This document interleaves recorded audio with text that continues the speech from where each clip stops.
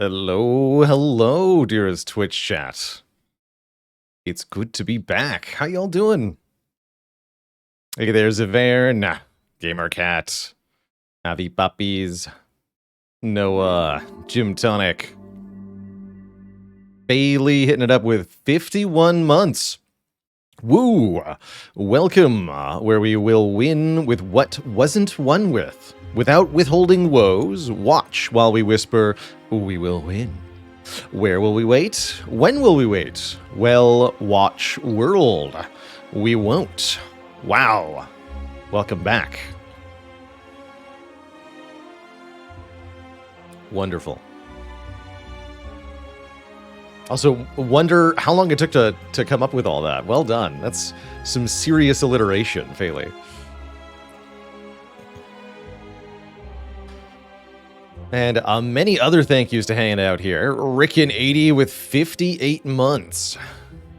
Closing in on 5 full years. Fun fact, we're very close to our 5-year anniversary of this stream being partnered, which I think is going to be next week. Or maybe 2 weeks hence in the early part of the week. I've got to double check, track down the actual day of the anniversary. I remember it was early September, but I'm not actually 100% sure on the day. But we will be having a sort of special stream to celebrate. I noticed that Twitch has built in anniversary notifications, so hopefully that will go on the correct day. I'm not actually sure what day Twitch's program thinks is going to be our partnerversary. Repeatable Chicken, thanks for the Prime sub. The Plebiscide with 7 months of support. Terrorish with 5 gifted subs. Heck yeah. Banished Radish with a Prime sub, thank you. Zoom Waffle, thank you for 10 months. Zimbot with 2 months and the Prime sub, thank you, thank you. Jibby9720 saying welcome back with 3 months of Prime, thank you. Olivia 5K with 19. What's the difference between ignorance and apathy? I don't know and I don't care. Just Blake with 8 months and a welcome back, thank you. Fluctuation EM with 44. Quad 11s, thank you for that long time support. Kavoth with 5 months, thank you. Luigi Head with 15 months in the Prime sub. A year and a half as the metric flies. No Spoon Left, Only Knives, thanks for the 7 months. The last 12 cards all mastered today. Calling it early. Just take the month of September off. That'd be quite a stream though. Viking Gen with 19 months in the Prime sub. Thank you, thank you. Neruzi with 10 months. The metric year is finally get.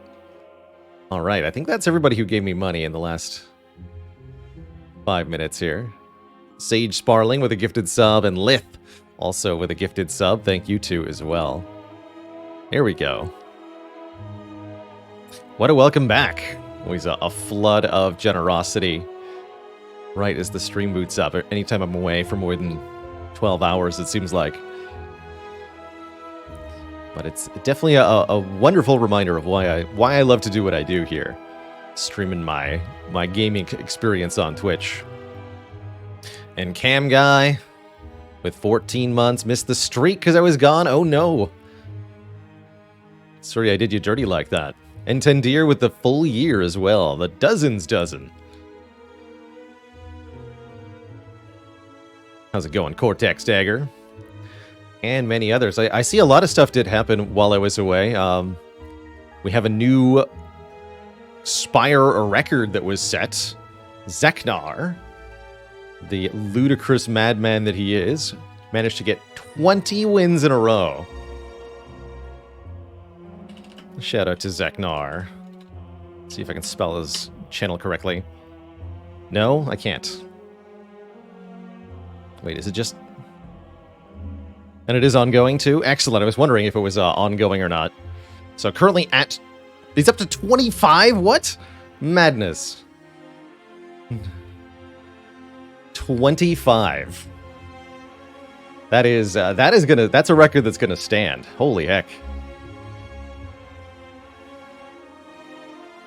25 wins in a row with Silent, just to be clear. A20 Heart, Silent only, back-to-back wins. Arguably the hardest character. Although I think Zeknar would say that Defect is the hardest character. But that is truly ludicrous. And actually means that the silent best streak is now longer than the Ironclad best streak, which seems like somebody has to fix that. That's ludicrous. And I think that's a real payoff for many, many hours of investment and analysis and practice in specifically the silent character. I have long held that each of the 4 characters in this game are sort of their own skill that you have to develop individually. And I think that's being paid off big here. Zeknar has put a lot of hours into silent. Slabs Man with the 7 months in the Prime sub. And the final masteries be sweet and swift. I'm hoping for it. I'm hoping for it too. Yeah, I think that 20 rotating is also going to hold for a while. Unless I choose to try to beat it. And then maybe we could make it happen. I think we will see some more win streaking after this mastery challenge is done. But for now, my eyes are on the mastery itself. We have to get these final few cards. And that actually means kind of arguably diverging from what would normally be a successful Slay the Spire playstyle, as we have to get some curses mastered and some colorless cards mastered. Miskatonic Blue with a sweet 17. Thanks for 17 months of support.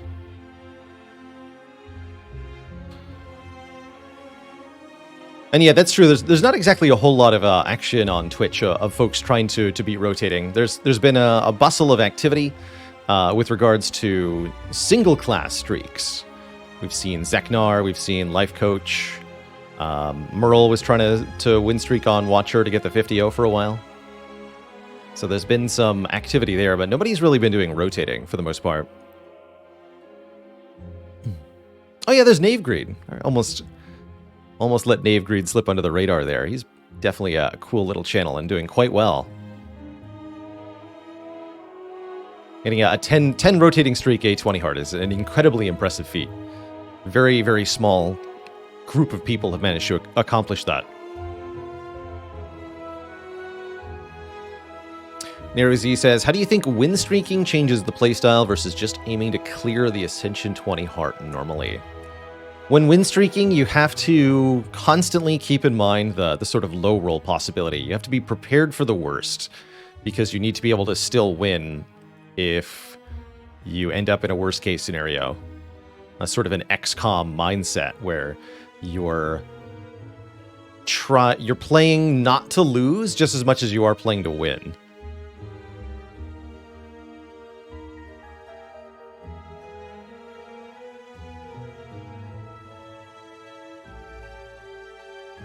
And that means things like taking safety cards early, just so that you don't have a bottom draw order occur versus Gremlin Knob or Slime Boss that ruins your run. Any loss on any character ends the streak and kind of resets everything. So the losses become much more impactful than the wins. It's a kind of way of looking at it. Definitely makes it quite stressful, too.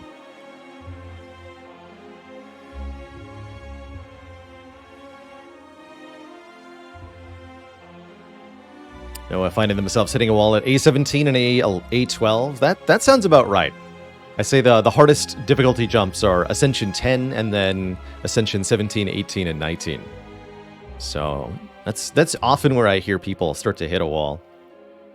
My advice for the very highest ascensions, 17, 18, 19, you really have to go more aggro. You need to put a greater emphasis on dealing damage and a lower emphasis on blocking in most cases. Because in the highest ascensions, the only viable way through a lot of fights is to kill them before they kill you, or to mitigate incoming damage by ending the fight as soon as possible. In particular, in Act 2, one big threshold I'm looking at is dealing 100 damage across 3 turns. That's a good way to trivialize Chosen, the Spheric Guardian, and Snake Plant. which are 3 very dangerous encounters in Act 2. And it's Mizao with the 10 months, the metric year. Let's go. Looks like our last run was slain as Watcher, which means it's time to start a new rotation with Ironclad. The big, the beefy, the boy.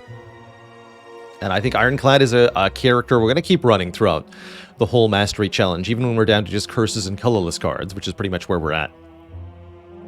Because this character is one of the best at mastering curse cards. Nice Phoenix with 18 months, 1 week, no see.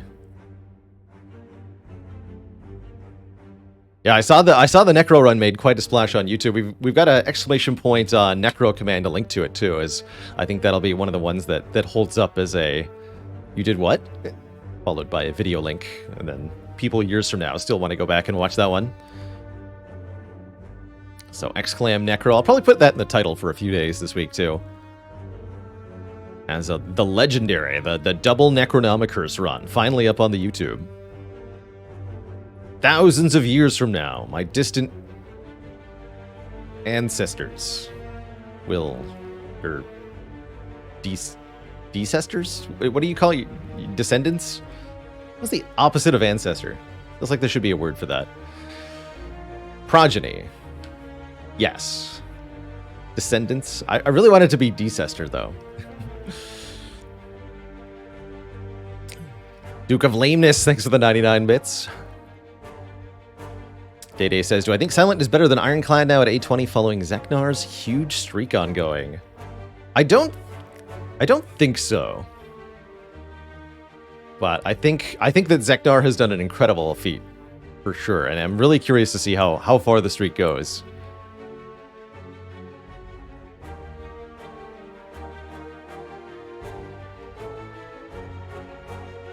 W. Landsmithy says, what's the record for elites killed in one act? Specifically Act 1. There should be a theoretical maximum. So elites elites start spawning on the 6th floor of the act. They can't spawn back to back on the same path. There always has to be an intervening thing. And there's always a chest here.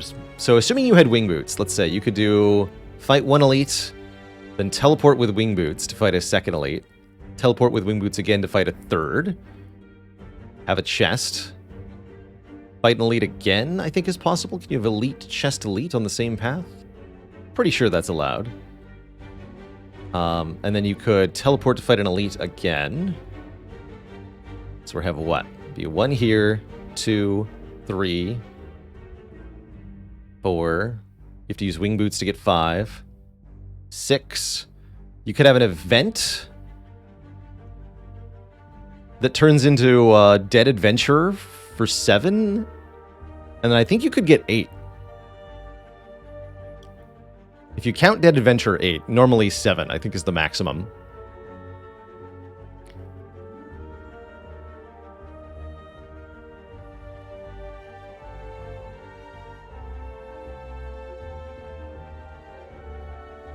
That feels like it would be one too many.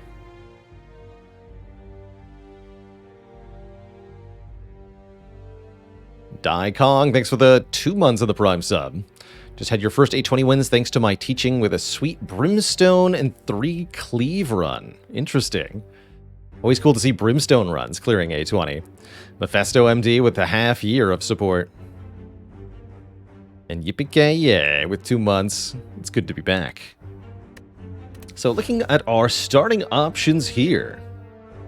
Rare colorless cards are some of the cards we have not mastered yet in here, our Mastery Challenge, as we embark upon a new Ironclad journey. That's entirely our goal on this run. We want to find 2 copies of either a rare colorless card that we haven't won with yet, or one of the curses we haven't won with yet. I think that means we want to go to more events on average. Let's start with the colorless card and see what our options are. Nothing that we haven't won with before. They would say not mastered on top of them, thanks to our Mastery mod, one of the mods we run with here on the stream. But a Hand of Greed start is juicy. We can kill enemies to gain gold. Lots of gold, and that is a juicy, juicy thing. It's also a very good card. Just 2 cost, 20 damage is on par, you could call it, for Ironclad attacks, and Ironclad is quite happy with that. That does give us reason to go to a shop. This act feels weird to go to no shops, huh? Our paths are a bit odd here.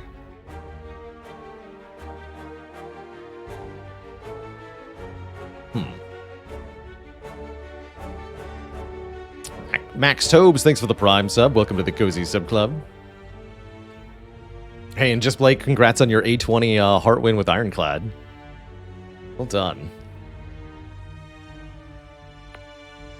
So one option is to go to an early shop like this, and then we could try to take 2 more elites. This gets 0 rest sites, though, which I really don't like. So I don't think that's the path I want to take here.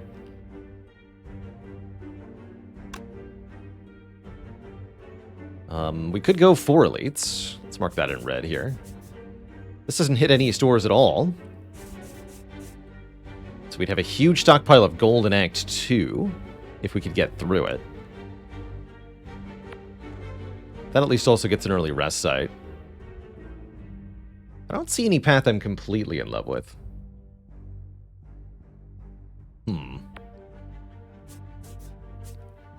Guess we'll see what the early card rewards give. We can decide whether or not we need an early shop. Can reunite here if we want to. It is a little bit risky to go red path. This is less risky, in my opinion, with the Hand of Greed, which is a very powerful attack card. We're going to do very well in most combats. I'm going to start out here. Bonk. Thanks for the money. Hee hee. Notably, the Hand of Greed card does not exhaust, which means that in most fights we can kill one enemy with Hand of Greed and then wait for Hand of Greed to get redrawn, score another kill for even more cash. So we got plus 40 gold in our first combat here, already at 156. And we're offered Anger or Perfected Strike. Interesting early options. Perfected Strike / Hand of Greed doesn't really sound like a deck. Anger's a nice little compliment. 0 cost attack, a little bit of extra damage for free. Ironclad usually loves Anger. David, thanks for the 4 months. Lucky number 4. And Kalka with also 4 months. Best Spire / sleep preparation YouTube content ever. You got it.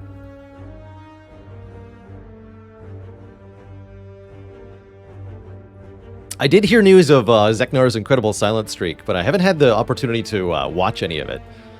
I was away on vacation myself and essentially without internet for the last little bit. In fact, part of my entertainment last week involved watching a movie on VCR. First time in a very long time, which is a delightful little throwback. Just Blank, thanks for the 5 gifted subs.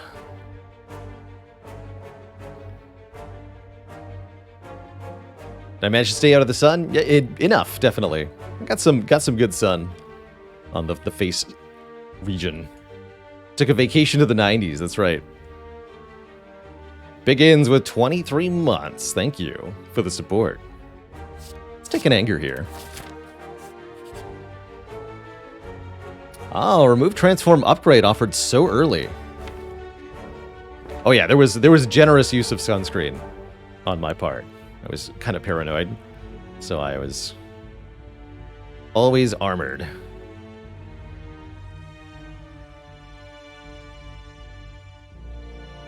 Vacation to the 2090s when VCRs make a retro comeback.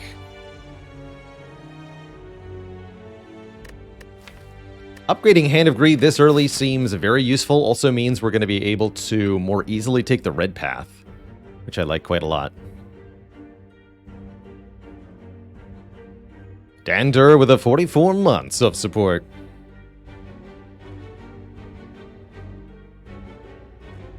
Oh no, the plan had to be enacted on run 25. Terrible. Truly terrible.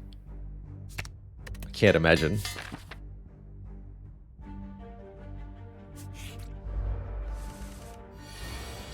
Give me your money. Look at that. The upgrade immediately letting us KO this Acid Slime on turn 1.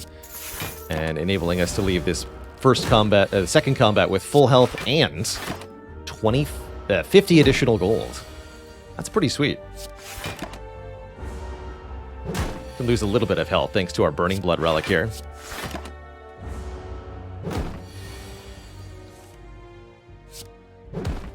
Cash money. Do I ever take Intimidate in this position? Not sure. How's it going, Shrumble? Came from the YouTube. Do I know why when killing one of the Darklings when the others are still alive activates some on-kill effects but not others? It's a bit weird. It's one of the few things in Spire that doesn't seem to be that consistent. Darklings will give you credit for kills. So, for example, Gremlin Horn will activate.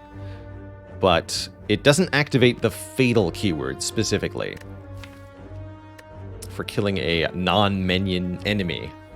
Only the final Darkling, when the combat ends, will trigger the Fatal keyword. So you can't...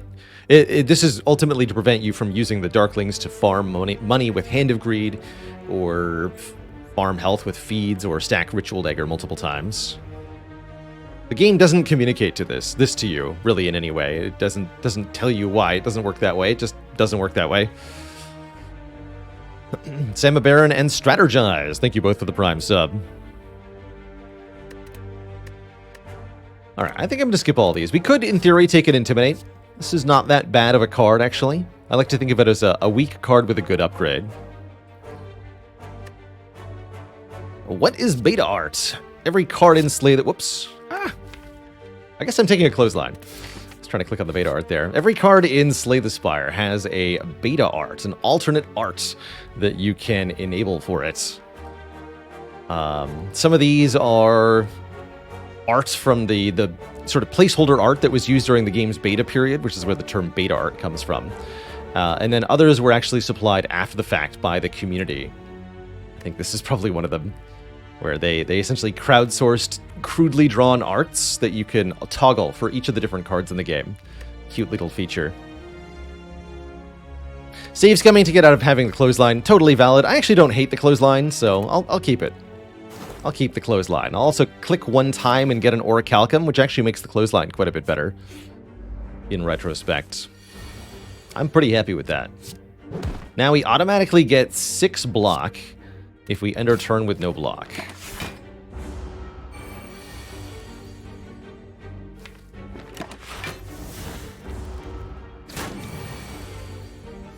Punch the Cultist. I'm willing to take 3 damage to try to get the Hand of Greed here. Or 2 damage, actually. Perfect. $25 get. And we're offered Flex, Whirlwind, Feel No Pain. Feel No Pain showing up early. Always one of my favorite cards to get offered on the Ironclad. Turn any exhaust proc effect, any exhaust effect into a block, which is very, very useful. It's definitely a bit early for the Feel No Pain. Doesn't work that well with Orichalcum, but very strong card overall. Whirlwind, meanwhile, lets us deal damage to all enemies, which can be quite useful, particularly in multi-enemy combats. Although the Hand of Greed means we want to farm money off the multi-enemy combats just a little bit. It's true that Feel No Pain trivializes sentries for the most part. However, Orichalcum already does that, by and large, so we don't need it as a sentries answer. That said, I'm probably still going to take it, not for the sentries, but just for the later game, when I think it'll pay off pretty substantially. Uh-oh. All of our 2-cost attacks on the same turn is not what we wanted to see here. I'm going to go Hand of Greed, Feel No Pain. But it's a good thing we have Orichalcum and a Clothesline, because this well, we don't get to play the Clothesline. It's a good thing we have Orichalcum, because this Gremlinob is going to absolutely pummel us here. Yeah, I draw 4 strikes on turn 3. Ouch. I don't even get to kill with Hand of Greed here, do I? No, I don't. We'd have to draw Strike, Anger, Hand of Greed. Seems unlikely. Oh. Well. Thank you. Convenient. Alright, that wasn't too bad. We still have 56 hit points. Faux King Awesome, thank you so much for the 6 months, the half year of support. Combust. There's another way to deal area damage. That one's a bit awkward with Hand of Greed, for sure. Bloodletting is a card I can get behind, though. Bloodletting trades health for energy, allowing us to play our higher cost cards a bit more easily.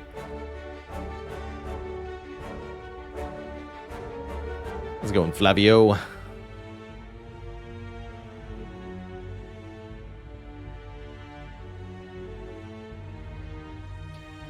Reable Robot says, how much of an impact does a floor 1 Hand of Greed increase the overall strength of a run relative to other starting options? Very strong. It's definitely very good. It's not as good as starting with, say, Fossilized Helix or Pocket Watch, but it's definitely up there with a really good starting relic.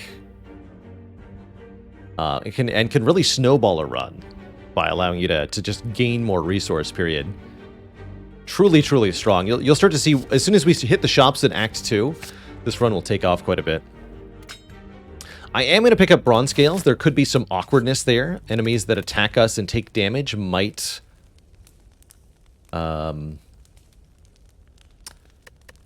die, and therefore we can't hit them with Hand of Greed, but I don't think that's going to be too much of a problem overall, and I really want the extra damage for the Hexaghost fight. Given that we have Orichalcum, I'm going to upgrade this Clothesline so we can apply more turns of weakness. Upgrading either Bash or Clothesline can be kind of a difficult choice at times, but I think this is a situation for the Clothesline upgrade.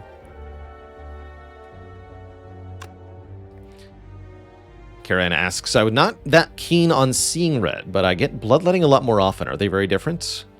Yes, ultimately. Bloodletting is 1 more energy than Seeing Red, and that is actually kind of a huge deal. One compared to the other, you can view it as pay 3 health for an extra point of energy.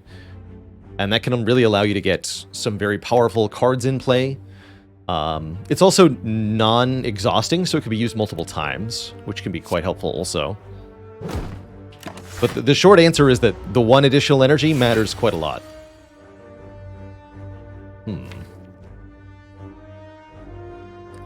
Let's wait 1 more turn, I guess. That's true. You can also benefit from the health loss by activating either relics like Centennial Puzzle or Ironclad cards. Rupture. This is not quite the draw order we wanted. So here, we're definitely going to go Bash and Strike. Do I want a Bloodletting to strike for 9 damage? Probably. Lagavulin fight is definitely a damage race. I think this is going to be worth it.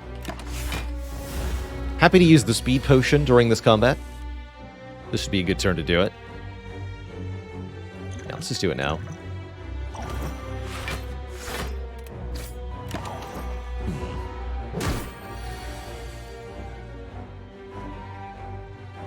There we go. And now we can just let the Orichalcum do most of the rest of the work. It's also a fight where the Bronze Scales are going to help out quite a bit. Here we go, and this is one of the big purposes of Bloodletting. Allow us to play Bash and Hand of Greed in the same turn for massive additional damage. Without being able to play them both there, we're definitely way behind on damage.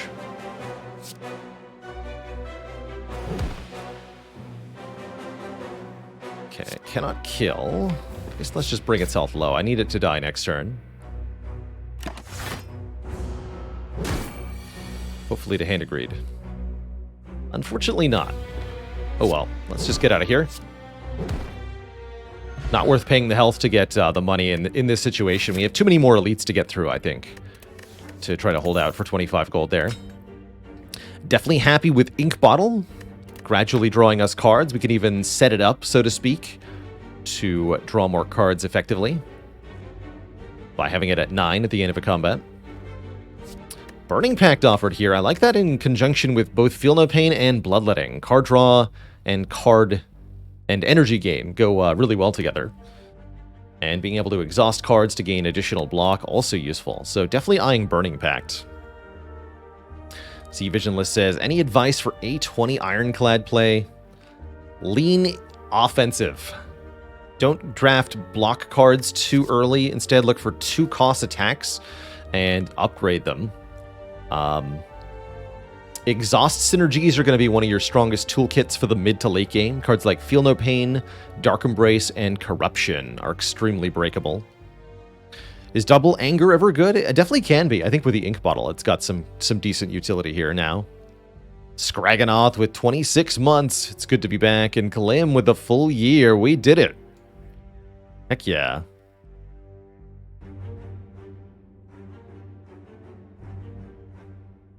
Threat Level Midnight with 8 months. Hello to ya. If I didn't thank Dirty Dirk. Thanks for 23 months also. Honashi with 17 in the Prime sub. Holy heck. I'm gonna lose my voice just from all the subs I have to thank today. Okay, I'm taking Burning Pact. And we're gonna collect a relic. Hopefully not Tiny Chest. Lantern, that's a good one. All the more reason to set up Ink Bottle now, because we have additional energy on turn 1. Very broadly useful. Oh no. Faley says, what's the difference between the world's largest rodent and a Scottish architect who wants to exactly duplicate an alcohol-serving establishment? One's a capybara, one's a copy bar.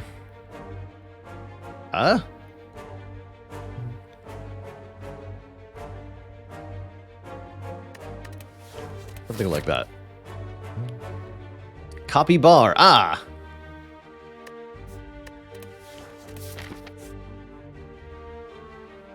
Or they could be Canadian. Copy bar, eh? Rabak, thanks for the 13 months of support. Dang, Dreamer Storm, that's a lot of waffles. That's a lot of waffles. Oh, that reminds me of something, actually.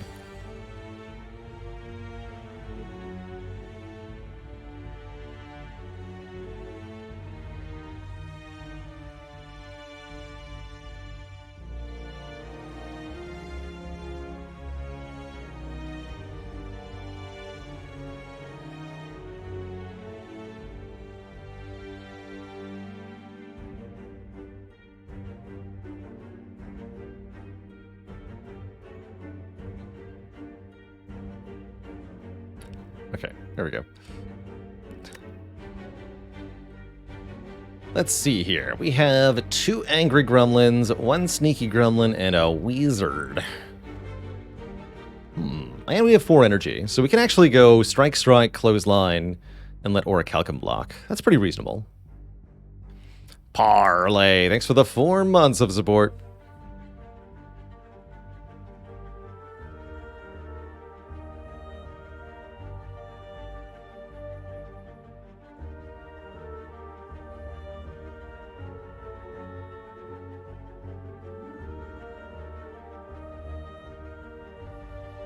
I think that's what we want to do. Strike the Sneaky Gremlin twice. We could then clothesline either the Wizard or one of the Mad Gremlins. The Gremlin would get angrier, but then also weakened. So I think it would go to 7 and then back down to 5 if we clothesline the Angry Gremlin. We'd actually like to Hand of Greed as many times as possible, ideally. So let's clothesline the Wizard then.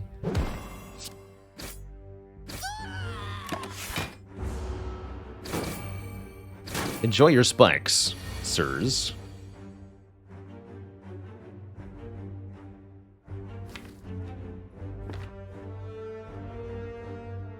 So either I'm taking a bunch of damage or I'm giving up on one of these Hand of Greeds. I think I'm going to give up on 1 Hand of Greed. Let's just do that. Now we can also optimally set up the Ink Bottle quite easily.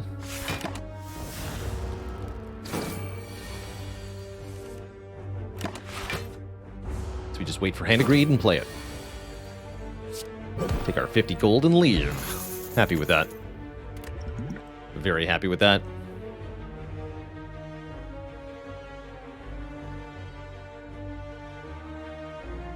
How's it going, Steve Sucks? Subs link there should be able to help with subbing on mobile. Thanks to Failey for shutting that one out. How's it going, Death Racer? You know, I'd make a pun about the limbo sport, but I think that would be lowering the bar too much.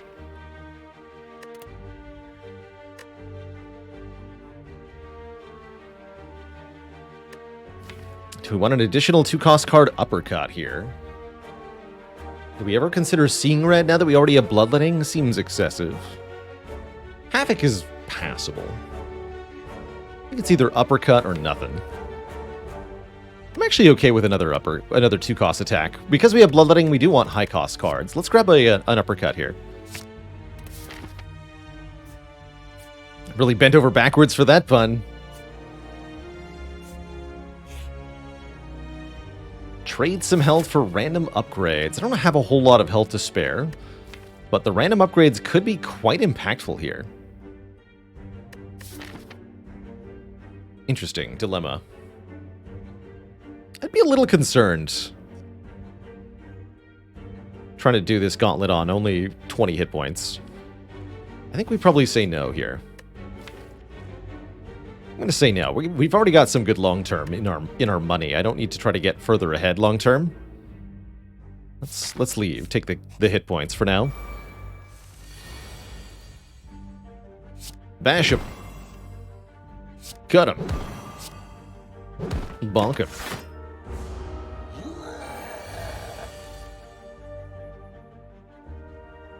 Do we just go feel no pain, strike, strike here? We're very likely to hand agree next turn. Could try to guarantee it by playing Burning Pact. And it would kill immediately if I drew it now. I like that, actually. Let's play Burning Pact then. Take 3 more damage. But we guarantee the hand agree now. That's worth it. Thanks for the money. Oh, Bird Face Turn and a Fruit Juice. What a find. Fruit Juice will give us 5 max health, and the Bird Face Turn will heal us 2 hit points per power we play. I think we could have gotten away with those 2 random upgrades. Do I want to shrug it off? That's a good card in general. Cyrus TD with a 37 months. This run is money.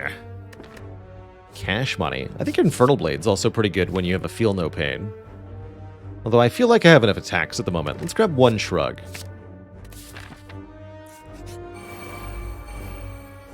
Could be big money here. Big money. Let's pop the curl up on this one.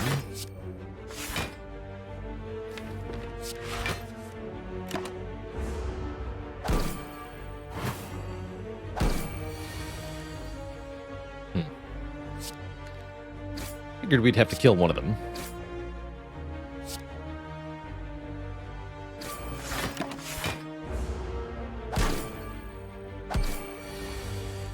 Don't forget to play the Feel No Pain.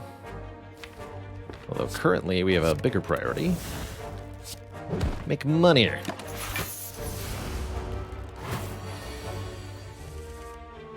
Perfect.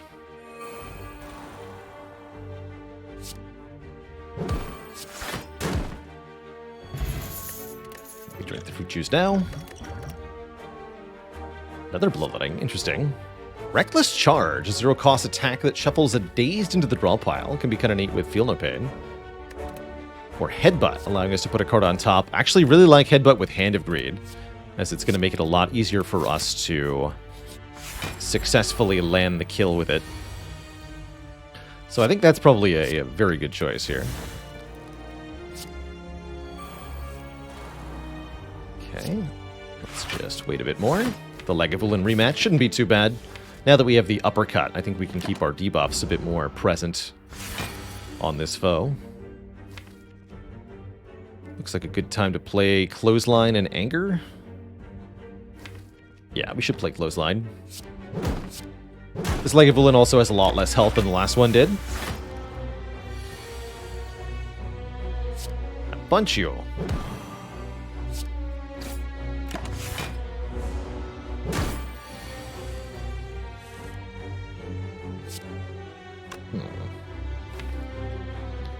Fighting Hand of Greed won't let me kill with it. I still think I want to do that. It's just really good damage. I was going to say, actually, unless I draw Bloodletting and Bash, then I can kill with it.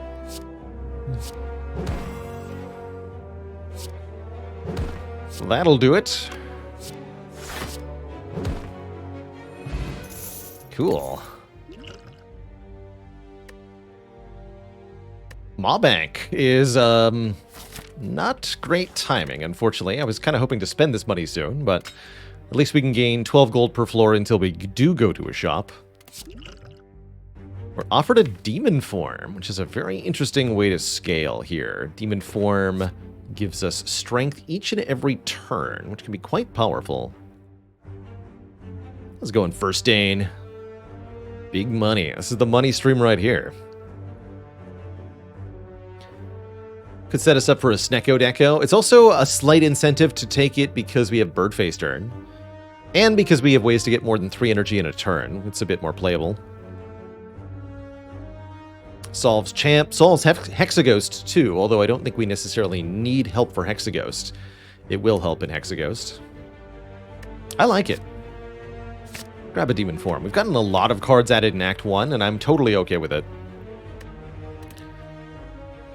I can drink the blood potion, pick up the block potion. However, since we're right in front of Hexaghost, we actually don't necessarily want to have more hit points. Fun fact, Hexaghost is the only enemy in the game that does this. On turn 2, this enemy will attack us for an amount that's based on our current health. So-called divider. Formula there in chat, exclamation point Hexa. So I think I'm going to discard the speed potion, carry block potion, blood potion into Act 2, and try to beat Hexaghost without using either of these potions. Definitely have some good upgrades here. I could see Demon Form upgrade for 1 more strength per turn. I could see Bloodletting upgrade for 1 more energy. I could see Uppercut upgrade for 1 more weak and vuln. They're all pretty good.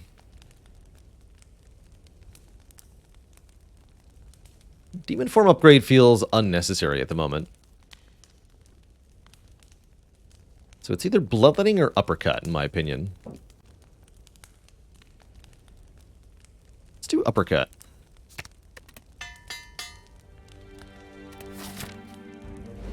Hello, you stinky ghost. Can do both Uppercut and Clothesline, I like it, or Uppercut Hand of Greed, but let's get 5 turns a week on this boss. That plus the Orichalcum is a really good way to block this enemy. Oh yeah, I didn't talk about it when we saw the Demon Form, but Orichalcum also makes Demon Form a lot more reasonable, because you can spend your whole turn playing the Demon Form, and the Orichalcum provides some block. I guess we'll Uppercut again.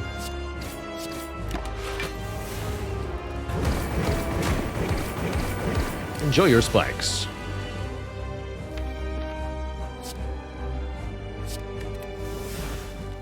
Letting to play the Demon Form. Definitely want to play the Demon Form.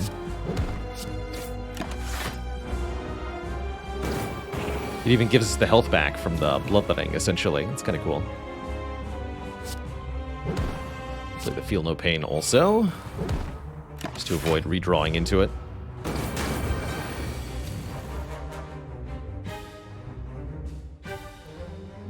Let's go in Balthamos. Thanks for 33 months. Halfway between the metric and the imperial years. Does that count as a milestone?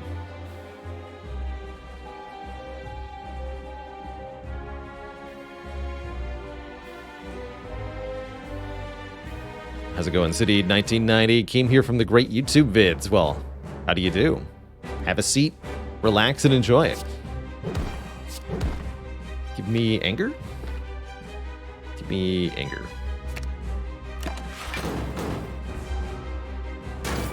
Losing a little bit of health in this fight, but that's no biggie.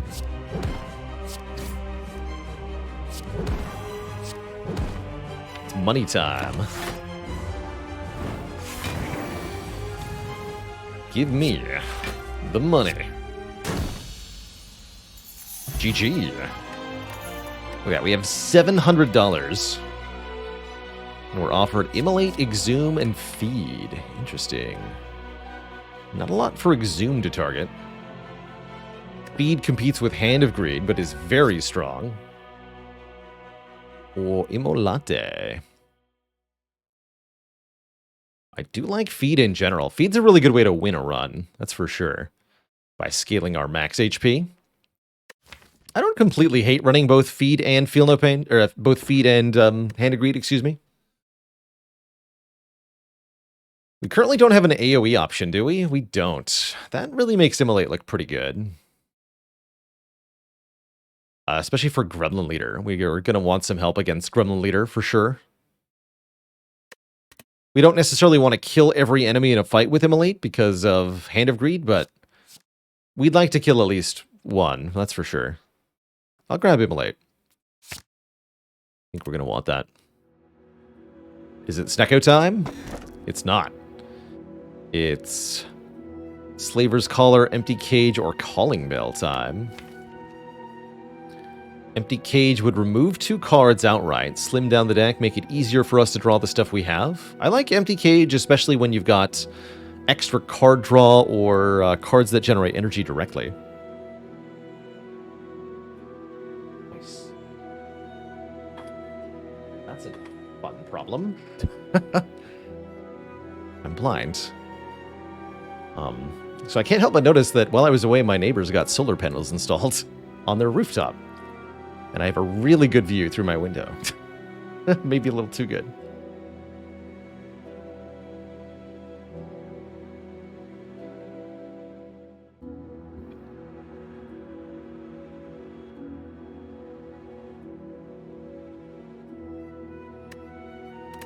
Get some sun. Yeah, so the issue being that they have a somewhat reflective surface and it's providing an angle of light that wasn't there before. So it's like a kind of a giant mirror, I just realized. If only I could be so grossly incandescent. Really lights up my day.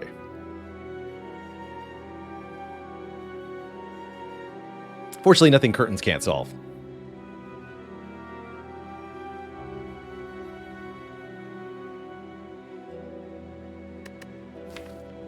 I'm also overall pleased to see people getting more solar stuff, so good. That said, what do I want here? Slaver's Collar seems pretty nice. We've got lots of cards that cost quite a bit, so having more energy, even if it's only more energy during some fights, it's going to be very broadly useful. They might not like it if I put curtains on their panels. It's curtains for you, neighbor.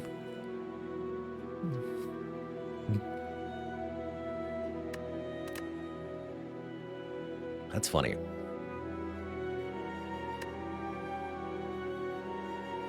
Could also take more relics with the Calling Bell. I think this is going to be a Slaver's Collar, though. Definitely going to be wanting to hit 2 or more shops in Act 2. That way we can get a couple removes. I want that collar. Alright, here's going to be our first shop.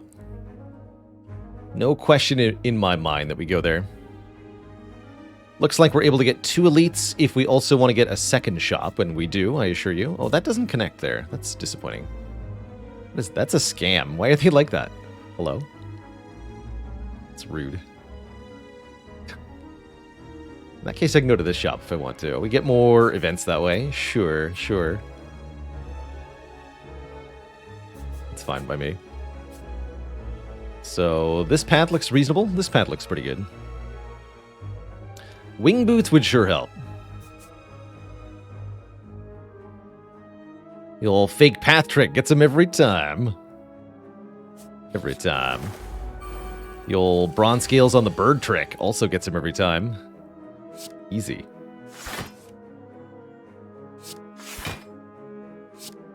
Alright, headbutt Shroog,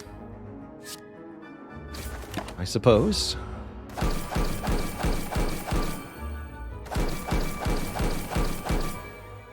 Oh. birds will perish to my spikes. Not necessarily something I want.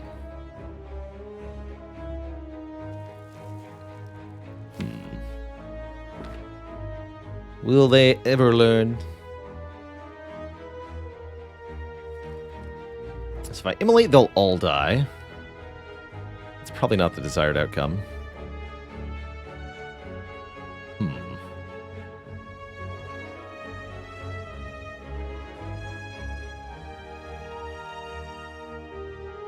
Clothesline blocks for 6, defend blocks for 5. It's gonna defend. Get one more draw here. I guess I don't want a Burning Pact.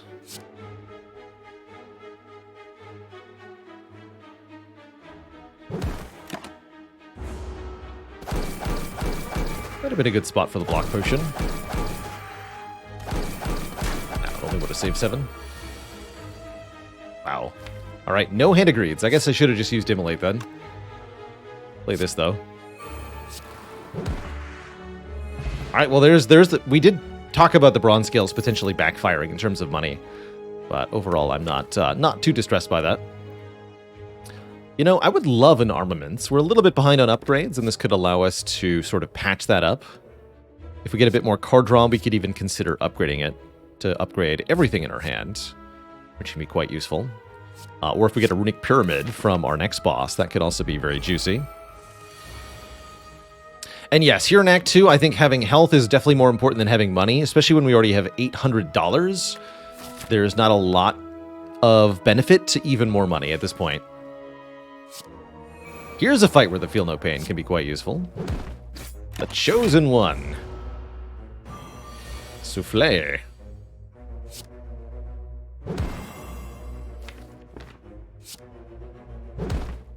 Headbutt, Hand of Greed. Get killed, friend. And we can heal up to full. It's only 5 hit points, though, to get Strength Potion. Battle Trance is here, and Pummel is here. Pummel's quite good with Strength Gain and with Exhaust synergies. I think I'd rather take the Battle Trance. That's a nice card with armaments, in particular. Can be anti-synergistic with other sources of card draw, but almost always I think the first Battle Trance is really good. And Strength Potion's probably a good idea. Let's drink the blood. Delicious blood. Preferring events over combats here, as we're still looking for curses and such. Found one. Receive the Curse Decay. No, you can just see it right over the top of my head here. Decay is not mastered. This is one of the curses we have not yet gotten 2 copies of, and therefore I say we take Decay willingly, and then maybe we can duplicate it or just find another one somehow and win the run. I am not mastered. That's right. Decay. You lash out and smash the statue in front of you, breaking the magical hold the room has placed upon you. A dark wail echoes all around you, and you can feel the cursed magic seep into your bones. Here's another not mastered card, Chrysalis. Allows us to shuffle 3 random skills into the draw pile. You know what's good with Chrysalis is corruption, to make all the skills free. Then Chrysalis is just corruption fuel. Excellent.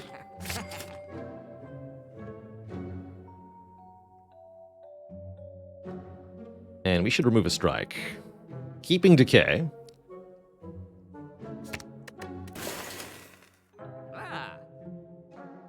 Do I ever buy Unceasing Top? Probably not because of Decay. There's some interesting stuff you can do with Unceasing Top and Corruption. But we can always just get a Dark Embrace. That's easier. Happy Flower looks pretty good. Energy every 3 turns. We're definitely going to get more money with Hand of Greed, so I don't need to worry about spending all my cash here. Disarm also pretty good, too. Yeah, let's grab Disarm. Don't think I want the Abacus. But that'll do. That'll certainly do. So we got 1 relic, several cards, 3 added cards, 1 card remove, and some interesting synergies here. Didn't even talk about the corruption, of course, healing us 2 hit points with Birdface turn, but that 2 is a reason to have acquired it here.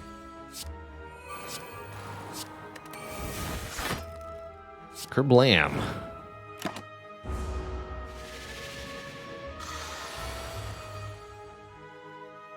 I'm gonna play the Clothesline over the Demon Form here. Weaken this neck.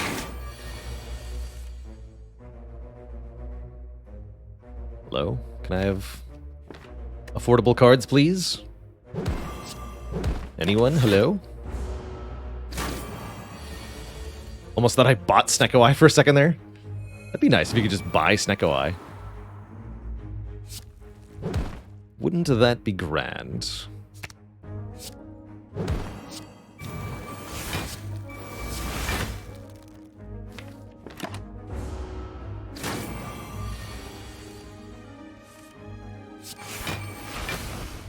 we're trying not to kill it now. I want to get back to Hand of Greed if possible.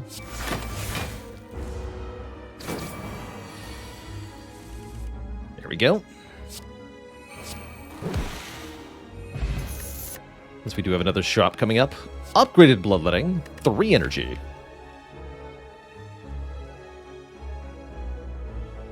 I'm probably going to regret this, but I'm going to take it.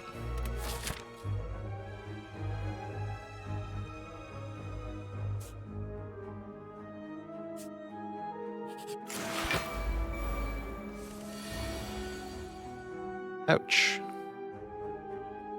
Well, I found a use for the block potion. I suppose.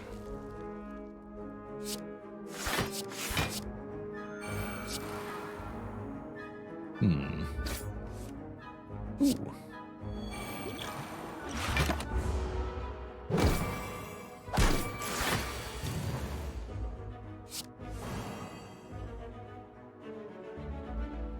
Should probably just corruption disarm, huh?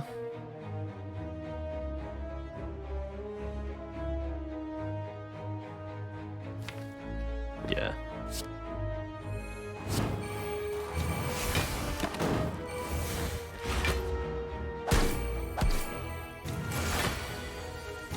Rude. My headbutt. We can headbutt Battle Trance. Give me lots of cards, please.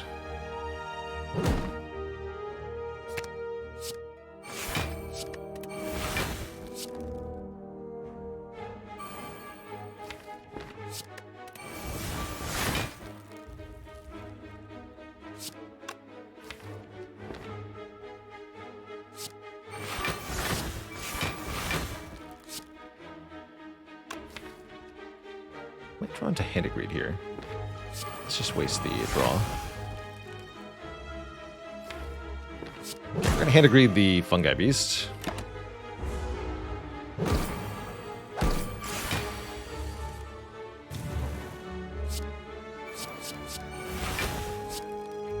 Makes us vulnerable. But that's not all bad.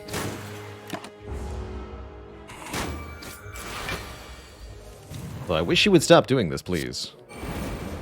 Terrifying. If I headbutt you, you die to the spikes. Dang it. But my face, though.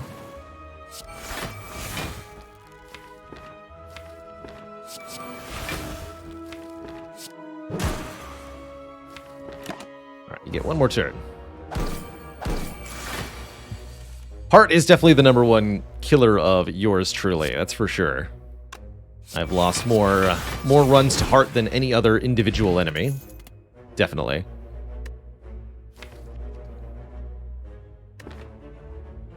Dropkick? Probably not. Want more card draw at this point. By and large. Well, well, well. What do we have here? Hello, Book of Stabbing. I draw my good powers on turn 1 and disarm, which means you're in a bit of trouble. You most certainly are. I don't think I need to use the strength potion.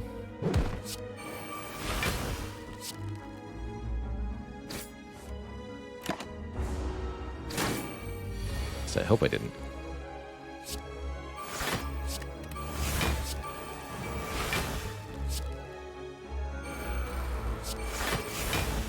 Strike and headbutt, what? Uppercut? Definitely.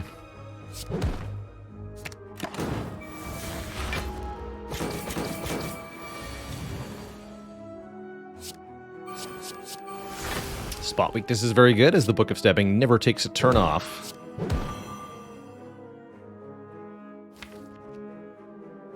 I'll take the extra draw next turn. This is going well. Easy peasy. Doesn't look like I can kill with Hand of Greed, though.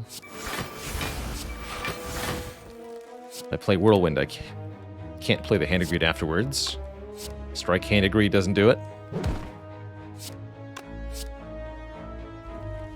Currently, you're set to die to the spikes. Let's just not play the Whirlwind then, so there's a chance of redrawing the Hand of Greed. Didn't work out, but that's okay. Just take the KO. Omamori negates the next 2 curses we would obtain. However, I want the curses. I want another decay in this run in order to master it. So I believe we have to skip this Omamori. Kind of a rare situation. But we could also get, 999 gold. Could happen at the beginning of Act 3. So what we're gunning for, though, is the second decay. So I'm definitely going to skip the Omamori. Would Omamori block Dolly's Mirror duplicating a curse? Yes. Yes, it would. And that's the main reason we don't want to take it here. Is because it would prevent us from doing that completely. I really do want to upgrade this armaments. Alright, let's upgrade Arma. And I'm pretty happy with these 2 potions going into the second elite here. What's in the box? Gremlin Horn. Oh, I'm really happy with this as a relic here. Anytime an enemy dies, gain 1 energy and draw 1 card. Very good against bosses with minions. And of course, very good against elites, where there's more than 1 enemy. Like so. I think I'm going to go ahead and use both of my potions in this fight. Right now.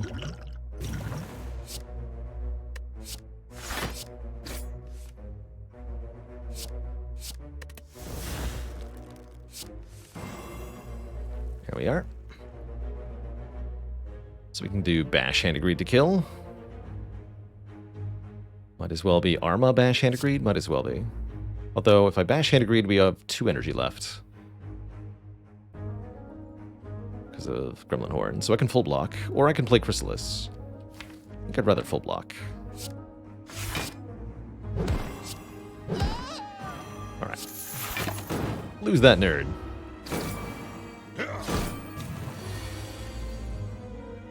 And now we can headbutt Hand of Greed. Perfect.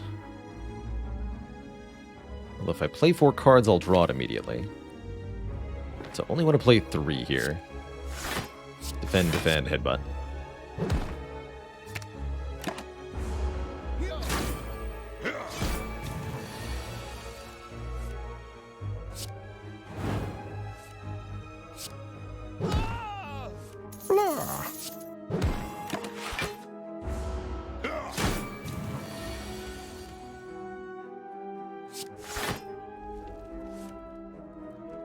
Uppercut would kill him pretty quick. We have potential heals we can draw into. We have potential money we can draw into. And there's a shop coming up very soon. Still weak anyway? Okay, I'll just pass the turn then.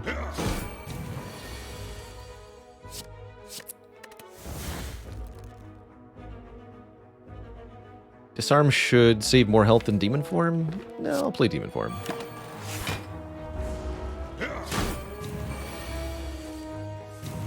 extra oomph.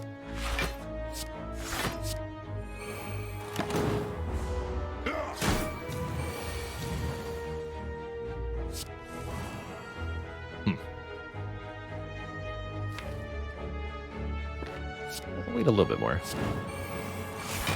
It's only 1 more damage. Sure. There we go. The payoff. Get our 25 bucks, and of course a Toxic Egg, which means all skills added to the deck will be upgraded. Chrysalis Plus, anyone? Double Tap Plus. Actually, Double Tap Plus seems kind of hype. Ghostly Armor's not bad either. My gamer tag is alive. Thanks for 21 months of support. How's it going, Andasbana? It's good to be back. I'll take a double tap. Dupe the next 2 attacks played. It's definitely got some good utility to it. Shame! That's a curse, but not the curse we want. How about I just pay you for a relic? Sounds good to me. Kunai. We play 3 attacks in 1 turn. We get some dexterity. And the Augmenter is also here. Could have transformed that curse into a different curse. We can transform 2 cards, or we can get turn 1 strength if we want, or a Jax Plus card. I think I'd take transform 2 here. Any skills we get will get upgraded because of Toxic Egg. Let's do it. Transform 2 strikes into Burning Pact Plus and a Heavy Blade. I like it. Burning Pact Plus number 2 is excellent. That's the card draw I wanted. Excellent.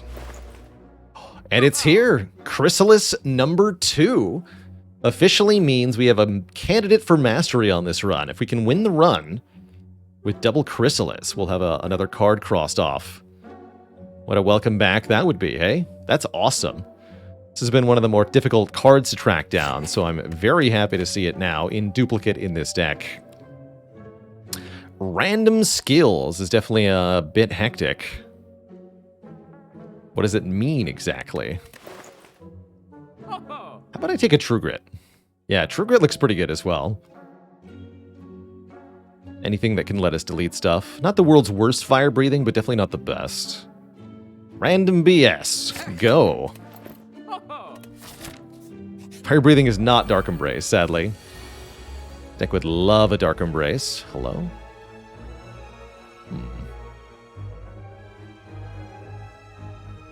How much damage does Uppercut Immolate? 13 plus 31, that's still not enough to kill you. Bummer. In that case, Uppercut you, and I guess play Chrysalis. Exhume is cool. Definitely getting into the territory where Exhume is a good card. I can Exhume the Chrysalis and play it again. How about I delete the other Chrysalis, actually? Good talk.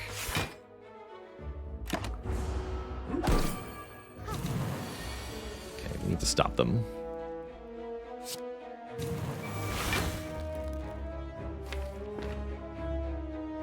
So that's another strength buff.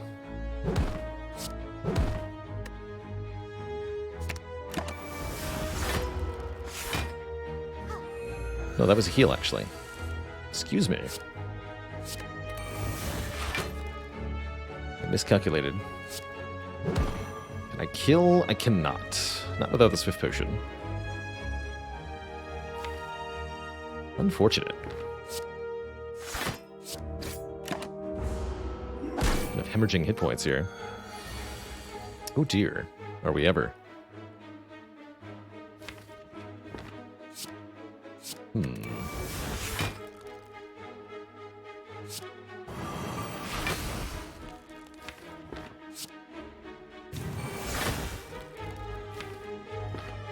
I'll play this.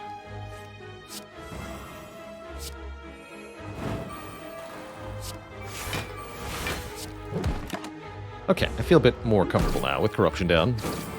Definitely struggling a little bit in the fights where we don't have the energy from the Slaver's Collar. That's to be expected.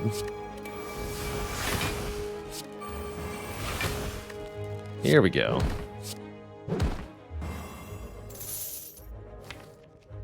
Could exhume something if I wanted to. Don't feel the need to.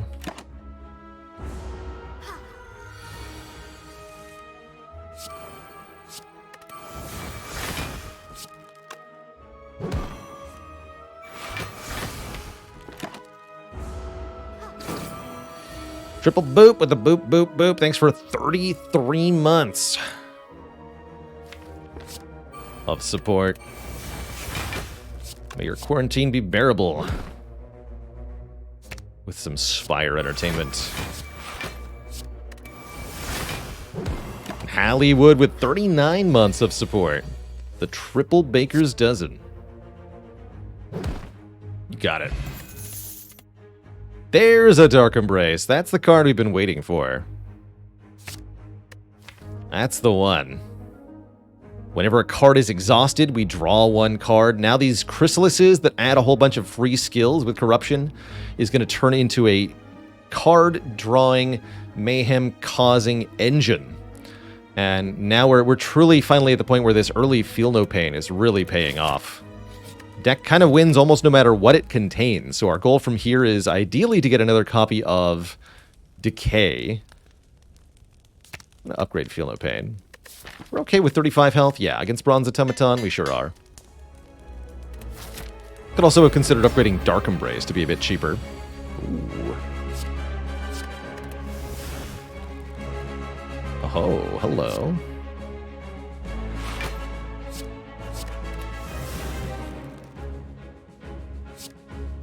Three strength per turn, please. And random nonsense go. Double dual wield. Interesting. Very interesting. Not even playing that anger yet.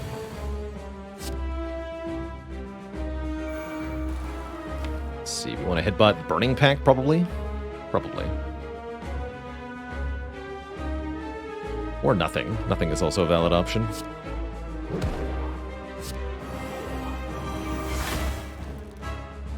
Should block at least a little bit. Ouch.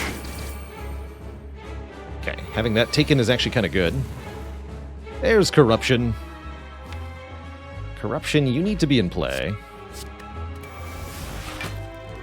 Oh, but Dark Embrace, oh, this is why you upgrade the Dark Embrace, I guess.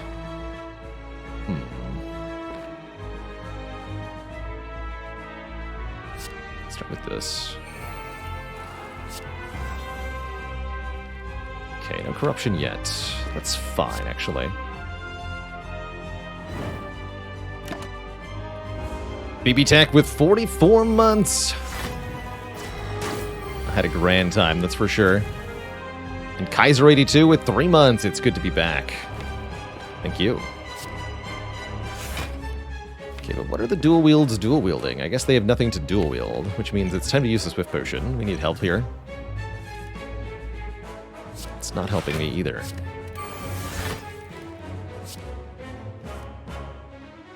There's nothing to wield.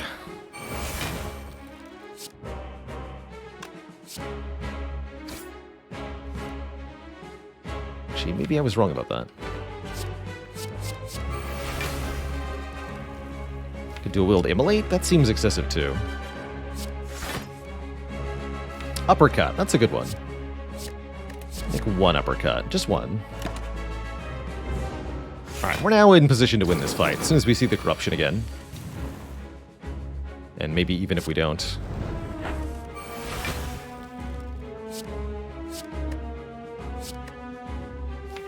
Let's get rid of... this, I guess. Omabi with the Prime sub, thanks for 9 months. And Galaros also with the Prime sub, thank you.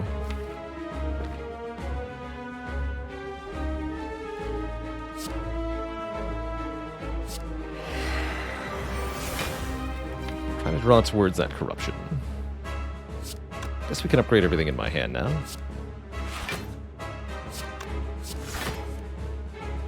There's Corruption. Okay, let's delete Battle Trance because we're past the point of needing that now.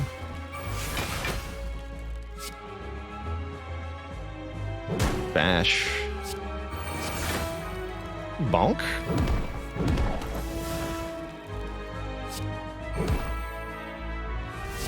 Bonk. Well now, that was quite quite a fight. Once all the powers are down, we're an unstoppable juggernaut of destruction. That's for dang sure. How about an Impervious Plus? Not so bad, Andy, with the 200 bits. Thank you, thank you. We're joining in on that hype train. Heck yeah. Speaking of Juggernaut, there's Juggernaut, but Impervious Plus is definitely the card here. 40 block for one card. How can you say no? Pro tip, you can't. Pyramid? Snecko! Oh, we can be a 4 energy Snecko Deco with Corruption Dark Embrace nonsense. That sounds awesome. That sounds really awesome. 2 additional cards each turn, but we are confused. Very, very reasonable. I think very, very strong at large. Could also consider Black Star for more relics off elites, although we won't get that many relics off of it. That's right, rewarded for not upgrading Dark Embrace or Corruption. Fishrez said, do you ever get upgraded rares from a boss reward without eggs? No, in fact, you never get upgraded rares without eggs, period. Normal cards in Slay the Spire have a chance to be upgraded in Act 2 and Act 3 when you see them in card rewards, but rare cards are exempt from this. They can never be randomly upgraded. So no, you'll never see an upgraded card after a boss unless you have the appropriate egg. Look at that eyeball. So beautiful. So powerful. Alright, shops are definitely where it's at. We're looking for Dolly's Mirror, which can allow us to duplicate any card in the deck. I see we can find 3 of them here. Could also hypothetically get a second decay from an event, so we might as well visit as many events as possible also. Yes, that counts even for regular card rewards. So, for example, you defeat an elite in Act 2, it decides to drop a feed for you. There's no chance that feed could be upgraded randomly. It's not possible. We do have enough gold for the mirror. It only costs up to 173 as a shop relic. So we definitely just want to dip into as many shops as possible and make sure we keep our money above that threshold. Is Decay the curse from Wheel Gremlin? Yes, but it's a bit of a long shot, right? It's a 1 in 6 to get the curse, and you have to find the event in the first place, of course.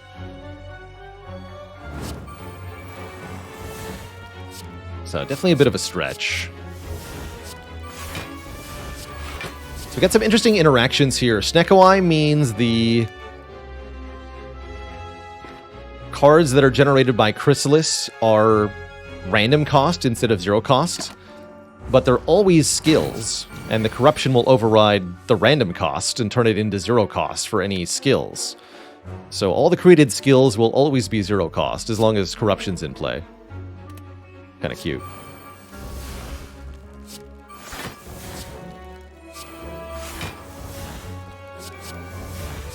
Double Heavy Blade.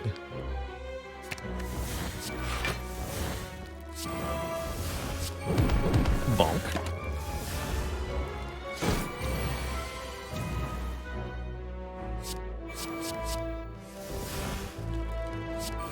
Sure, I'll play.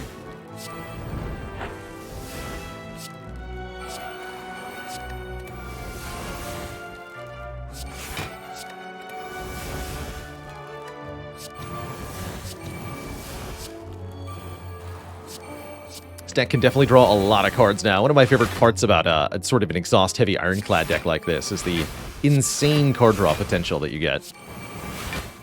Just ludicrous.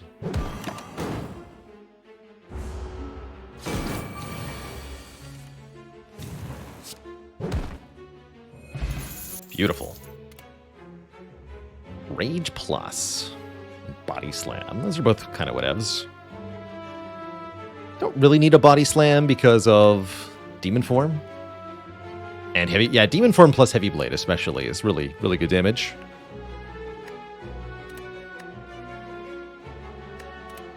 Skip it. All right, first shop contains, got it in 1, Dolly's Mirror. Upon pickup, obtain an additional copy of a card in the deck. We all know what it's going to be, Twitch chat. It's time for some decay. Gotta make sure I click very carefully. Aha! Rewarded for skipping Omamori. Awesome. That's awesome. Handtwalk, thanks for 15 months. It's good to be back. All right, well, that means we don't need to go to any more shops if we don't want to. We could do 2 elites instead, for example. Certainly this first shop is kind of questionable now. So why Dahlia Curse here? That's part of the Slay the Spire Mastery Challenge. This year I challenged myself to defeat the Ascension 20 Heart with every different card in Slay the Spire. All cards started unmastered, and then in order to master a card, I have to win with not just 1, but 2 of that card in the deck.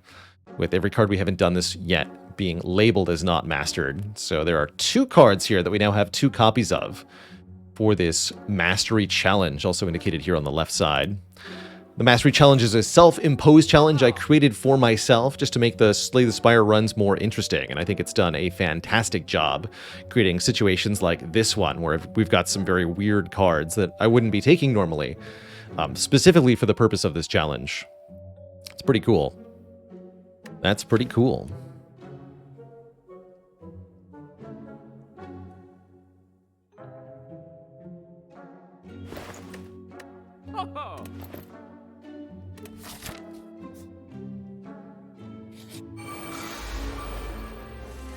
Onwards and upwards we go, I suppose. That's right, if we win this one, we'll be down to 10 cards left in the challenge.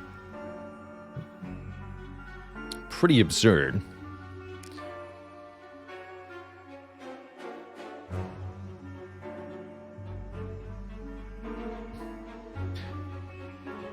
And a dad joke for the crowd, courtesy of Fluffy Chicken.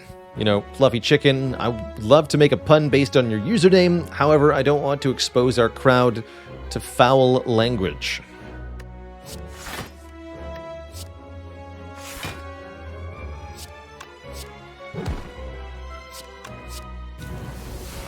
Let's just draw some cards here. Don't feel that pain.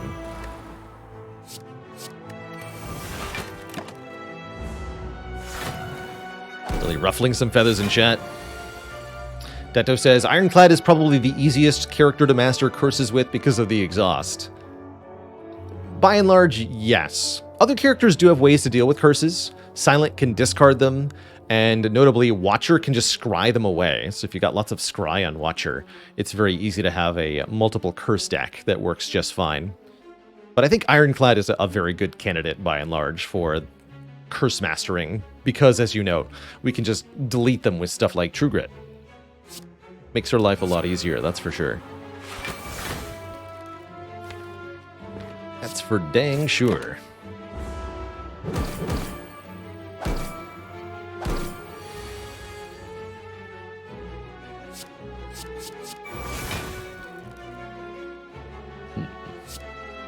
You must die. Good. Kunai? Incredible.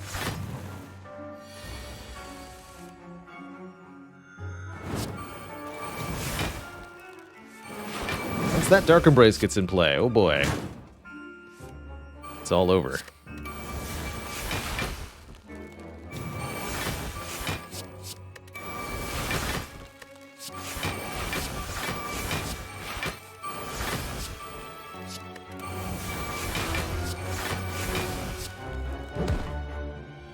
Cash money.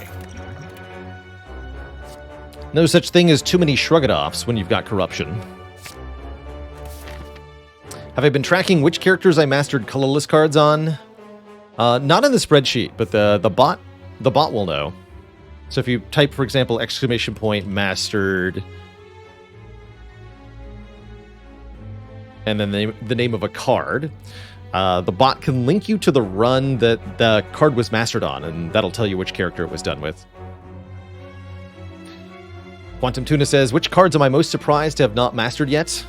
Master of Strategy. 0 cost, draw a bunch of cards. It's a no-brainer pickup most of the time, but we just haven't managed to get our hands on 2 of them in the same run yet. Surprising to me. 91 gold for the Red Mask. You know, that's not a bad deal. Especially since we can get so much more money. You know what? I'll take it. Take from others as I have taken from you, says the mask. That's exactly what I'm going to do. Yeah, at this point, clearly Master of Strategy has to be the final card. It's just thematically appropriate.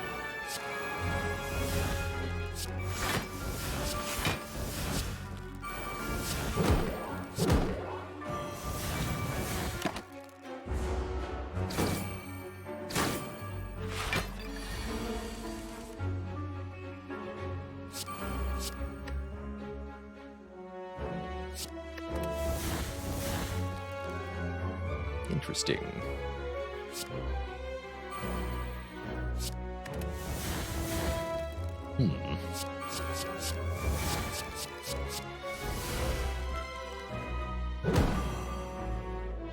Or Calcum, still a thing.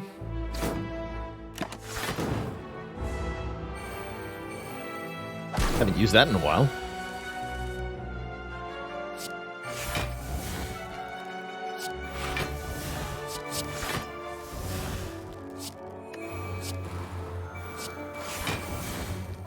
Bunch you.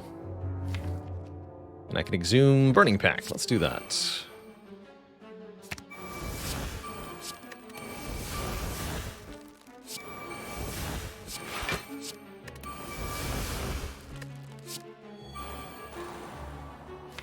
All right. Your move.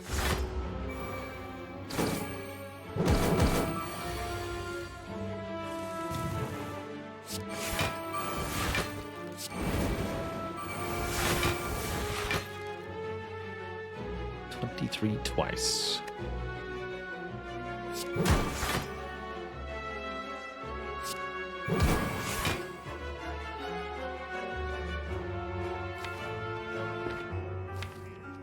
I could run out of things to draw.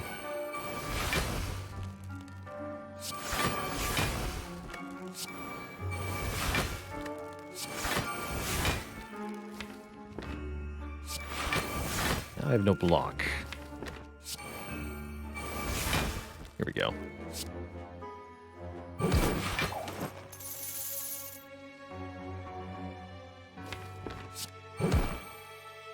it like this then.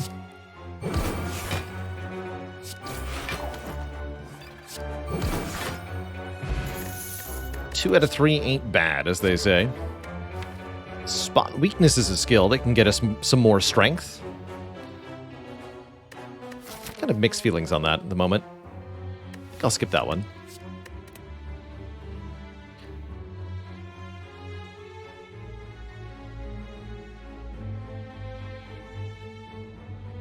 Does that mean if I haven't mastered anything by the end of the year, we fail the challenge? I think we could call it that way. That'd be fair to say. Tigerbot Hesh says, I believe Zeknar has shown it's impossible to win with even one copy of Heel Hook. You know, you might not be wrong. Let's take some more elites here. I don't need that rest site. Rest sites are for suckers. Diner says, my biggest fear when not having branch is running out of block cards or even skills on long runs with having corruption.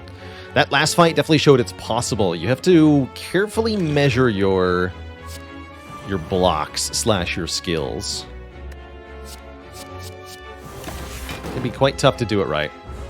Especially in the heart fight especially. It's why I like to add lots and lots of skills to a deck that has corruption. Because you want fuel, as I often call it. You need to be able to keep burning the deck until the fight is over.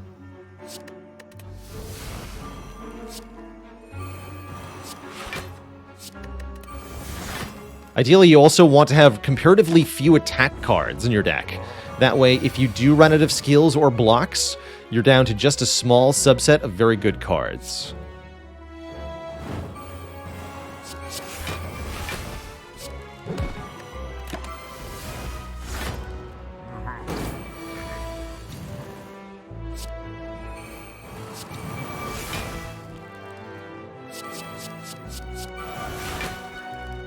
Limit Break is cute. What you got? The Second Wind. We've had First Wind, yes, but what about Second Wind?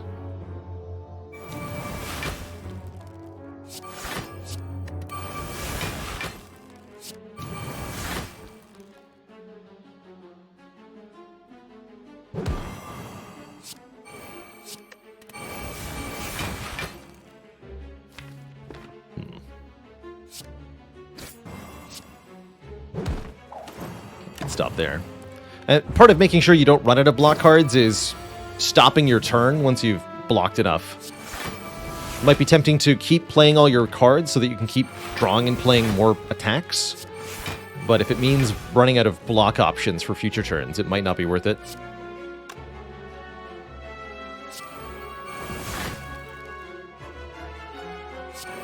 So stop here.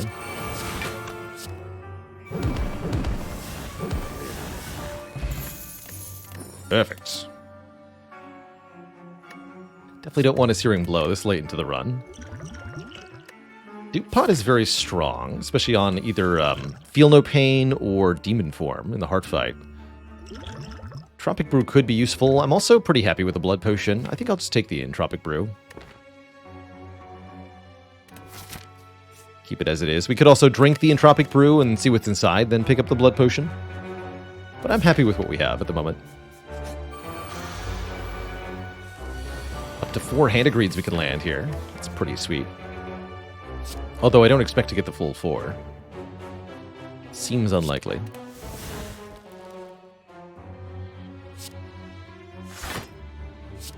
In fact, let's just do this. What's 2 cost now? I see. Very well then.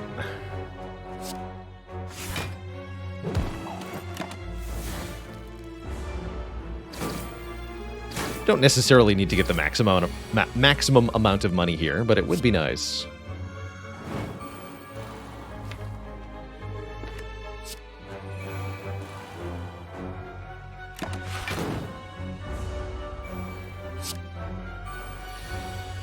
Yes, give me Dazed.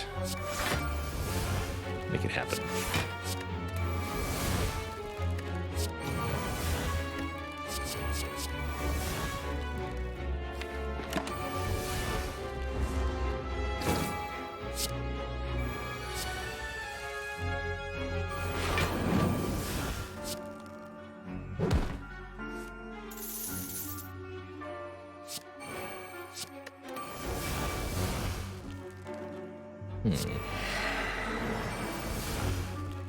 There's Headbutt, but I can't play it.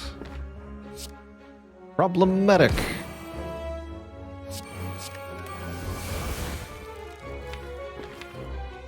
I'll be back.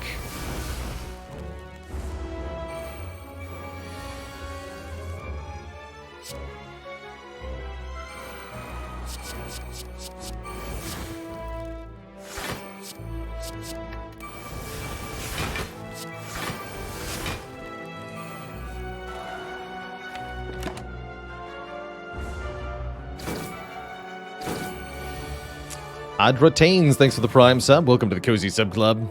How's it going, Jankoviak? Good to see ya. And just now, Laugh Laugh. Thanks for the $5 tip. Laugh Laugh says, because of the seeding system, is it possible to predict random factors based on the actions taken by previous enemies? Sort of.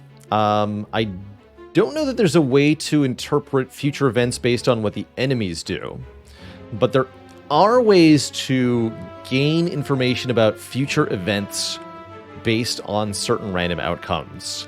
In Spire, we call this correlated randomness. Slay the Spire's seed system uses something like 11 or 13 or somewhere around there in the ballpark, different types of RNG number. So there are a whole bunch of different RNG values that are constantly being advanced, I guess would be the term. That link there, Forgotten Arbiter, made a really good blog post about correlated randomness in Slay the Spire and the sort of deductions that you can make from them. There are a few things, like being able to deduce the possibilities in your first question mark room based on which combat you meet. Whether it's Jawworm, Cultist, or well, specifically whether or not your first combat is Cultist can tell you something. Has anyone tried to fix correlated randomness? Yes, I believe somebody made a mod to remove correlated randomness from Slay the Spire. I don't think I've ever used it, but I'm pretty sure somebody made it. It sounds like a thing. I would like to draw a hand agreed, if possible.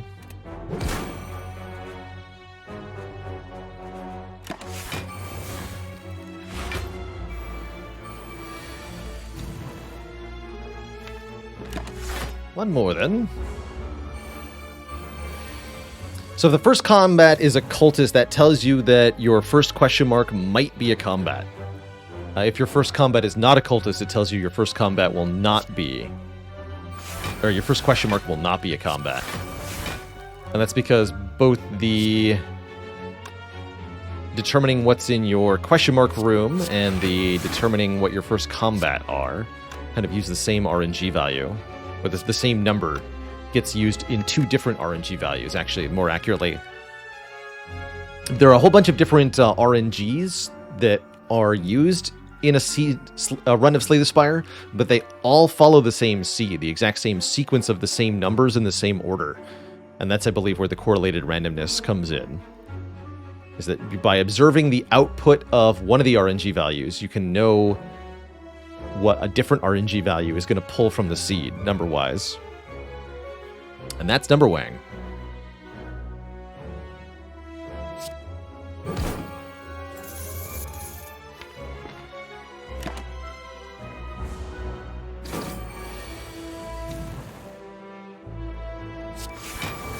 Wonder if the devs realized they were making a bottomless well of gameplay experience. I don't know if they knew quite what they were creating.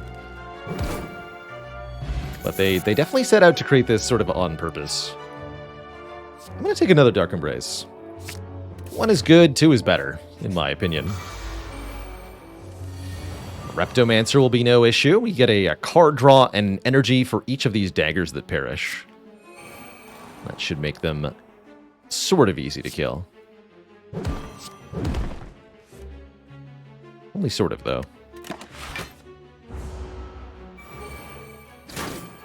Definitely makes Immolate useful.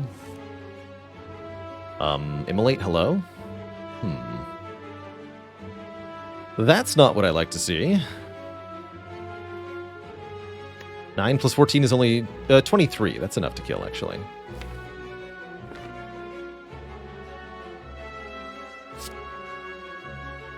Okay, cool. In that case, I'll do this.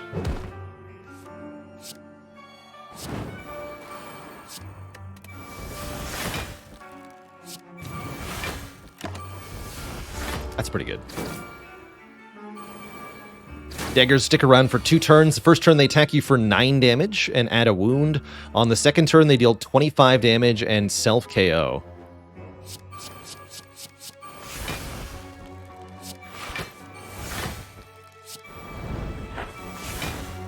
Immolate, good to see ya. Boom. Just shreds you, say.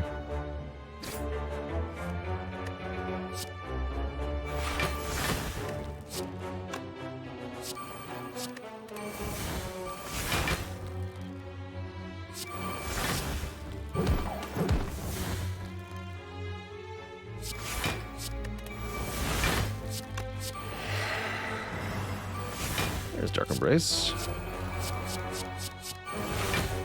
So many cards.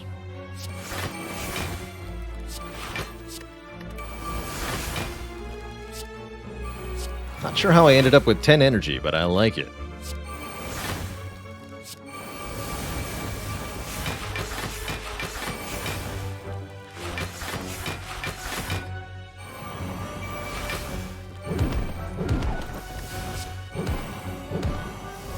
Bonk.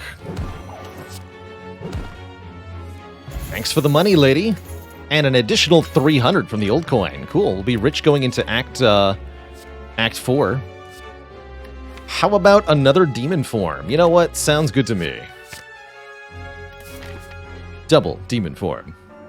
Pony, thanks for the 19 months of the Tier 1 sub. Thank you, thank you.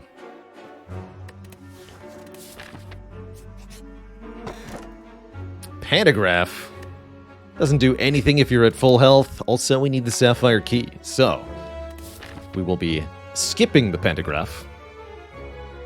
I still want this event-laden path. Kind of feels like we just want to win here. We have 2 good cards. Just need to make sure we get the keys. Please. Regret? That's old news. I mastered regret a long time ago. Give me $50. And more Dorklings. Apparently.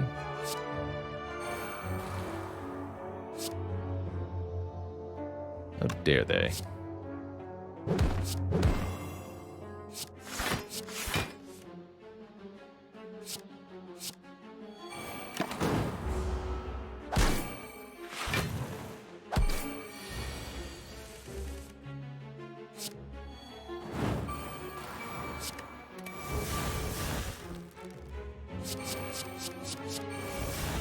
Stuff.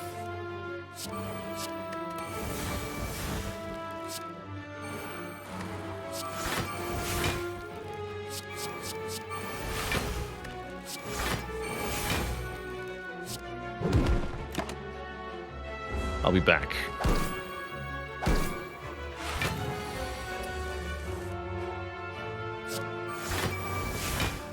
Puman Pie, thanks for the Prime sub. Welcome to the Cozy Sub Club, and thank you.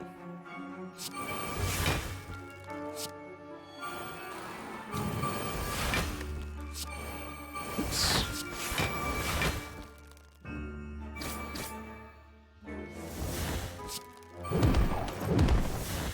Get bonked on.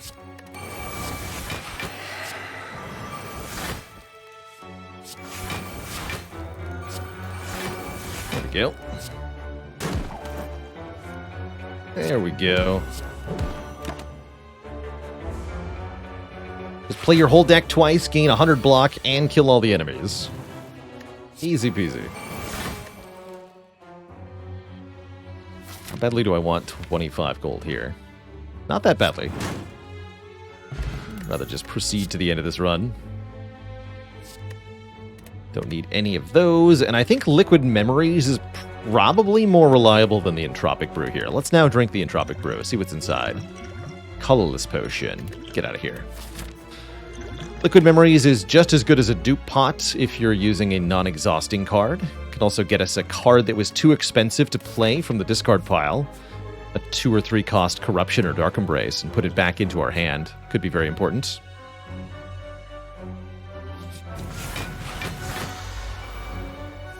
Barricade good here or pointless? I think Barricade would be good here.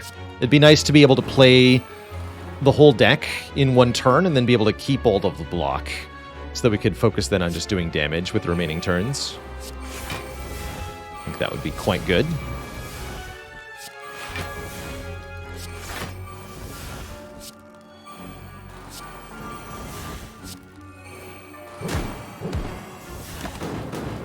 Let's see if we can get some big money here.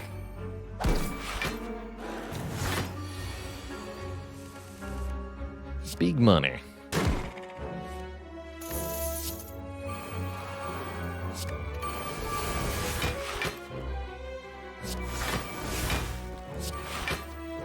Just directly delete attacks. I guess getting rid of anger is probably better than removing a strike at this point. I should make sure to do that next. Butterships88 with a Prime sub. Thanks for the 5 months. And so glad you asked. Thank you for the preemptive half year of support. Thank you, thank you.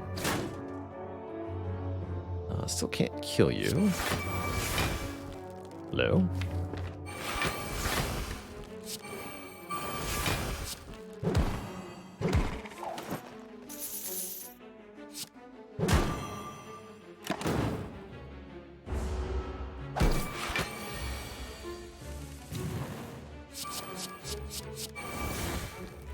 Random limit breaks are pretty sweet.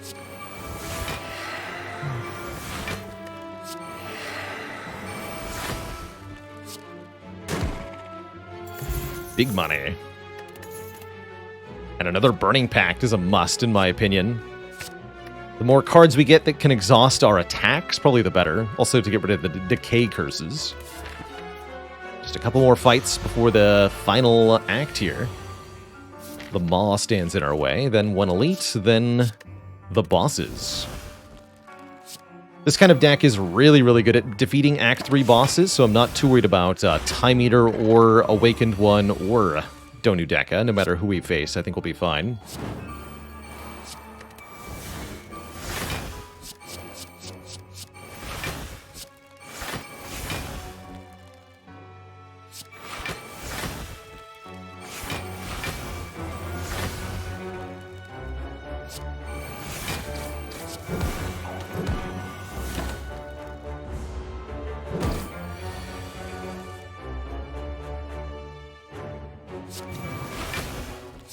Punch.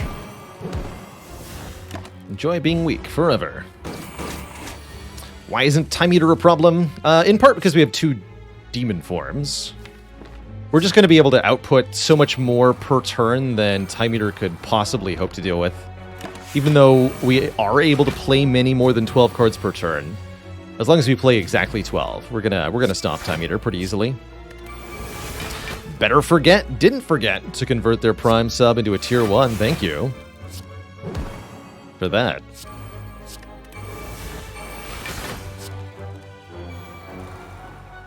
Alright, play some of these. Why not? In fact...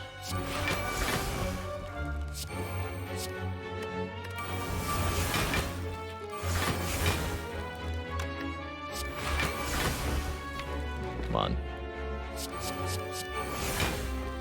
Please. There we go. Just wanted to play Demon Form, man.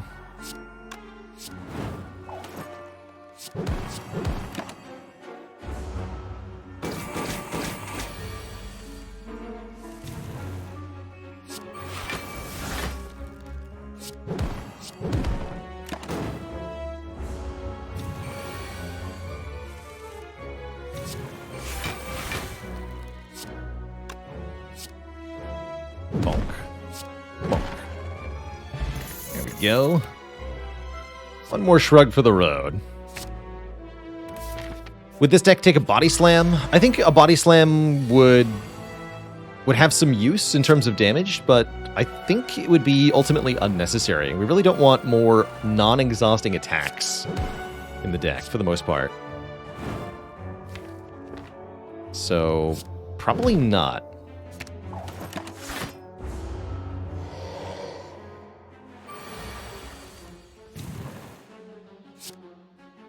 Hello, friend. Well, you're not being much of a friend right now, sir. Sir.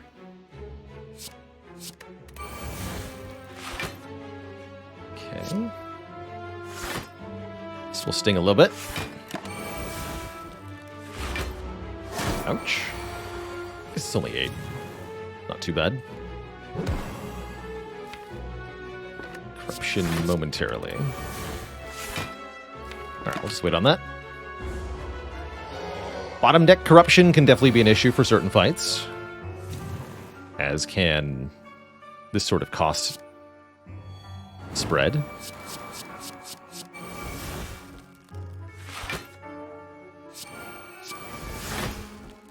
There we go. Both demon forms in play. It's going to be hard for us to lose to anything.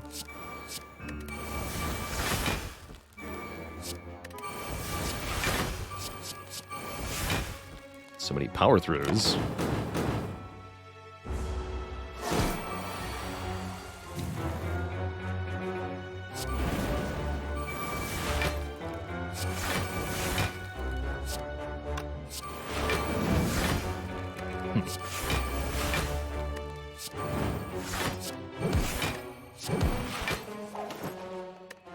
Alright, you can just die.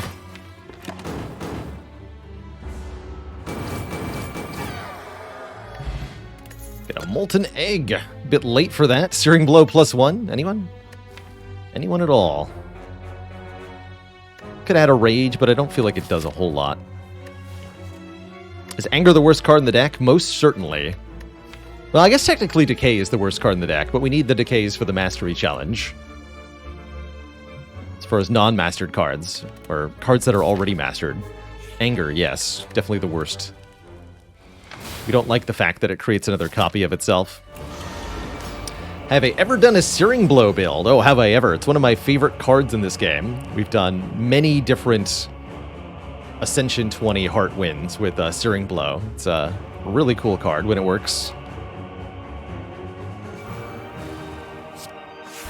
But we've done many. Do I Burning Pact here? I think I'm just going to play the Demon form. Like I said, not worried about the Time Slug here, although we are taking a bit of a hit here on turn 1 and turn 2. Oof.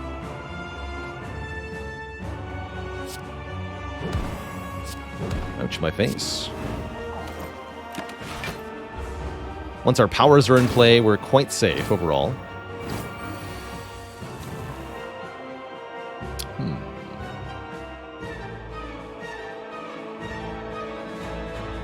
We got one in place. This is Corruption, Feel No Pain.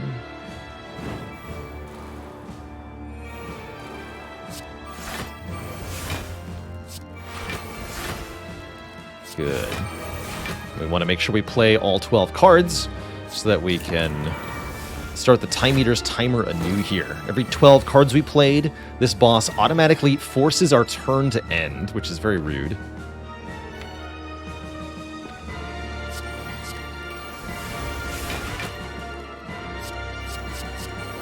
There is an Arma in the draw pile. Okay, cool. I'd like to upgrade this Demon form.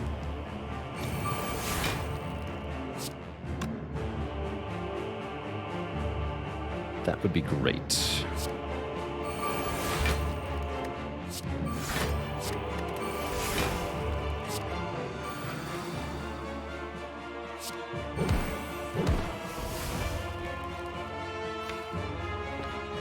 And I'll stop here. I'll stop here. Could have played 4 more cards. Didn't feel the need to there.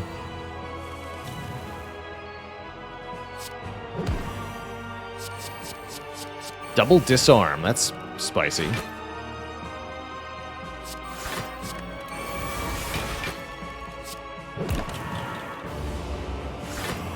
Brought Time Eater below half, preventing their attack here. Let's play another Dark Embrace. Turn after dropping below half, Time Eater will remove all their debuffs, so we kind of get a reset of sorts.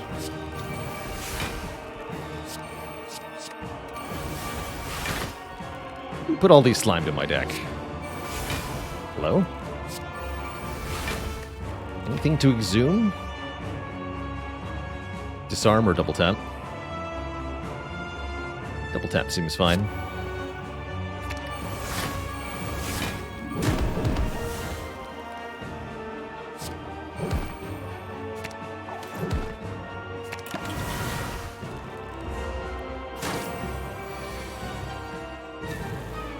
Kerblam.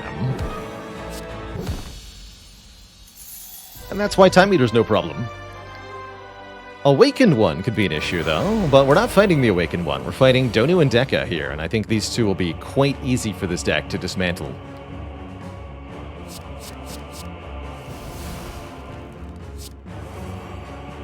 Especially with turn 1 Demon form. Feels good.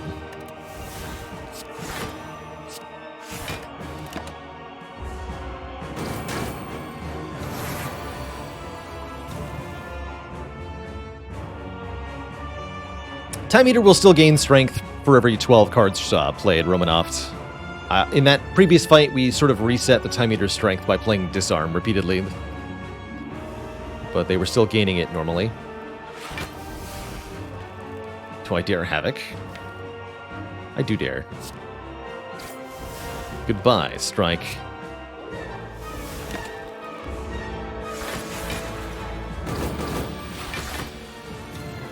Witch Arm, Dad Arm.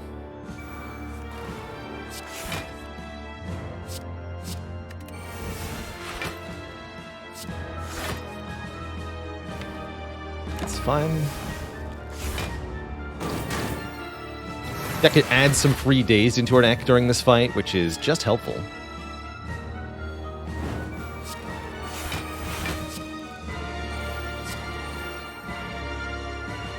I'll take Chrysalis back, sure.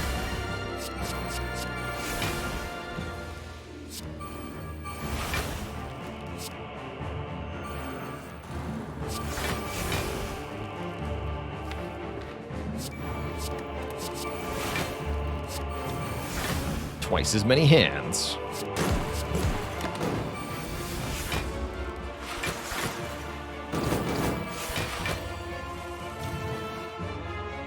The deck that does so much nonsense, how do I decide when to play Battle Trance? At this point, playing Battle Trance is mostly about getting rid of it. Because indeed, we do draw so many cards at this point that the no-draw effect is highly undesirable. So the goal is to avoid stopping my draw. And that means I play it kind of at the end of the turn, after I've drawn as much as I can, or when I've got Ink Bottle back down to 0. Kind of the things I'm evaluating there. That's too much damage, actually. Too much, I tell you.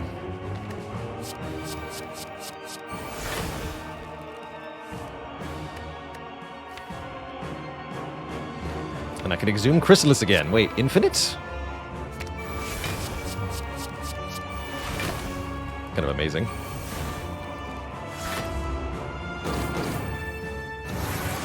It's all skills, always has been.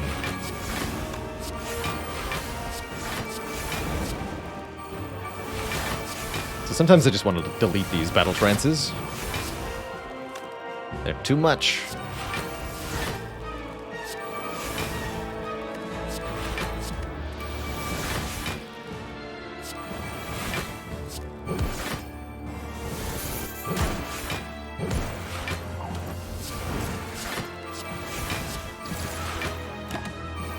Perfect. Simply perfect. GG. We have 860 gold as we go into the final act. Two thump, two thump, two thump. A deep pulsing dread could be felt throughout the room. Is this the heart of the Spire? The source of this tooth decay? You ready your toothbrush and scrub the heart clean. Feeling 2153.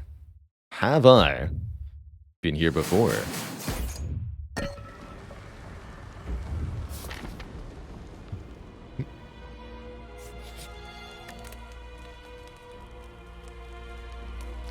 Get one upgrade going into the final act here. Probably upgrade one of these demon forms. Seems reasonable. The damage dealt to the heart in that previous screen IL core is equal to your score at 2153. That's your score at the end of Act 3. Although if you beat the heart, your score will continue to go up from there. For a full breakdown, the wiki has a good breakdown on how score in Slay the Spire is... Oh, we have a different score command now. Neat. Score wiki is the old command. Okay, there you go. Sweet. Are there any cards I would consider to be noob traps? Prepared. Prepared on Silent is a really good example of a noob trap. Card that might look good on its surface, but if you fail to realize that it decreases your cards in hand, it's actually costing you a card when you play it. Because you're discarding the card that you play, the prepared, in addition to the card that you... one card from the prepared. Demon form and other slow 3-cost cards in general can be noob traps. But I think in general, some of the biggest noob traps in Spire are 0-cost cards. They seem like they're free on the surface, but they're not actually necessarily. There's no way to get double violence from here, is there? We don't have Courier. Be cool if we could get another mastered card. Actually, wait, there is another way. If we get the Prismatic Shard and buy the Violence, there's a very faint chance that we could get double Violence. Let's go for it. It's incredibly faint, but why not? I really like Ancient Potion to reduce our initial damage coming from the hearts. Definitely want to ditch Anger. Anger is here. So you're saying there's a chance. And Matt Newts, thanks for the 1,000 bits. Let's go dupe pot, ancient pot. I like that. Do we take a third Dark Embrace? I say yay. Why not? There's no downside. And might as well take the Ornithopter for a little bit of healing. Could consider Pummel or one of the other attacks. In practice, I doubt we need it. Just gonna keep the deck skill and power based as much as possible. So our first foe is these two jerks, Spire Spear and Spire Shield. How will we fare? Do I want a Chrysalis? I don't think so. Not without Corruption down. Next turn could definitely sting. Go Immolate Strike. Draw one more. Okay. Could do Bloodletting Chrysalis. I'm not sure I want to. Don't think I want to play this Chrysalis. It adds 5 cards into the draw pile that, as mentioned, will not actually be 0 cost. So next turn could be tough, depending on the draw here.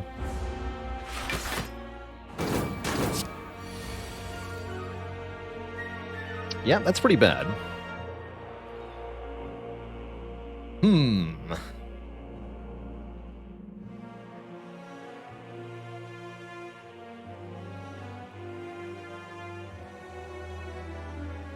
What to do? But my face, though.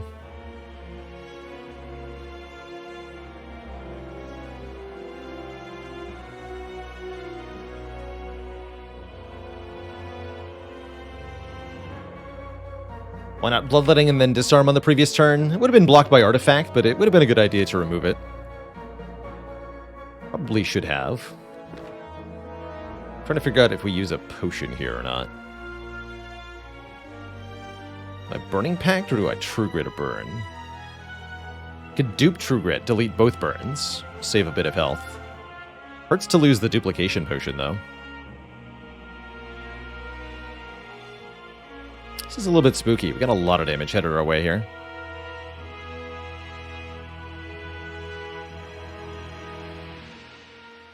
I'm also kind of down for just Shrug armaments. I guess True Grit is better than Shrug. Yeah, True Grit is better than Shrug. I think I'd rather only do 1 True Grit. This is iffy though. We only get 1 draw.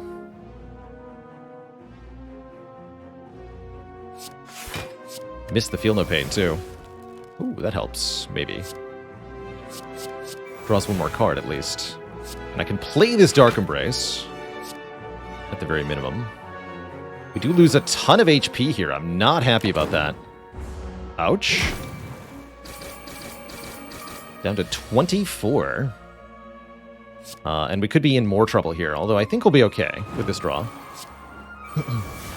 We can get some of that back from the Ornithopter. We can get some of that back from the Birdface Urn. We get some of it back with the Burning Blood. So we have more than 26. Thankfully.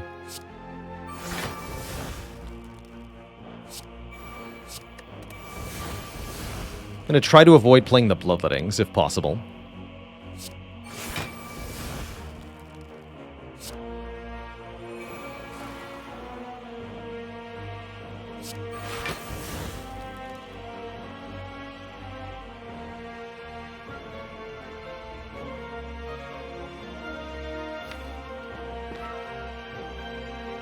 Has to get played, huh?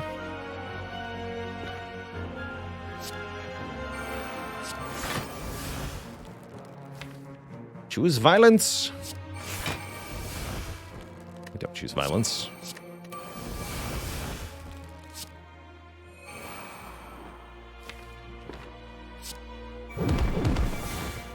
That's right, I have double tap in play. Still gonna try not to play Bloodletting.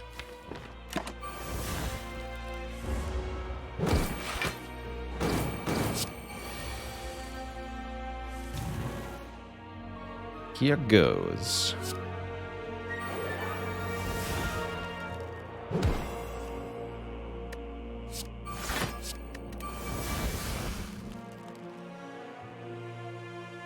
Can't agree no longer matters for the money.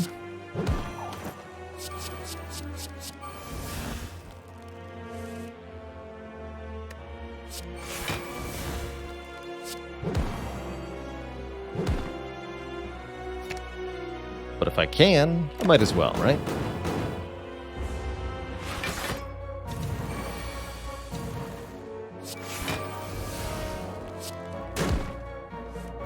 Thanks for the money, hee hee.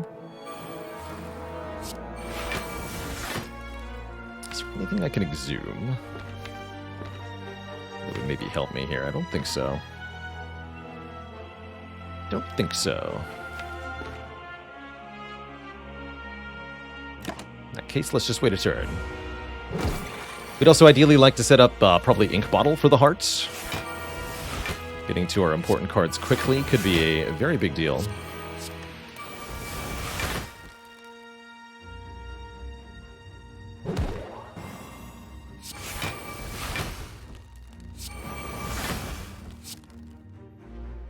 That looks pretty good. Let's go Entrench Heavy Blade, yeah. Okay, so we have 42 hit points. Of course, we got another Ancient Potion, too. That's cute. Transmutation. We did get a rare colorless card. I'll take a second wind. Not our focus. Okay, so 42 health plus 5 health from Ancient Potion, plus 5 health from Duplication Potion. That's pretty good. That ought to be enough to beat Hearts, although we're not guaranteed here, notably. That said, that's a dang good turn 1, if ever I've seen one. Corruption, Dark Embrace, Burning Pact. Excellent. Yeah, Corruption, Dark Embrace, turn 1, period, is really good. Be careful here. What, second win? Nice.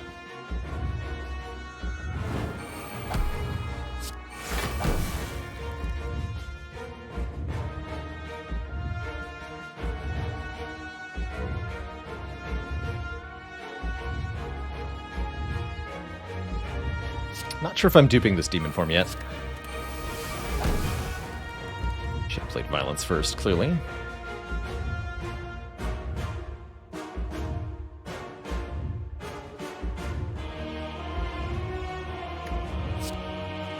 I'm gonna try to do some stuff.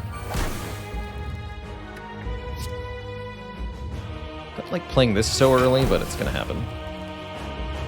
And yes, let's dupe this demon form. 4 strength per turn is a good enough start, I bet. Let's try to get all the attacks out of the draw pile. Barring Clothesline. Could second win now, although I don't get a lot. I think we should just play 3 attacks.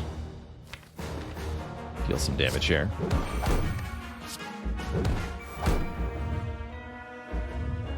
So we have Corruption in play. Let's save Double Temp for later.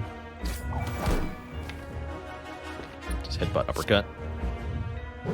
So we can keep the Heart weak. Could use Bloodletting to do another Kunai. It's probably worth it, actually. Let's just do that now. Okay, so we have 2 Dexterity as well. Now we use the Ancient Potion.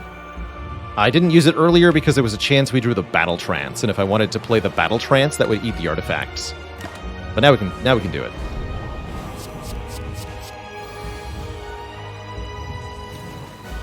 And a 0-cost Feel No Pain also. Excellent.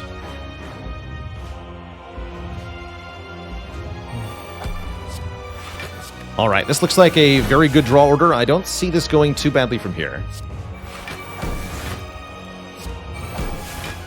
Looking good. Play the Disarm, reduce the next attack damage to 0. It's already going to be 1/15, right? Let's wait on the Disarm. I think this is better in the second phase, second cycle of Heart. It's going to delete Battle Trance entirely. Nobody likes you, Battle Trance. Come on, Limit Break. Disarm. Good enough. Alright, well, if I've got 2 of them, it's a slightly different story. Second Demon Form. Okay, 7 strength per turn. Surely that'll result in a pretty swift victory here. No attacks in the draw pile. We were already full blocking. I don't want to play any more cards then. We want this to be fuel for later turns. And we get to play Flame Barrier on the multi-hit turn, too. That's good.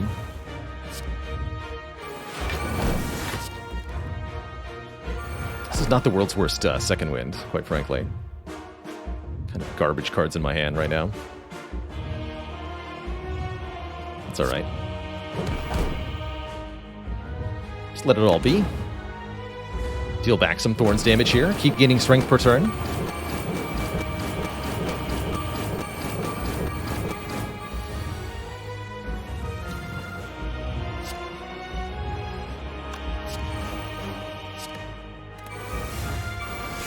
Maybe we wanted to get rid of Immolate, actually, over a strike. Bonk. Cap out damage on the heart. Don't want to play Disarm yet, because the heart will remove the negative strength property right now, and then replace it with some more strength.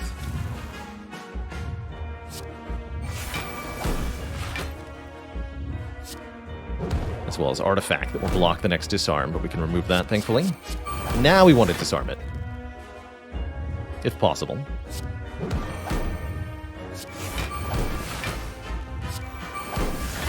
That's a really good second win. Okay, let's delete all this garbage. There's disarm. And cap the damage again. This is pretty much what we want to see here.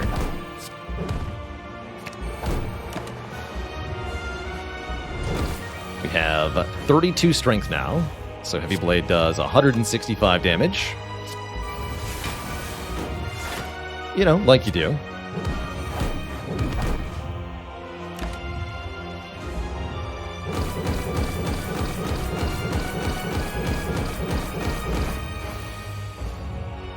GG, Mr. Hart. Give me your money. And that's how you master Decay.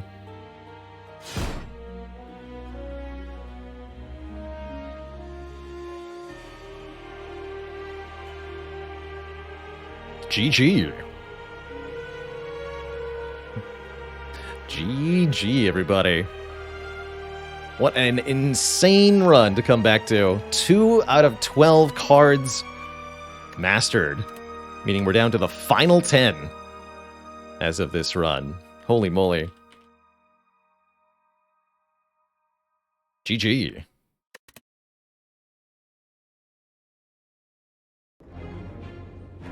Let me update that title. Wow. Oh, it's already updated. Amazing. Now, what, Twitch chat? Has it been done? It sure has. The Spire sleepeth. And so shall I. Only 2 curses left as of this one. This one started out special. An early hand agreed let us, along with a Maw Bank too, let us purchase just about anything our heart could imagine. And we were quite imaginative. Picking up colorless cards and curses galore. Love it. What a good time. So 2 Decay, 2 Chrysalis. Look at that. 2 cards mastered. 1 run.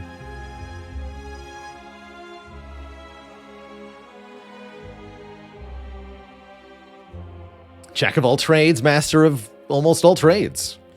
It's true. And we're only getting started for the Spire today. Pretty incredible. Next up is going to be the Silent, but it's also, of course, break time here. We're about 2.5 hours into the broadcast. That was a nice long 2-hour Clad run to get everything we needed. So, I'm going to take a couple of breaks, grab a snack, refill my water, Twitch chat. When I return, we're going to stride forth as the Silent, looking to master Heel Hook, the only remaining Silent card, as well as potentially another colorless card. Master of Strategy could happen next run. Noah, with the 2 months, you're heckin' welcome for the awesome run. Just 10 to go. That's crazy. The final 10.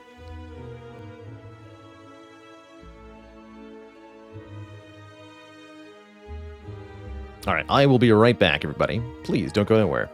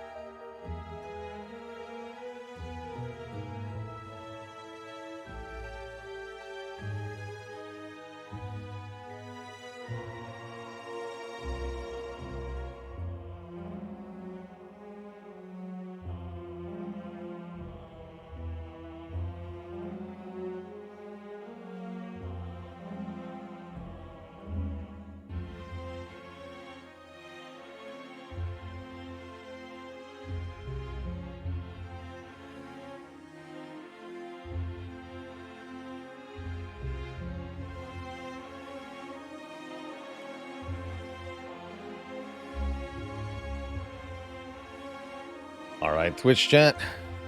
Thank you so much for hanging out. We are back and ready to ascend the Spire once more. Oddity, thanks for the 11 months. Is the Mastery Challenge about learning to win with suboptimal cards or winning with decks that have suboptimal cards in them? A little bit of both, I would say. It's about forcing me to pick cards that I wouldn't normally take, about making me try to find ways to win with cards that might not be optimal, and about finding situations where cards that aren't normally considered good end up being better than the good cards. And the double Necronomicurse run really highlighted that for me personally with the challenge, because it was not only required by the challenge that I duplicated, but it ended up being the best card in the deck after that too. It's pretty cool. The last run master anything? It sure did. Not one, but two cards. Chrysalis and Decay. Meaning we're down to the final 10 unmastered cards.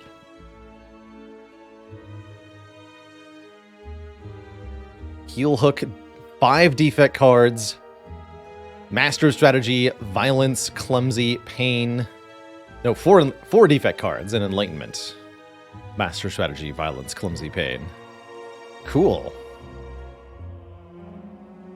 Albatross with the 3 months of subbage, all in advance. Thank you for paying up front. Have I ever played the Bug Knight mod, the Hollow Knight character? Yes, I checked that out one time on stream, I believe. Gets lost a little bit in the sort of flood of different modded characters this game has had, but I think it was one of the better ones from what I recall. And Ext of Geese, thanks for 18 months of support.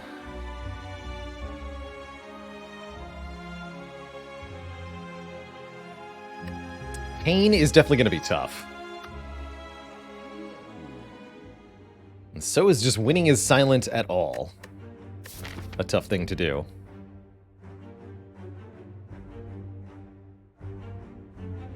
So, Guardian at the end of Act 1, that's somewhat encouraging, and I see a pretty good path, too. Fire, Elite, Fire, Fire, and then 2 more Elites.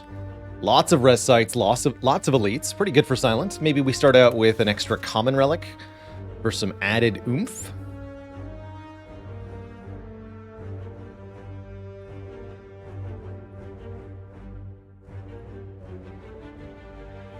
A Peglin-based mod for Slay the Spire. I'm looking forward to Peglin's 1.0 release. I think we checked it out early in the early access period, but I don't think it was fleshed out enough at that time. Really like to go back and check it out again. I think I'd enjoy it a lot more from what I've seen of the changes. So glad you asked. You did indeed sub correctly. You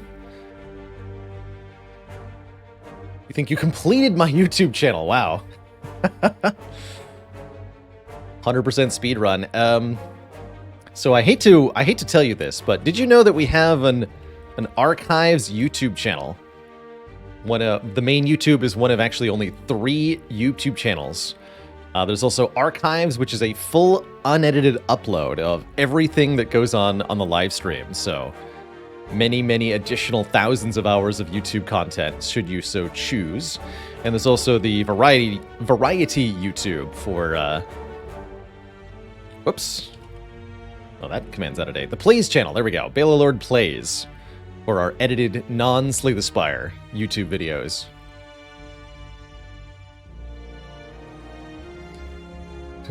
We've had first 2 YouTube, yes, but what about second and third YouTube? There's more. There's Tiny Chest. Alright, well that's not exactly an excellent early relic, but it do stuff. Looks like that'll give us a bonus treasure chest in Act 2 with the current path. Oh well. That's fine by me.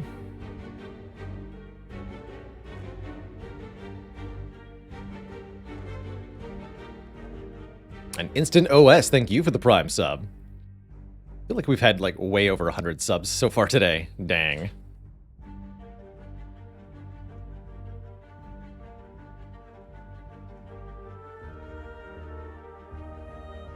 Haley says, the archives also has some unedited variety content for the stuff that attracts fewer people, but still has people that want to watch, like the full XCOM playthrough. That's awesome. 25 pounds Chobani yogurt. What a name, what a player. Thank you for the Prime sub. It's tasty. It's tasty stuff.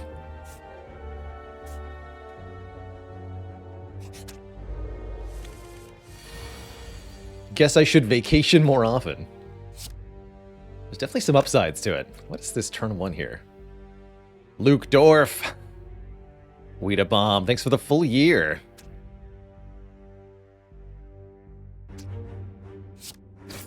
Alright, I guess we go Strike, Strike, Neutralize, and then Survivor, take 4. Doesn't seem like we can do better than that. Could have Triple Strike the front one, then Neutralize, take 9, but 9 is bigger than 4. Fun fact. Triple defend here. Noah having some difficulty in Brotato as the saver. I found success with both SMGs. Pretty hard to go wrong with SMGs in Brotato. And upgrade them only to blue. Or spears worked well, and upgrade to blue or maybe purple. And then save as much as possible. In all cases with Saver, try to buy as few items, as few white items as possible, and spend your money pretty much strictly on weapon upgrades. Trying to save as much as possible also. Early well-laid plans versus early skewer. Probably going to take well-laid plans. Skewer early can definitely make a big difference too. Plans is very good against certain elites, and notably our boss.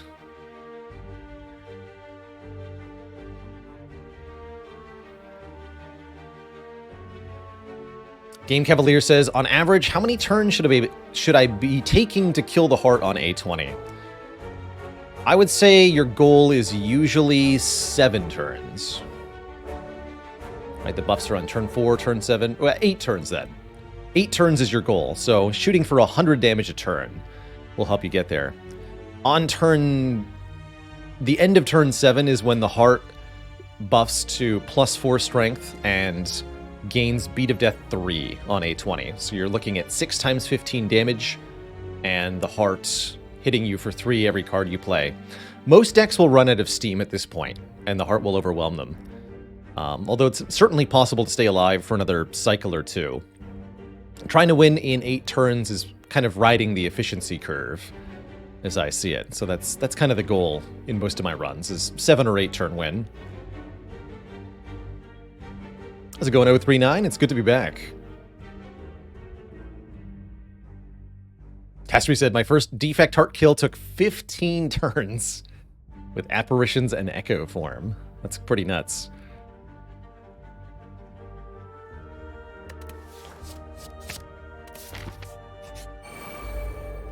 Skewer would have been pretty good here to instantly kill one louse. Do I strike them both, or do I play the plans? I think I strike them both.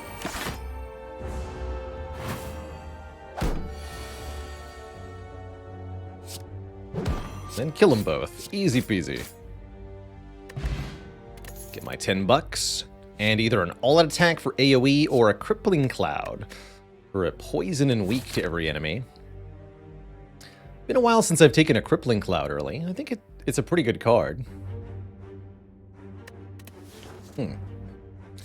All-out attack is maybe a bit more broadly useful. Our boss this act is the Guardian. I would definitely take all-out attack, preferentially against Slime Boss. This card is a bit weaker with well-laid plans, too. We're discarding a card at random. Let's go Crippling Cloud. Definitely requires an upgrade, but we've got upgrades to spare. Wonder if you ever take Prepared here. Probably not without a basic card to work with. Take the Crippling Cloud. Hey, Zealotuma, it's good to be back. Oops.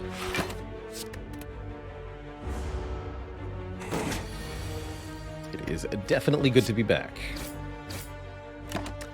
10 gold is the minimum you can get from a basic encounter. That's right. It's 10 to 20 from a regular fight. And then elites drop 25 to 35, I want to say. Sounds about right. You have no shield next turn. Let's keep the strike.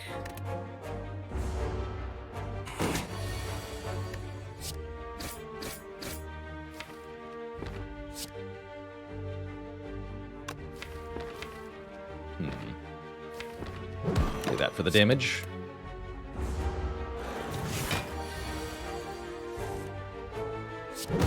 Good.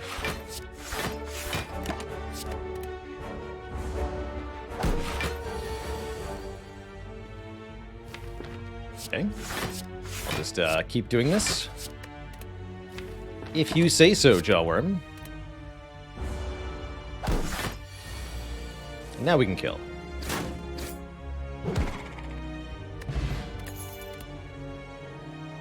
Sucker Punch adds more weakness, or Blade Dance is a bit more efficient in terms of energy to damage. 12 damage for 1 energy, 3 shivs.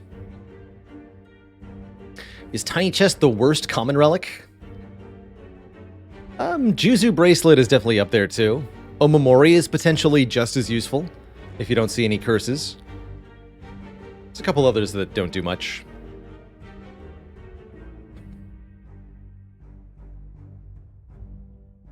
How's it going, Balding Bigfoot? I got home from a long drive yesterday, and I did play a little bit of Armored Core 6 with the twilight hours of my evening, and enjoyed the ever-loving heck out of the start of that game. Definitely going to be doing more of that off-stream in the near future. Having a good time. Enjoying, in particular, how difficult it is.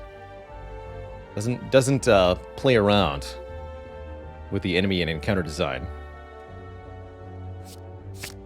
Give me the Blade Dance. And do we take the money and go into the shop immediately? It means skipping an elite? That probably means no. Well, I guess not skipping. Skipping a fire. Go to that elite instead. That would be enough money to afford a common relic. That's kind of a big deal, actually. Normally I don't love the deal from the Serpent, but this is a good enough position. Let's try it out here. Take the money. Thank you, Snake. And head to the store. Or we can buy a Master of Strategy, one of the unmastered rare colorless cards. Or we could buy something else.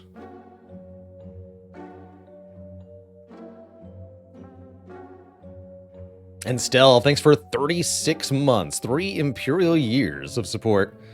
Accuracy with Blade Dance, also a thing. Can I get both? 185 plus 39 plus 75. I think I can get all of that, right?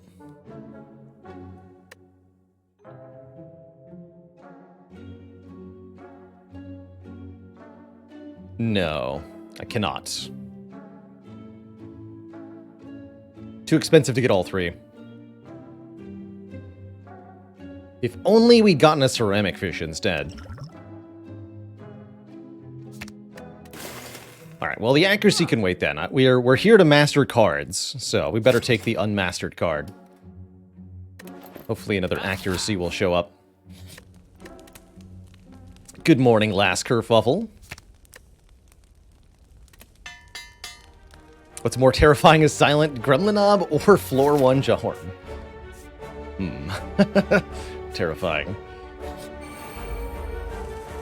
No, the Gremlinob is definitely the meanie.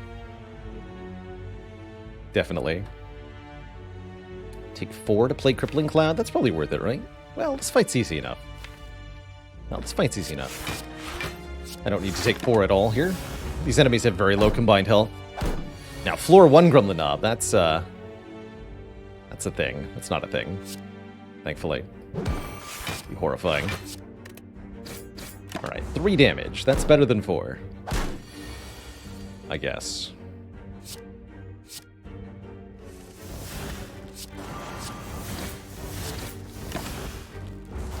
Perish. Shiv Potion. That'll help a lot in this elite fight. I think we could do 3 elites here. And if only I had taken the accuracy. Cloak and Dagger would be good. Could take a Predator for draw and damage. I think Predator can be okay. Do any base decks even have a chance of beating floor 1 nub? Watcher can. Although you need a kind of convenient draw order for it to work out really well. Watcher can definitely do it.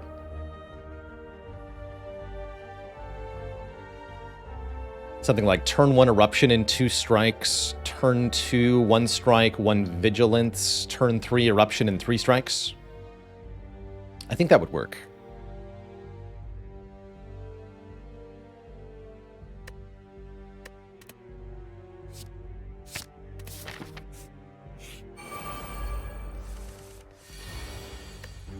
Predator, very good against these enemies. The Crippling Cloud is a lot less good in this fight, unfortunately. Still useful, though. It will weaken them all, but most of them will block the poison, unless we've hit them with Neutralize previously. So I'm not sure I'm going to play it. I guess I will. Still pretty useful. I could also Well-Aid Plans and retain it.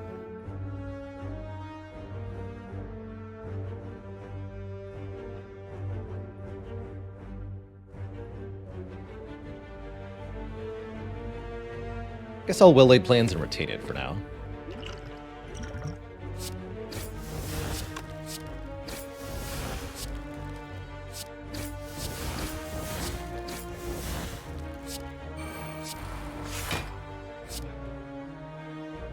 You're next, kid.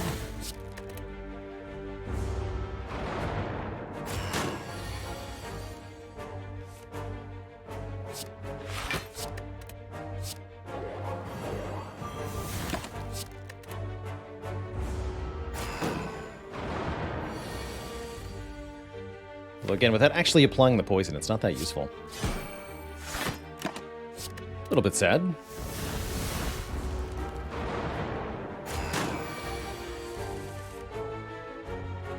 That's enough damage.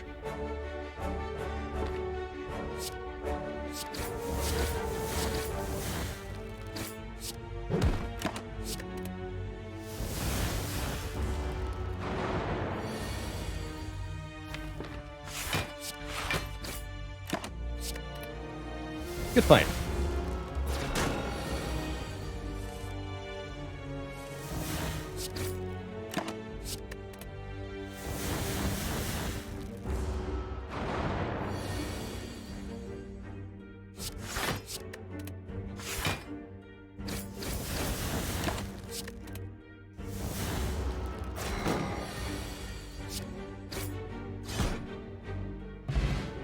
Dead Branch.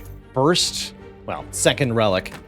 That is certainly something that'll pull its weight. Better, you can name 2 random relics, and I think you'd have a hard time beating the average output of Dead Brand's Tiny Chest together. Notably, that means we get another random card into our hand anytime a card is exhausted. Master of Strategy exhausts, Crippling Cloud exhausts, and of course, Shivs exhaust too. And all of that's really good. We felt like we needed a bit more damage. Masterful Stab is pretty solid here, but I think it's overkill at this point. Let's skip it. Large chest type. Fun fact, there are 3 different arts you can get for chests in Slay the Spire. There is actually a difference between the 3. With the size of the chest determining both how much gold it can contain, as well as the rarity of relic that it can contain. This type of chest never contains a common relic. It's only ever uncommon or rare. With the uncommon being Bottled Lightning. Choose a skill. Start combat with the skill in our opening hand. Bottled Master of Strategy plus Dead Branch. How's that for turn 1 draw? I'll take it.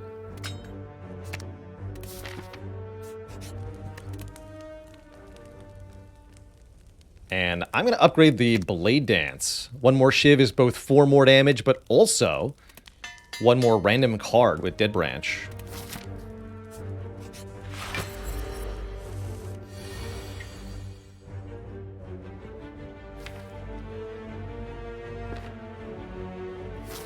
This is definitely a good fight for the Strength Potion. Let's use it here.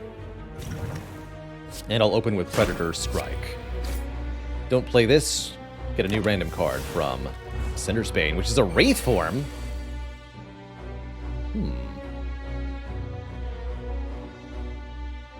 Wraith form, you say?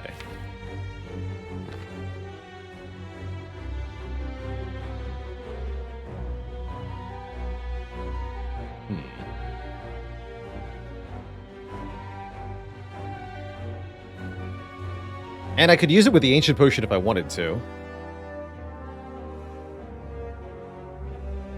Interesting. Not sure I want to. I'm just going to use it. And I'm going to try to kill ASAP here. Good. Be weak forever.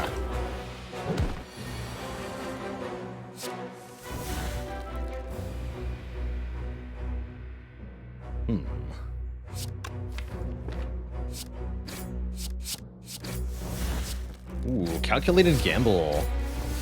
Flying knee. Double. Flying knee.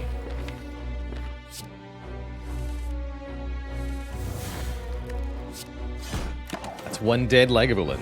Perfect. Thank you, Strength Potion. Get a Whetstone. 2 random upgrades to attacks. Probably just going to be strikes. We could maybe take an attack. Oh my goodness. Did we beat a boss? Hello? 3 rare cards from an elite is a very rare occurrence in Slay the Spire. I've only seen this happen a couple of times across 7,000 hours of gameplay. That's pretty cool.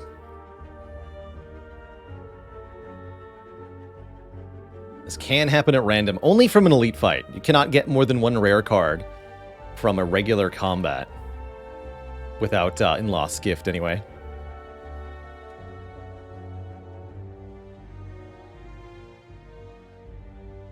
So what do we take here? I'm pretty tempted with Glass Knife because of the chance that Glass Knife gets upgraded by the Whetstone.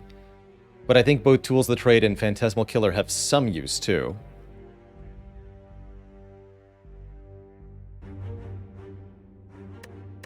It's definitely a good time for Glass Knife.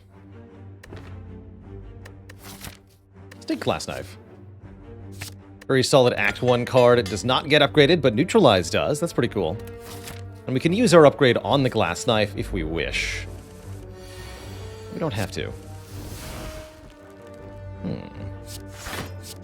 Malaise.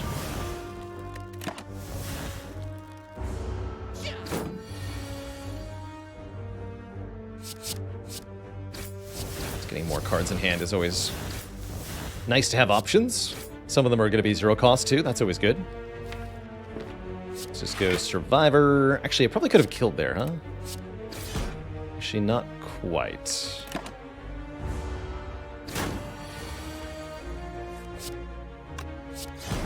Caw.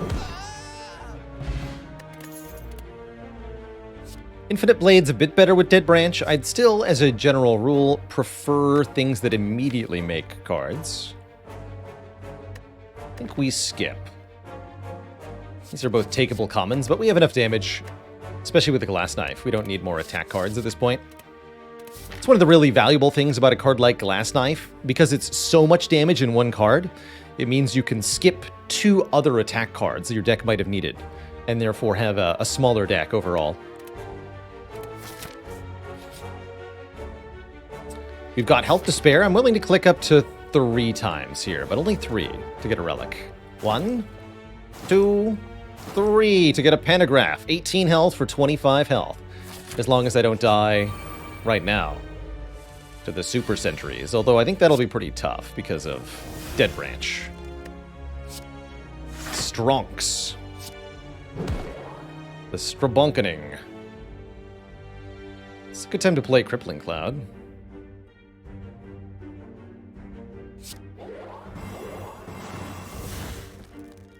Okay. Unload. 14 damage, discard everything. Or I could play Blade Dance. I only get 3 shivs. That's still 12 damage and 3 new cards. Let's do that. Because one of them could be Masterful Stab. You never know.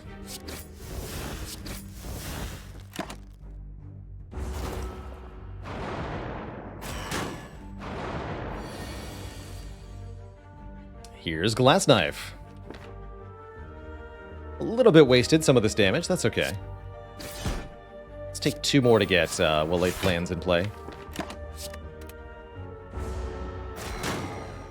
Would we take an Infinite Blades if offered? No, we already skipped one. Deemed it inadequate. Let's go Predator Dash this turn. Yeah, Predator Survivor, excuse me. Keep the dash.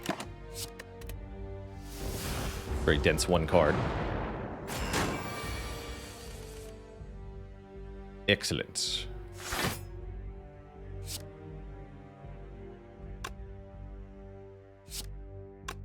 Just play accuracy.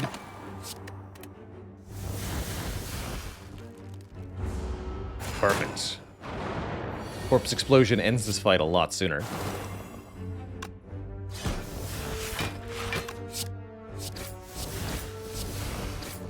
Boom. We get a Guria. We can now gain strength at rest sites, improving our attack damage up to 3 times. Very spicy on Glass Knife, really spicy on Shivs. Doppelganger, interesting. Not sure I want a Doppelganger, not when I can lift.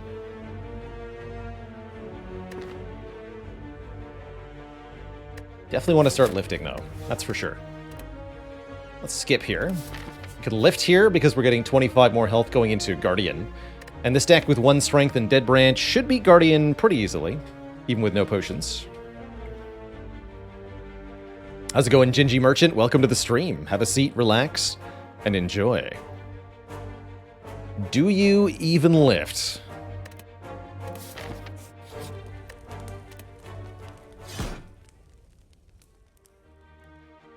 I lift.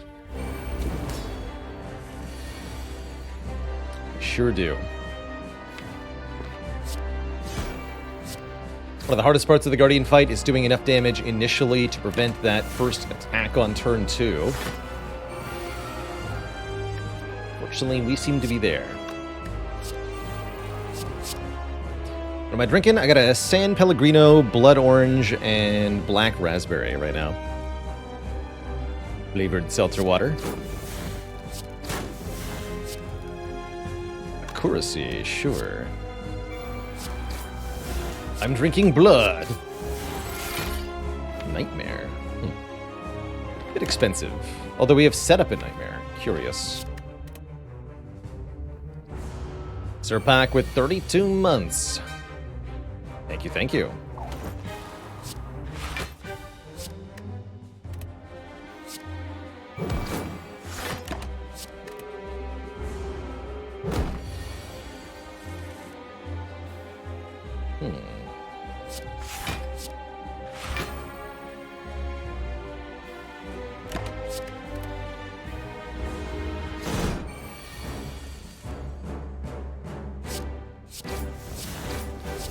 There's an Infinite Blades. You'd love to see it.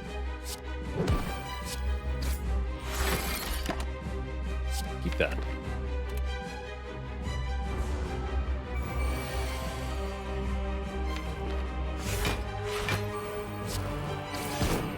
Note that even if the card hits the Guardian twice, we only take damage back once. The Sharp Hide is per attack card played, not per time we hit the Guardian. Kind of interesting that there's a distinction there, but there is.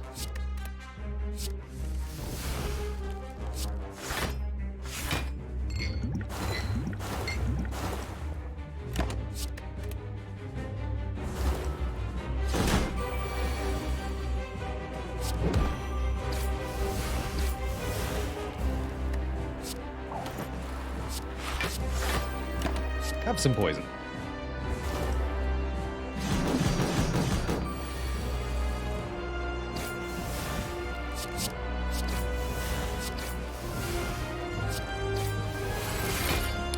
Phantasmal Killer. Could score me a kill next turn. Let's go Phantasmal Killer dodger roll. Keep Survivor. Dead Branch definitely putting in the big work here. No question. Kerblam.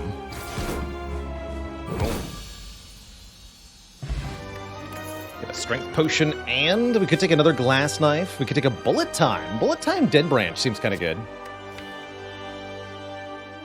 That is a good Bullet Time. Or Unload. No, I really like this Bullet Time. A really good energy cheat, so to speak.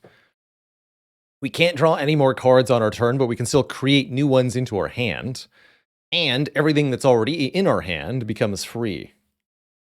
I'll take it. Yeah, play 4 shivs, then play all the created cards. As for our boss relic, looks like we're probably taking the same thing as last time, the Slaver's Collar here.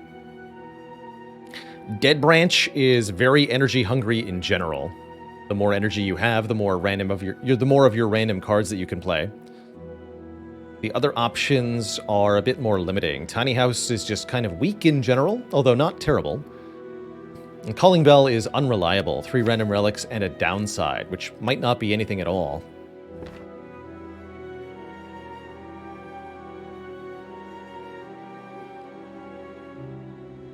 Is Bullet Time generally good? I wouldn't say generally, no. In order for Bullet Time to be good, you definitely need to be able to get a lot of other cards, ideally expensive cards, into your hand. Dead Branch, fortunately, is very good at that. So Dead Branch will carry our way, hopefully, as we move forward. Definitely going to help us a lot in Act 2 here. How many elites do we think we can take?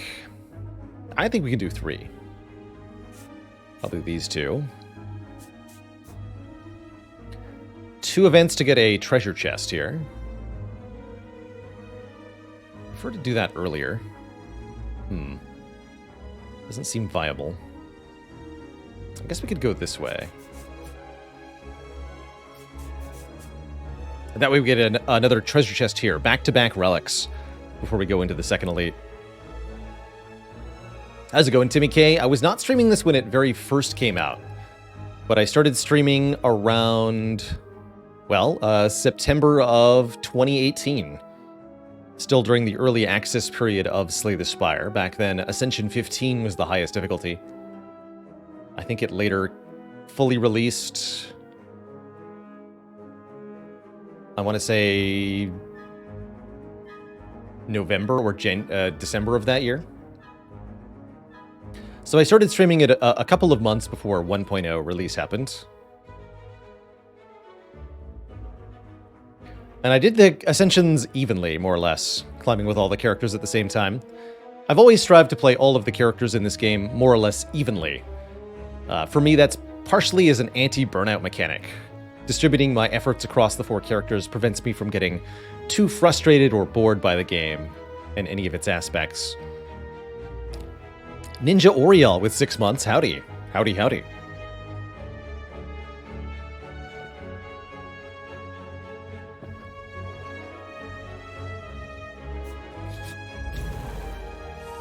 Don't have any current plans to do any sort of ladder-style challenge, although I could see doing a throwback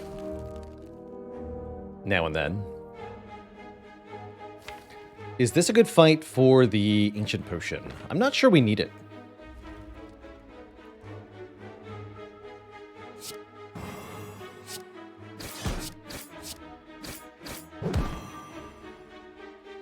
Yeah, I'm not convinced we need it.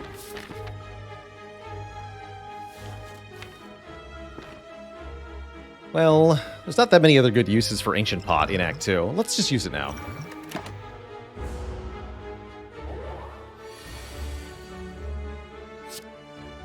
Make my life a bit easier.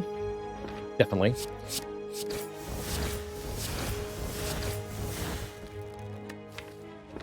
That'll do. Take 9, win the fight. Hopefully. Yes. And we get another potion, so I don't feel bad. We also get another upgraded Blade Dance. 4 more shivs to our hand. That's exactly what we want to see here. The deck just got developed. Big time developed. Look at this.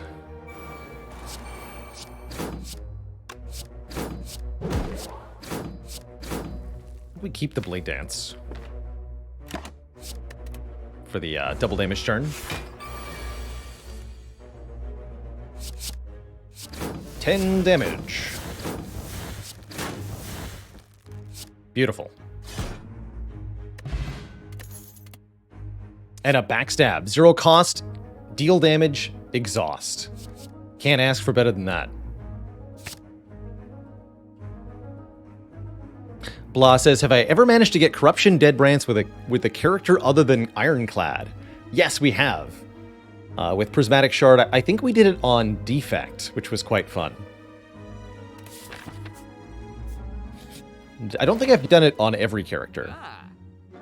Oh, man. Well, this is certainly a store, Twitch chat. Storm of Steel is here, and Kunai is here.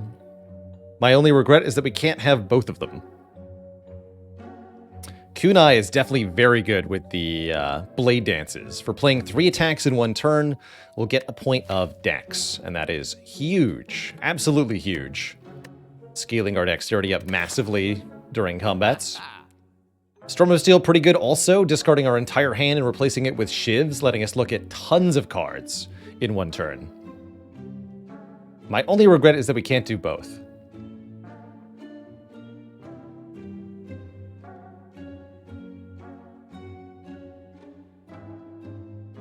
Does that mean Kunai would have been in the bell? No. The shop pulls relics from the bottom of the relic list. Somebody earlier was asking, how do relics in Spire work? Like, if Kunai was fated to be in the calling bell, does that mean that we would have missed it? Generally, how it works is that the game creates a list of each rarity of relic, placing all the relics of that rarity in a certain order. So, for example, Kunai, then Shuriken, then Pear, then Bottled Tornado for the uncommon relic list. And anytime a relic of that rarity is generated, it pulls the next one from the beginning of the list, except for shops, which instead pull from the bottom of the list. So if your calling bell is fated to give you a Kunai, that means that the Kunai is actually the next uncommon relic in the list, and anytime you would receive an uncommon relic, you'd get the Kunai. So you don't really miss relics, usually, in Slay the Spire. It's just how many you get. With the notable exception of shops, which again pull from the bottom of the relic list. You see a relic in the shop, it's not a relic you would have seen otherwise, and you won't see it again during this run. I will be taking that Kunai. Shame we can't get the Storm of Steel. Do I want Deflect with the Kunai? I do, but not for 59 gold, I don't. Not for 59 gold. What I do want is to remove a strike, although upgrading all of our strikes and all of our defense is pretty good. That's 9 free upgrades. I really want to shrink the deck down, though, so that we draw the blade dances as much as possible. So I'm going to dunk a strike there. Ninja Oriel with a very generous 10 gifted subs. Holy heck, welcome to the Cozy Sub Club, everybody. And thank you, Ninja Oriel, for that incredibly generous display there. Can a card exhaust back into itself? Oh yeah. We can... Backstab can turn into backstab over and over and over again, if you're lucky. Totally can happen.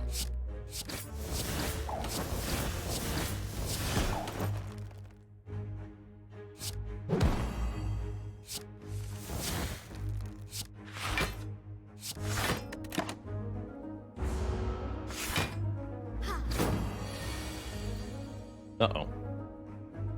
Oh, this is fine. Just don't be too fancy. Only 3 energy per turn, very limiting in these non-elite fights, but we rest easy knowing that we have no broad penalty applied to our character. And...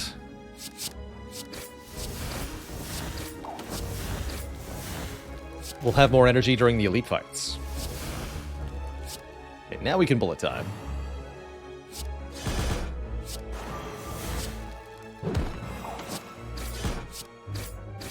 Kerblam. 5 dexterity already. Absurd.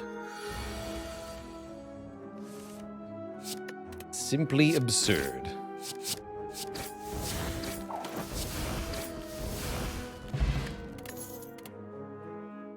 One more for the road? I mean, with Kunai Dead Branch, I think so. Let's take one more Blade Dance.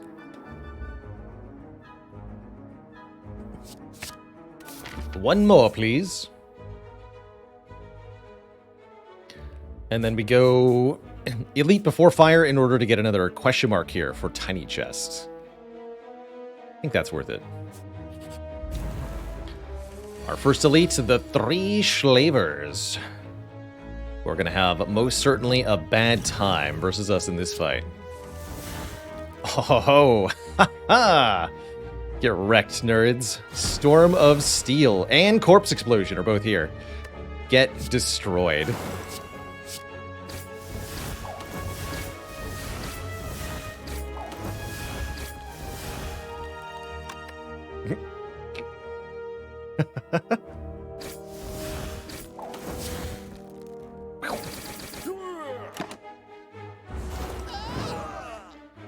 Got him. We got a Ghost in a Jar and a Sundial, and a Calculated Gamble, allowing us to discard our hand, draw that many cards again, and then get a new card to replace the Calculated Gamble from the Dead Branch. This is a very strong run, Twist Chat. Good times. Let's lift. Become strong. Get a treasure. The Gambling Chip, oh my goodness, can now discard any number of cards on turn 1 and draw that many so that we have an even better turn 1 consistently. And I was hoping it would be Bag of Preparation here. Mercury Hourglass, 3 damage to every turn. Every enemy, every turn, excuse me. This is skippable, but still pretty good. I'll take it. And we lift one last time. Are we ready to fight the heart? Honestly, with Ghost in a Jar, we could very arguably win the heart fight at this point. As long as Dead Branch was cooperative, it would be possible. Optimally Swole. Swole-tacular.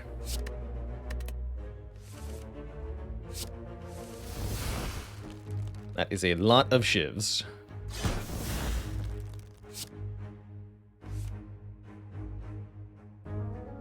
Let's discard this. So we Blade Dance, make 3 cards, and then Bullet Time? I think so. Or I could Bullet Time now, play all the Blade Dances, and then have 1 energy left. I think I'd rather create 3 random cards, though, and then play all of them. Acrobatics, Deflect, and Expertise. That's not helpful, unfortunately. Oh well. So it goes.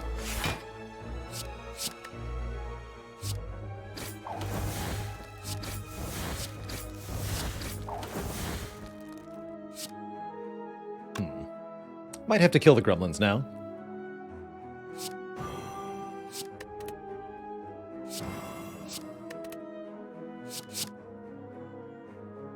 Let's do that.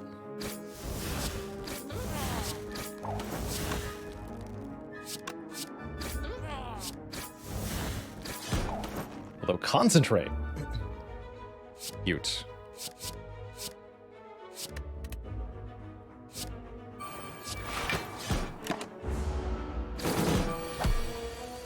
Get him.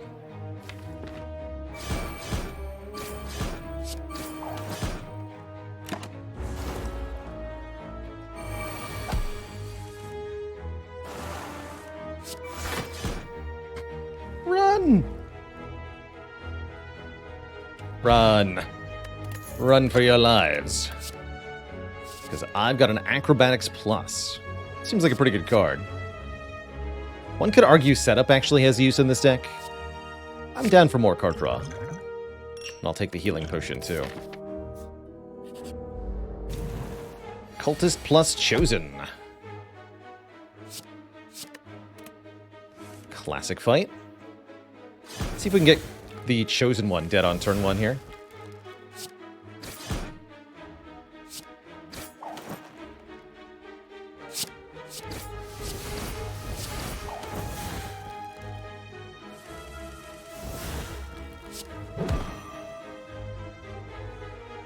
too many cards in hand is actually a problem for these blade dances sometimes. It's cute. I'll drink this now.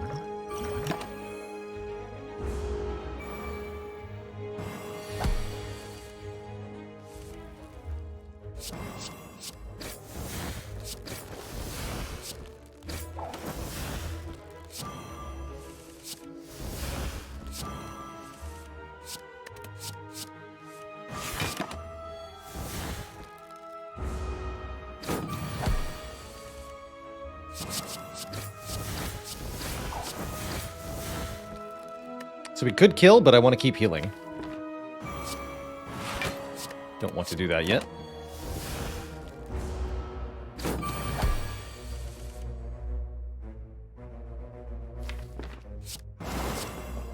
And killing with poison allows one more tick of regeneration. Regen goes before enemies take poison damage. Outmaneuver. Next turn, gain 3 energy. We can definitely put that to use. This deck can spend so much energy. Give me that. Why not?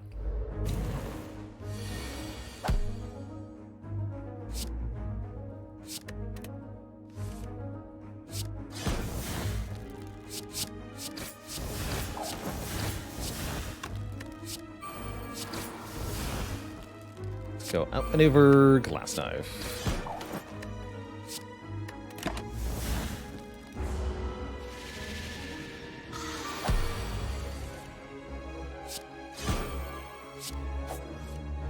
Free cards you shouldn't have.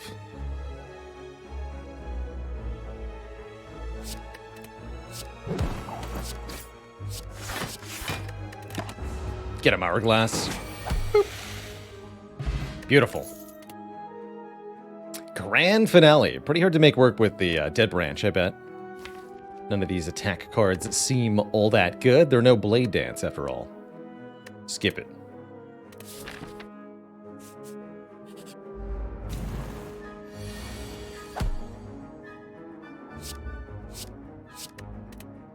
Rematch against these jerks. Got any free,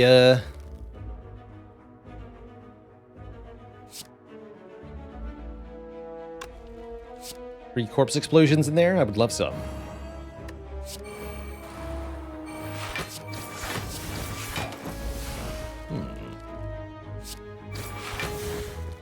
Oh, Storm of Steel. Good stuff. Good stuff.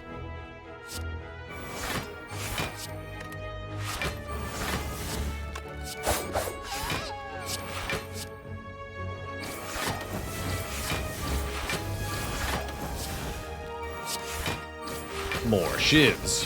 More fun. Preserved Insect. All future elites will be easier to kill. Another chance at infinite blades. I still think we don't want it. The blade dances are just better. Yeah, good turn 1. Question is, can we kill Collector on turn 1? That's what I want to know. Let's upgrade the bullet time. Even on the turns I play bullet time, I find myself wanting more energy.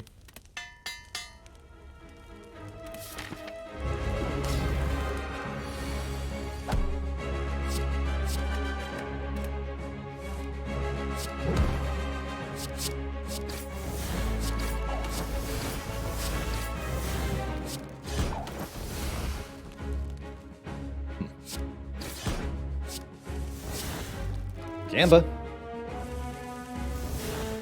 Okay, let's go. Well-laid plans. Outmaneuver. I guess I'll strike. Keep Crippling Cloud to go with bullet time here. Oh, we have so much energy this turn. Excellent. So here's what we're going to do. We're going to summon a whole bunch of new cards. And then let bullet time make them all free. Whatever's left.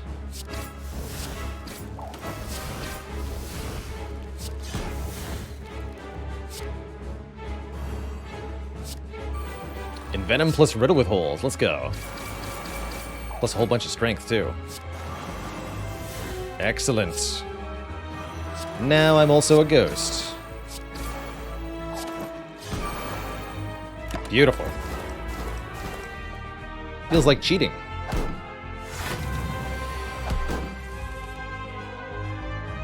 Just a bit.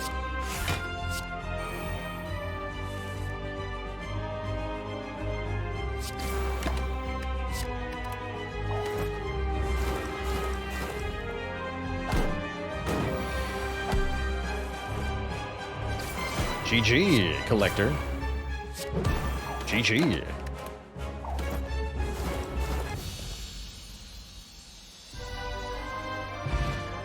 Not too bad at all. Nice. We can take a real Envenom if we want, or another Glass Knife, or a Grand Finale. Not sure we want any of these, actually.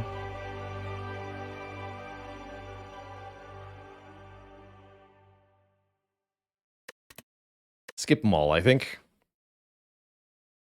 Memory asks, would I rather have Orichalcum or Thread and Needle as a first relic? I think Thread and Needle is more overall useful, since you can stack it with so many other things.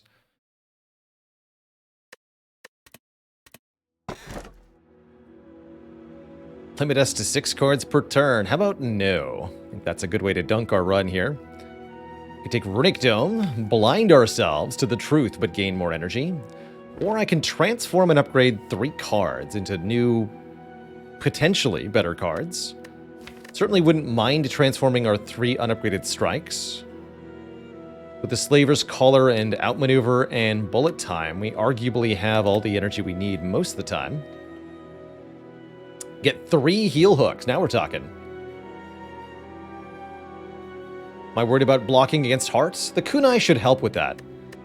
But we definitely need more ways to block heart, that's for sure. Our 1 Ghost in a Jar will definitely assist with the heart. We're hoping to hold it until then. I don't really want to not know what the enemies are doing. Let's take the Labe over the Dome here.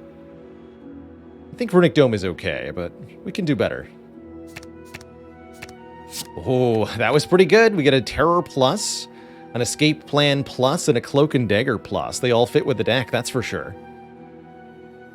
Escape Plan and Cloak and Dagger are very good with the Kunai. Terror very good with our Dead Branch and our physical attack strategy. Those are very good cards. Excellent cards in exchange for 3 strikes. Good feels. Very good feels. Okay. I think shops are probably a priority this act. We are hoping to find another Master of Strategy, or otherwise find like 2 heal hooks somehow. Seems unlikely.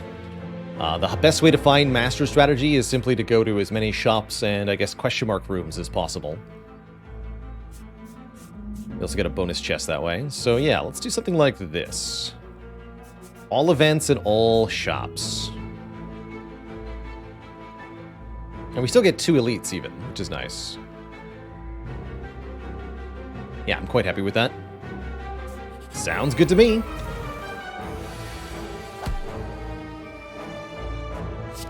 Spike or no spiking?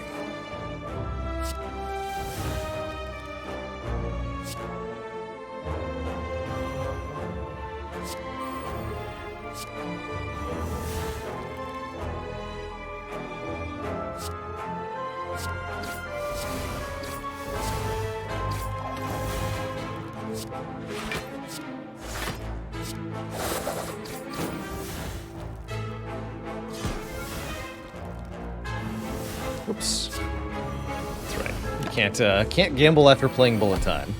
True fact. Does not work.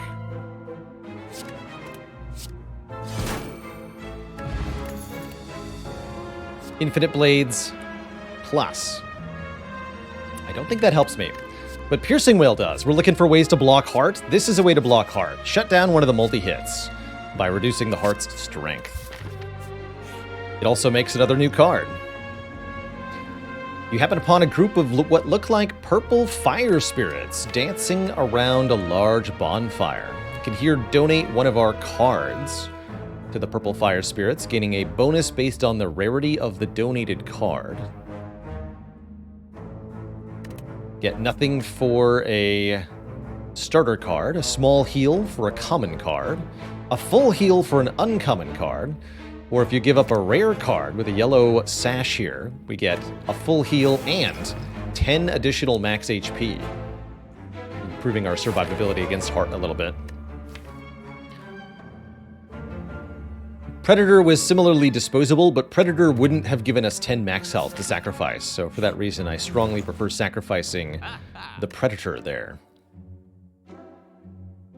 Enlightenment is one of the still remaining unmastered colorless cards, reducing the cost of all cards in hand to 1.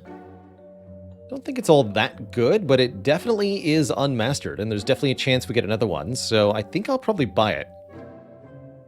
Or we could have 2 heal hooks. It's true, it could. Secret Technique, very good with the Dead Branch in general.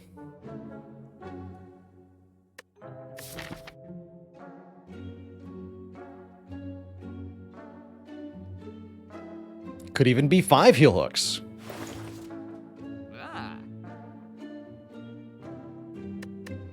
This is a particularly difficult card to get, so I'm definitely tempted here. Isn't Backstab just free gas? Mostly, yes. Although it is expensive, so... not free, it's 86 gold gas. Definitely need to get at least 1 mastery here. That's kind of the goal, right? Let's buy this Enlightenment. And I think save the rest of our money for the next shop. In this economy.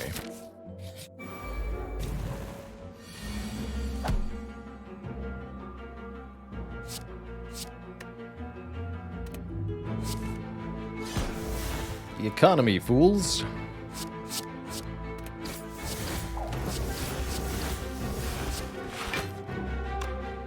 One cost Nightmare. 1 cost Bullet Time, 0 cost Nightmare. I like it.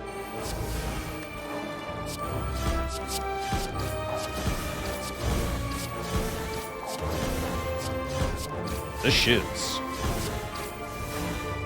Beautiful. Blur is pretty good. It's a block card that will scale with our dexterity, and it allows us to retain block from one turn to the next, which I think is quite good here.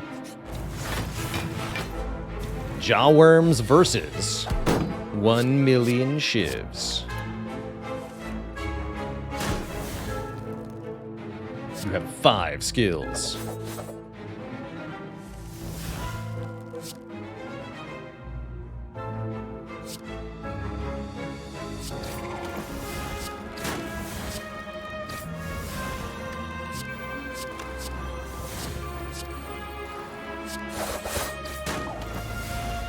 Finisher. Gambler's Brew is excellent. Adrenaline is excellent. Dodge Roll Plus is also quite good, but I think Adrenaline's even better here. Instant energy gain, instant card draw. Is there a card I can't help but take even if it might not be optional? Optimal? Dark Embrace and Feel No Pain, usually. On Ironclad, for sure.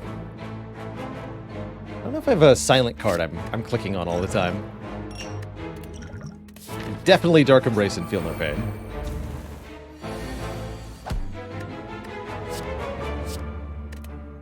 Transmutation.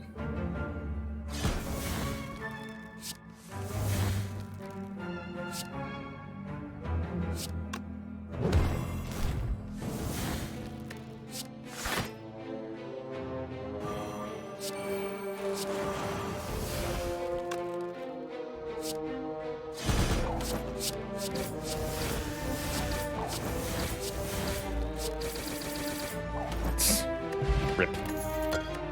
Rest in pieces, Reptomancer. So here, instead of 86 gold for a backstab, I'll just take one for free. It's okay by me. Guess I can do fire an enemy in either order. Just recall.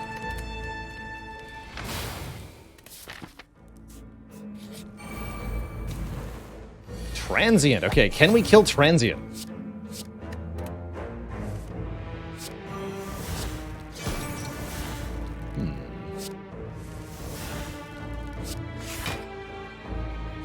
Let's go Enlightenment Choke, I guess.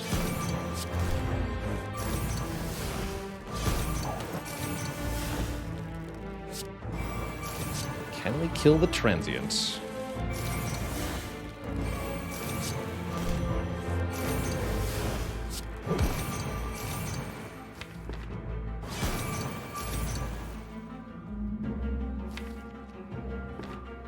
Bullet time with the bonus draw next turn seems good.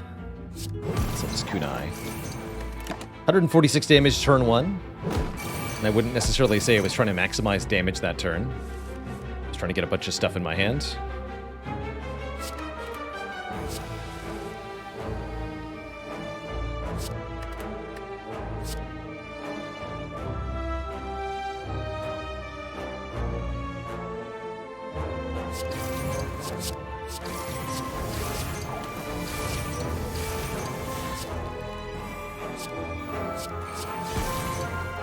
Bouncy, bouncy.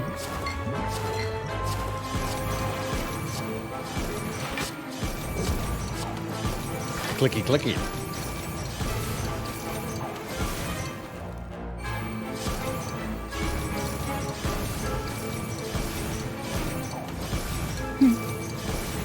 Okay, I'll take another Storm of Steel, sure.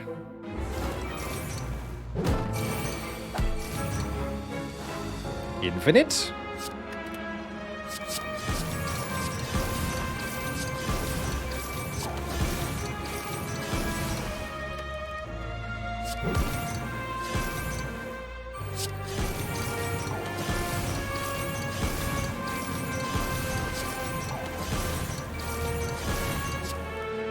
Play Envenom here.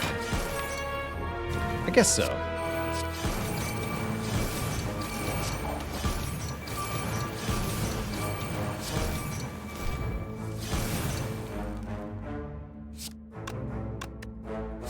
Play a maneuver, keep the Blade Dance. 3 turns, we're already halfway there. Can we do better?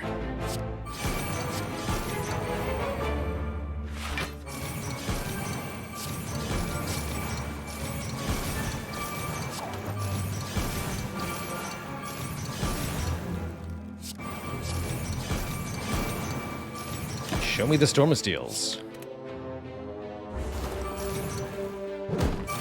So anyway, I started stabbing. Ooh, that's not a good turn.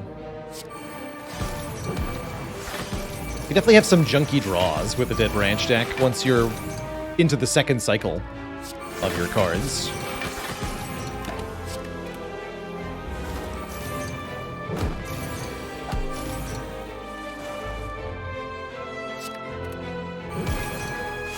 Start drawing into all the junk you generated on the previous cycle.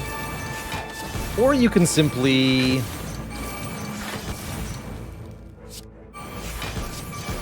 never cycle your deck by winning the fight the first time around. Correct.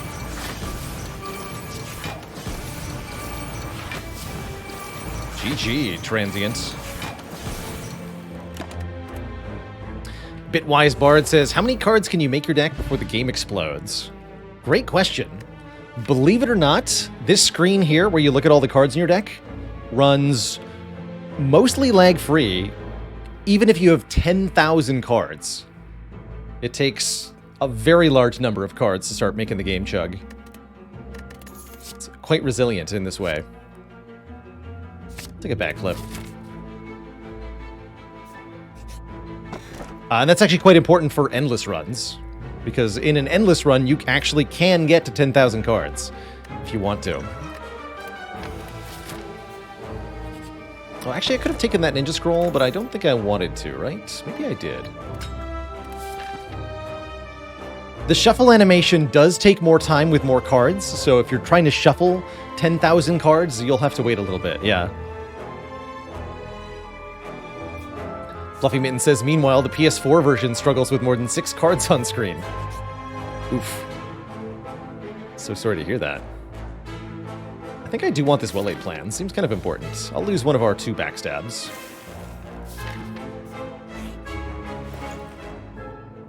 There it is, the second Master of Strategy. I guess it won't be the last card after all. That or we're losing. Either way, here we are, 2 Master of Strategies. It's time to master the master. And buy another backflip, too. Seems good. Could buy the accuracy. I'm going to hold on to our money on the very low chance that there's another enlightenment in the final shop. Very low chance, but it might happen. We'll hold on just for that low chance of occurring. I did want that ninja scroll, actually. My bad. It's alright. Seems like we're finally getting enough block cards, at least.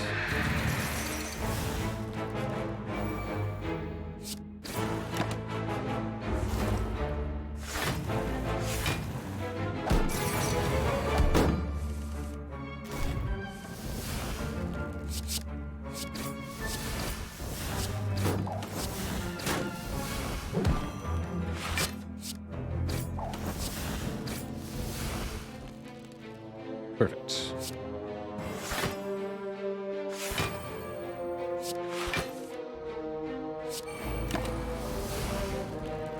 Should have backflipped earlier there.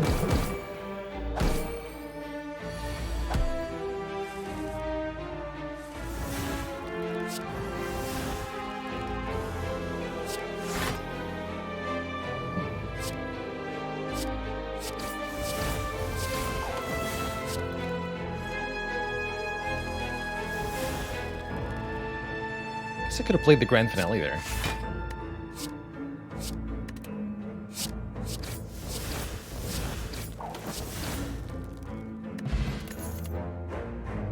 One more piercing whale. 2 is a good number to have for the end game here.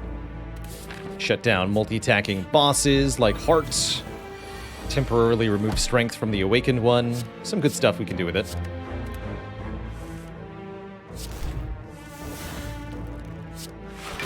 Akabeko Riddle with Holes. Let's get him. Boom. 14 times 5. You'd love to see it.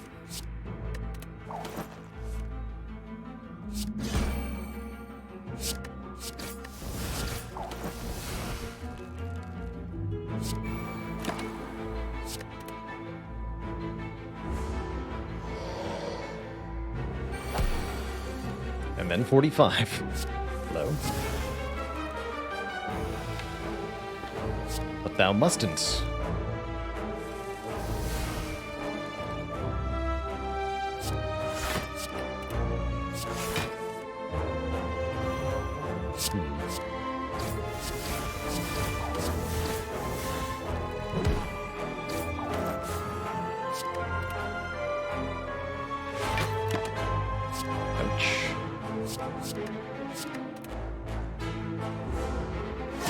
It's not a big deal with Pantograph. Bag of Marbles. Enemies are vulnerable on turn 1. And I am going to take a dodge and roll because of our immense dexterity score. Block this turn and block next turn will be quite good. Is it going Infamous? We did indeed win the Clad run. Mastering the Decay Curse last run. That was a good time.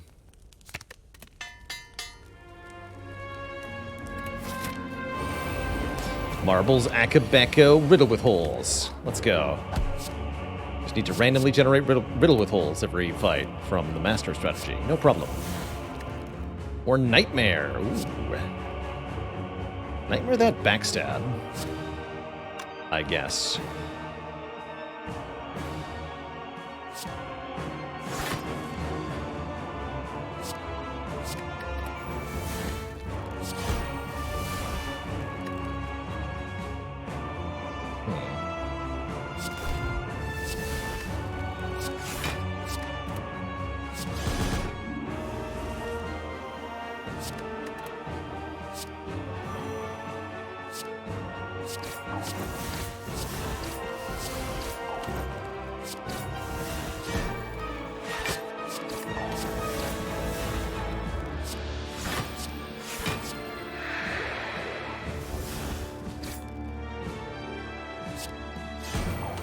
Four additional cards, please.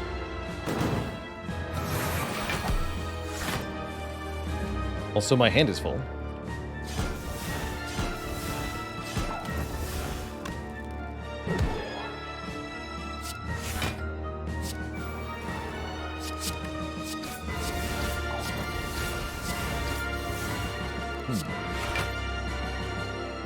First, the outmaneuver.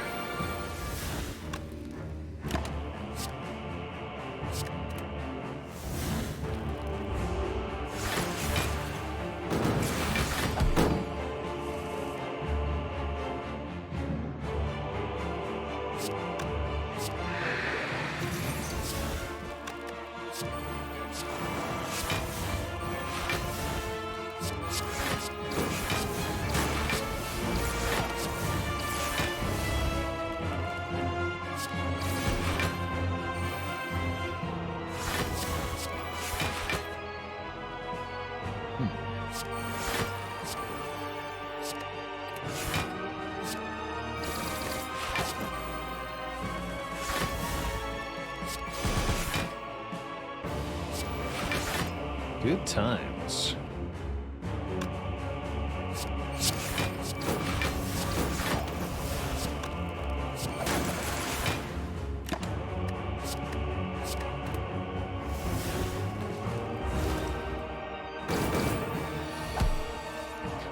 Chronanax, thanks for the Prime sub. Welcome to the Cozy Sub Club.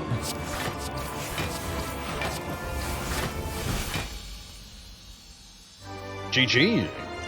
One boss down, one to go. But that boss is Time Eater, who can definitely prove a bit of an issue for us. Rather hard to spam attack cards versus this boss, although notably not impossible. There are some who call me Tim.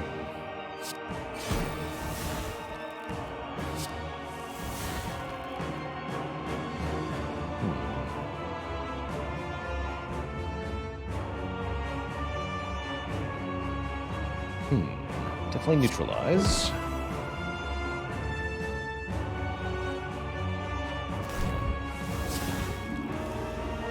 Well, that's not that helpful.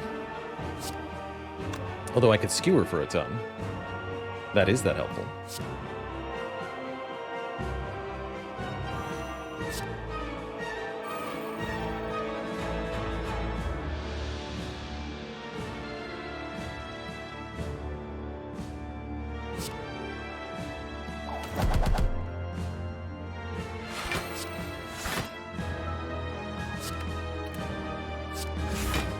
I don't want more shit, so.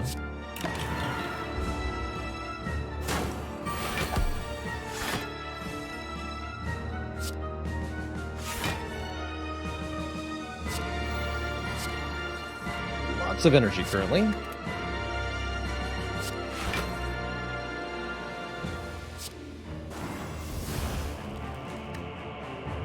Sure. That'll do just fine.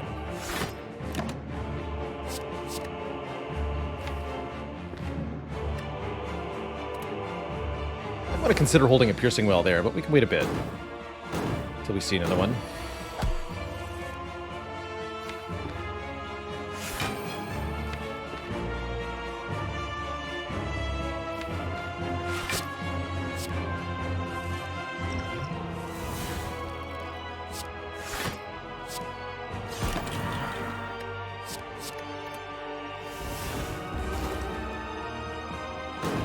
Plenty of health to work with this fight. It's okay if we lose most of it, since we already beat the first boss. We should try to get another kunai here. Possible. Good.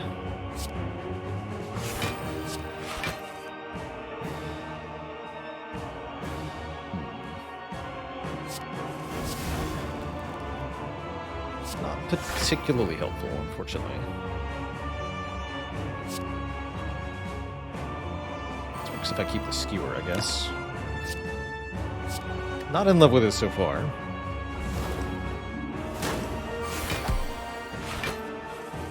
Okay, we get the other piercing whale. That'll do.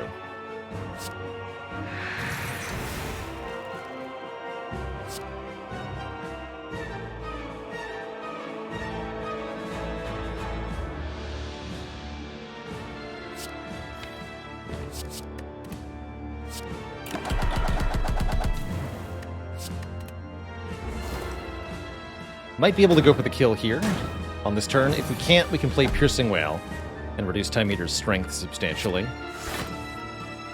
Looks like that's what I'll do. Just play Piercing Wail, lower the strength back down to 0, and then on future turns, Time Eater thinks they have 0 strength. Basically.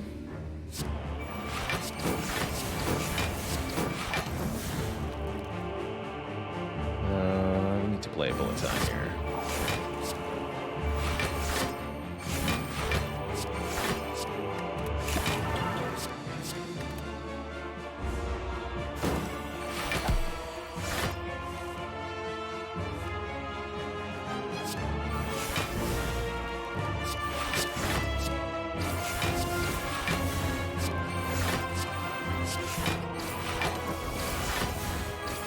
Play two bullet times, are you prevented from drawing cards on the next turn? No. Doesn't carry over from turn to turn, thankfully. Be pretty nuts if it did.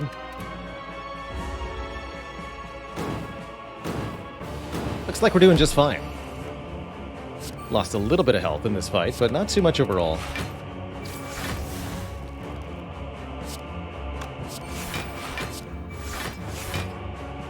Not too much.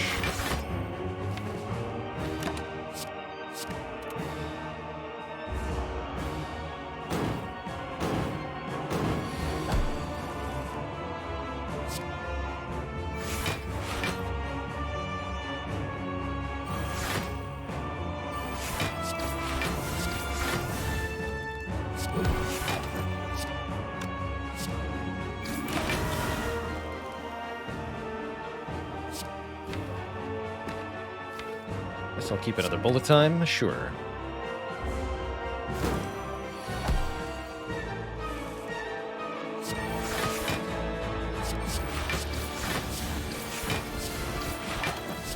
Damage per card is a little bit lacking. Slightly concerned that could be a little bit iffy in the heart fight, but only slightly. I think ultimately we can probably just play lots of cards. And everything will be fine.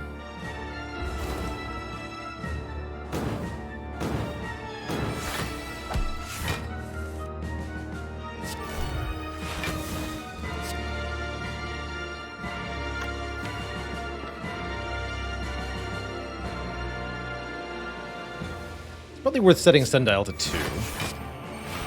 At the very minimum here. Let's wait 1 second. Although I'd like Happy Flower also on 2. So I think I'll just go for the kill right now. GG. Two thump, two thump, two thump, a deep pulsing dread could be felt throughout the room. Is this the heart of the Spire, the source of all these strategies? Onward. And how's it going, Julio Agosto? Only won once per character on this game, then I can't get to win anymore. Trying to watch to learn a bit. Well, you're certainly in the right place. So you'll find this is a very question-friendly community. Even if I don't answer if I don't answer a particular question or provide an asked-for piece of advice, odds are somebody in Twitch chat is highly knowledgeable and willing to share or answer.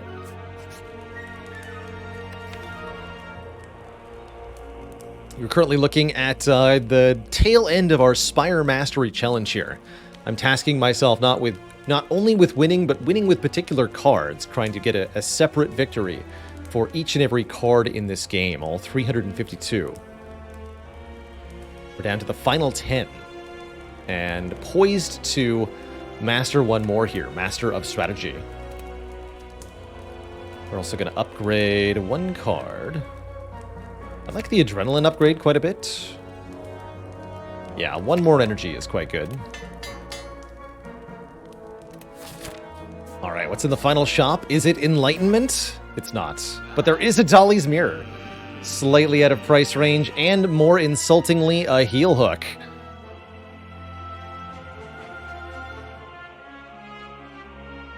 I guess I'll buy that, huh? just in case. Merchant.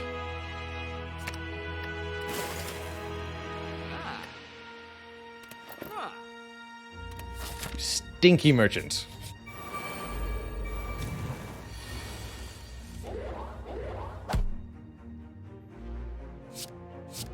What I thought. Stinky. Storm of Steel. You got it. Discard the entire hand. Turn it into another Storm of Steel. All right, well, we win this fight. Good talk. Got him.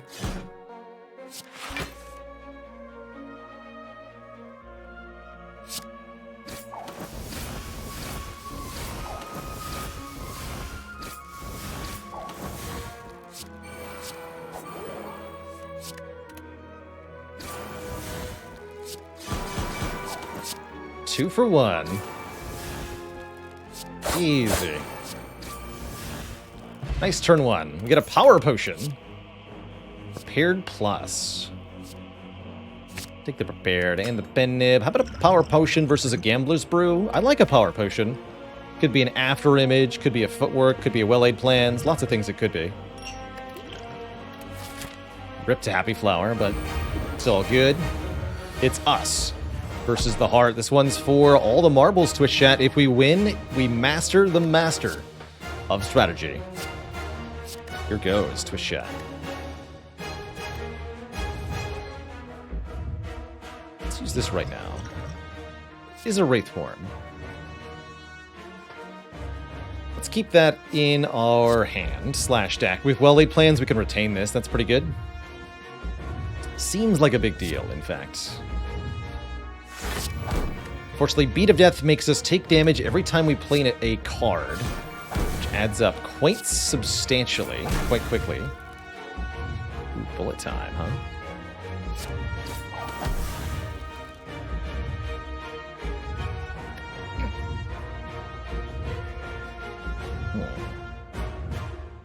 You don't say.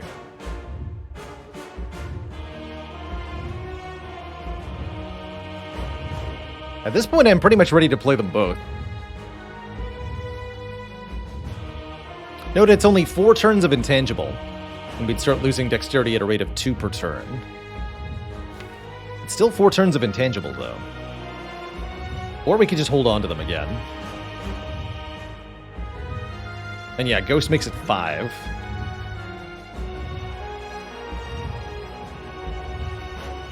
I don't think we play them right now. That's the initial learning. Don't play them yet. Ow.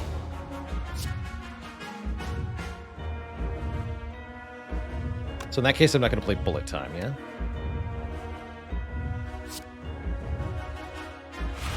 Go well-laid plans, outmaneuver. Keep Wraith form backflip? I think that's right.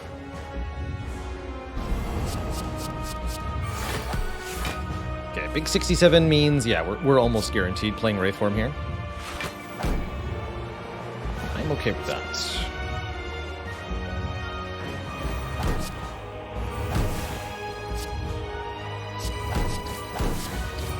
Caltrops, that helps a lot.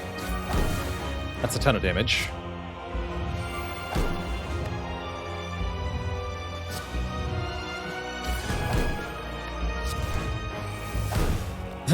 Okay, fair enough.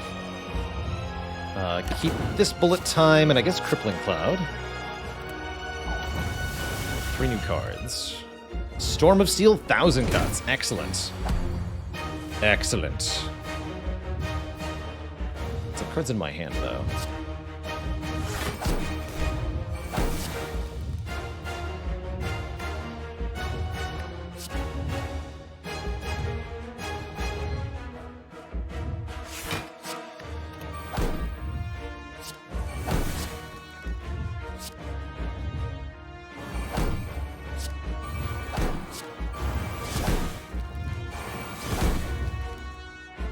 malaise. Good.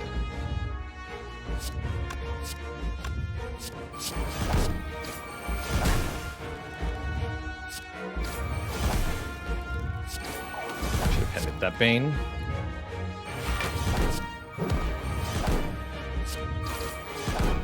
Okay, so we malaise to reduce this to 0 by 15, then play Storm of Steel? I think that's the case.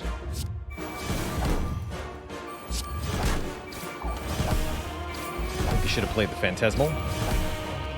It's all good.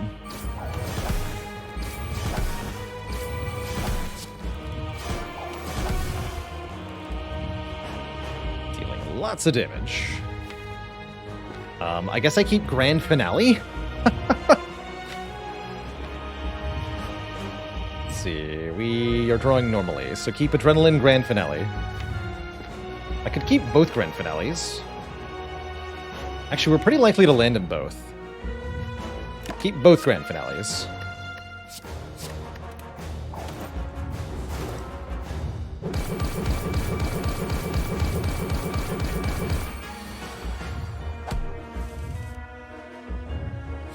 The grandest finale. Grand finale. The damage.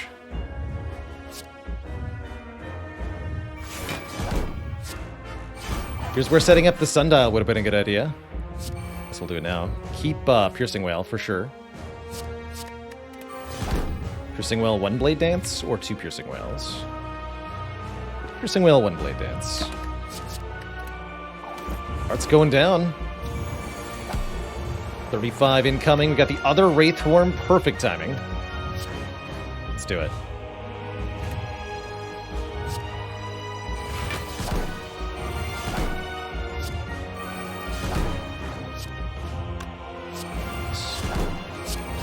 It's not quite the right order.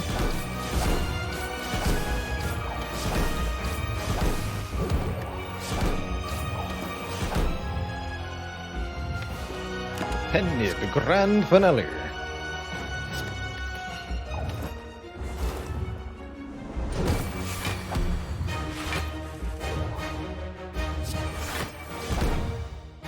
So I'll Penny the choke. Kind of underwhelming, but oh well.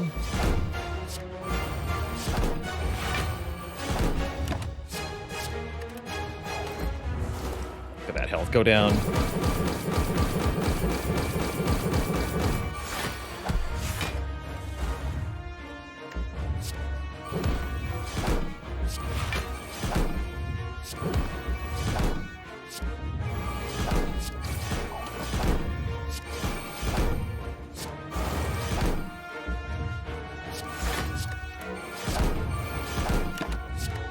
Easy peasy. Be free, my ghosty friend. Be free. GG. GG.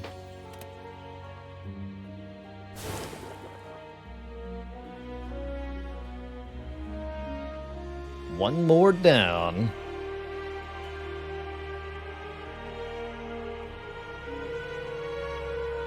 Not too bad. Not too bad. GG. GG.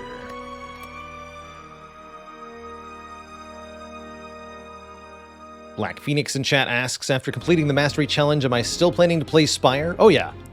I'd like to do some more win streaking in Slay the Spire once we're done with the Mastery Challenge. Don't plan on getting rid of Spire anytime soon. Don't worry. Spire's been very good to me, and I would like to keep playing it for a little while longer. It is paying all my bills, after all. It's part of the incentive. Vinzan, thanks for the 4 months. Almost there. We're getting so close. So close.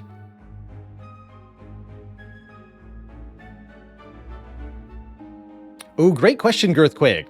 Girthquake asks, does Apotheosis upgrade the cards taken by the Bronze Automaton's minions?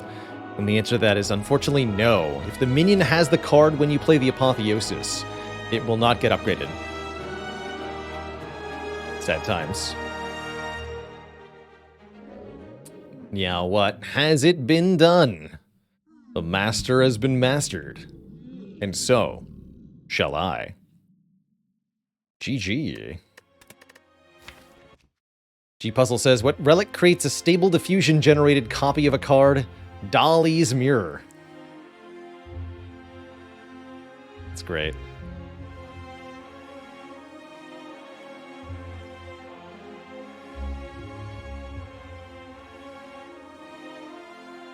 Joe Joestar, thanks for the 2 months in the Prime sub. Always glad to be part of the Cozy Sub Club. An early Dead Branch definitely made a very silly time for this silent... The strong silent type, too, with the Gurya. This was very pleasant. Just very consistently clean and devastating, thanks to a lot of just really good relics. Starting from Dead Branch. Thought we were going to have trouble dealing damage to Heart, but it ended up being that was no problem whatsoever, thanks to the grand finales and the Caltrops we generated. Do I have a favorite Dolly's Mirror memory unrelated to the Mastery Challenge? Believe it or not, the Necronomicon Mastery Run was not the first time I've used the Dolly's Mirror on the Necronomicon curse. Trying to remember some other silly shenanigans. Ending up with 2 very upgraded Searing Blows is always a good time, too. I think there was one time we had 2 Ritual Daggers that were each about 200 damage. Those are all pretty good memories. Did I just come back and immediately master 3 cards? I sure did, Roach the Horse. I sure did. Colorless and curse cards, too. Some of the hardest to get. So there's only 1 rare colorless card left? Is that correct? Or did we just get all of them?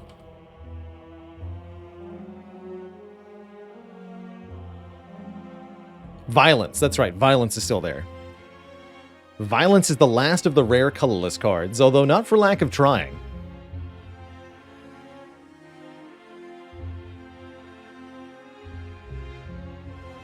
Not for lack of trying, that's for sure.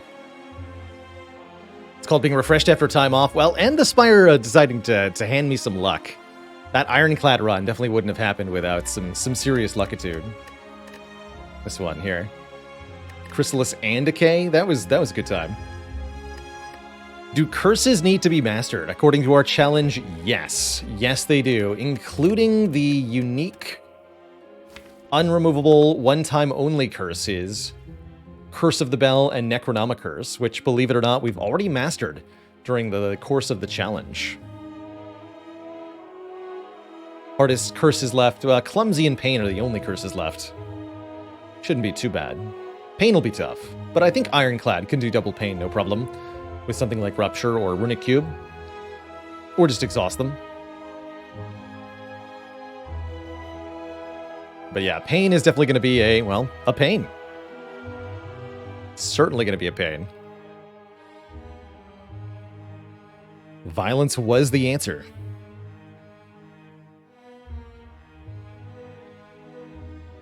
How many events can give Clumsy? Matching Keep? I think that might be it, actually.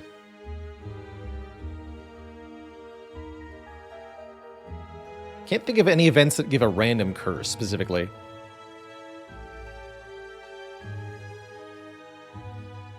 Character that would be easiest to master Pain on would be Ironclad first and probably Watcher second. Watcher because she can scry the Pain curse away and not draw it.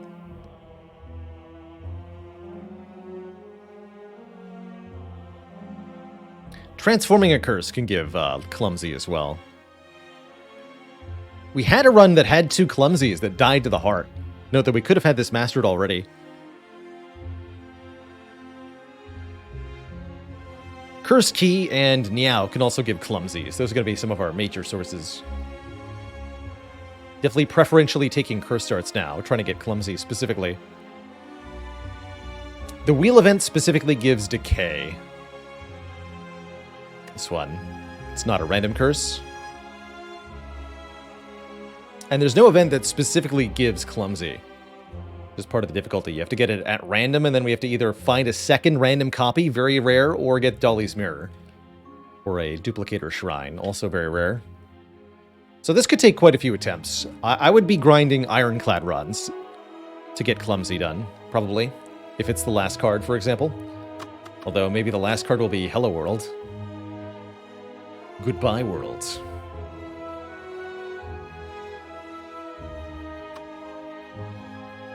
For those who have never seen Pride, this is a curse you can only find in Endless mode. That's actually why it's excused from the Mastery Challenge. Playing in Endless mode, for your third time through the game, you'll be given some Pride curses.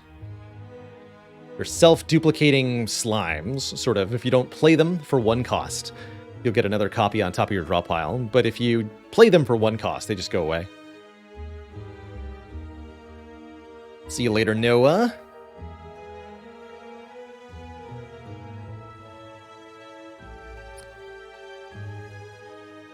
"718 says, would I use Filter the Spire to try to get the final curses? With something like Curse Key? I'd like to do it as legit as possible. Using seeds in any way, shape, or form would be kind of forcing the challenge. Cheating a little bit, although also saving me a lot of time. I was planning on doing this if Necronomicurse was the last card to be mastered, because trying to force runs just to find Necronomicurse, we could play for 1,000 hours, and it wouldn't be guaranteed by any stretch of the imagination. But because it happened naturally, I want to see if we can get every single card without forcing or cheating in any way. I think we can do it. So, full legit, let's do it. Yeah, that Necro run was absurd. Absurd. Do I avoid beta arts for viewers? Yes, Mutator. I find beta arts are a little confusing, particularly if you have a lot of beta arts enabled. It can be very difficult to recognize cards for viewers. It just makes it visually a bit more noisy. I very much like the color palette and art style of the game in its unmodified state. So changing things to beta art, although cute on a per card basis, it really kind of deconstructs one of the important visual elements of Slay the Spire. So prefer not to do that. Minus a couple of cards that I really like. The beta art on. Double Energy, for example. And I think we have Boot Sequence enabled also. There it is, yeah. And Multicast. So there's 3 defect cards I use the beta art on. And Wraithform, too. Yeah, so there's a handful.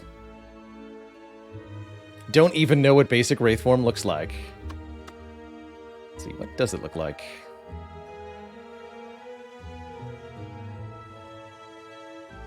It's like a worse spooky ghost. You can see why I don't remember it. I like the beta way more. Way more.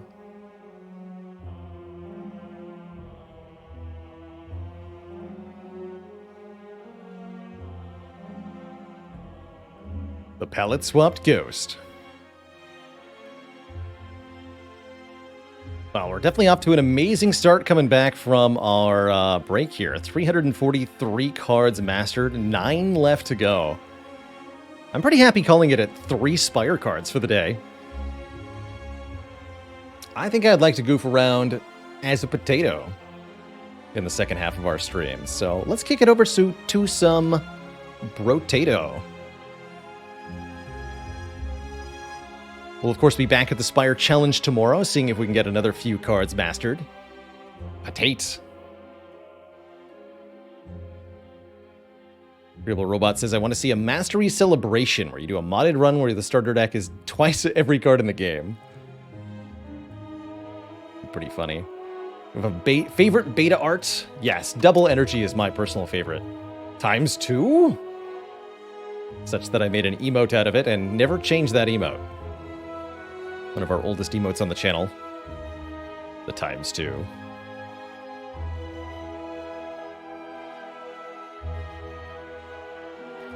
For You Up says, any advice for unlocking Arms Dealer? Recycling that many weapons seems quite challenging.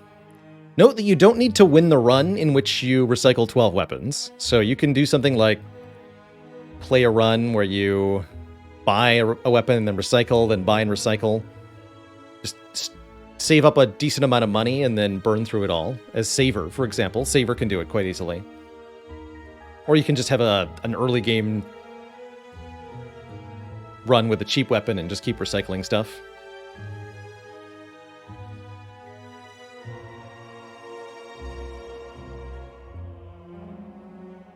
Unlocking Cryptid is easiest to do as Explorer, character with more tree spawns and a larger map.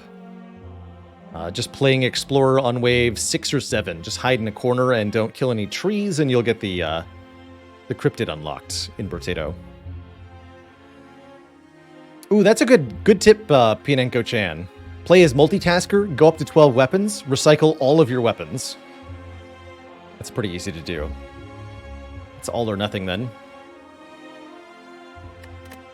All or nothing. All right, so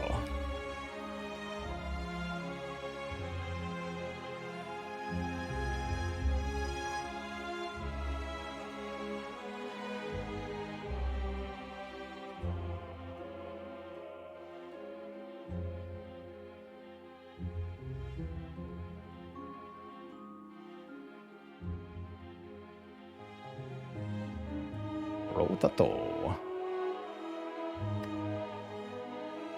I'm going to leave you all on the Brotato main screen as we switch games here. This is also where I'm going to choose to refill the leg, stretch the water. So I'll be back in 5 minutes or so, Twitch chats. And upon my return, it's getting spud-tacular in here.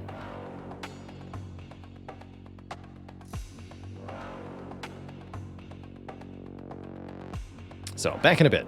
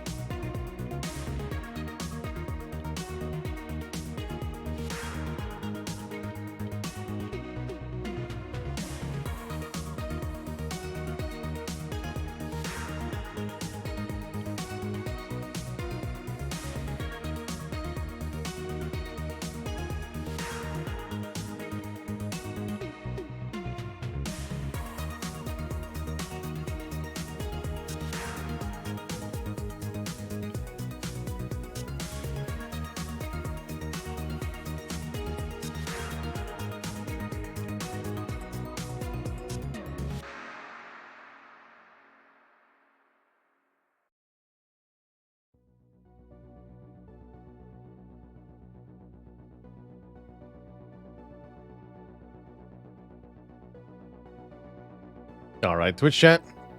Your patience has been rewarded with some more stream time.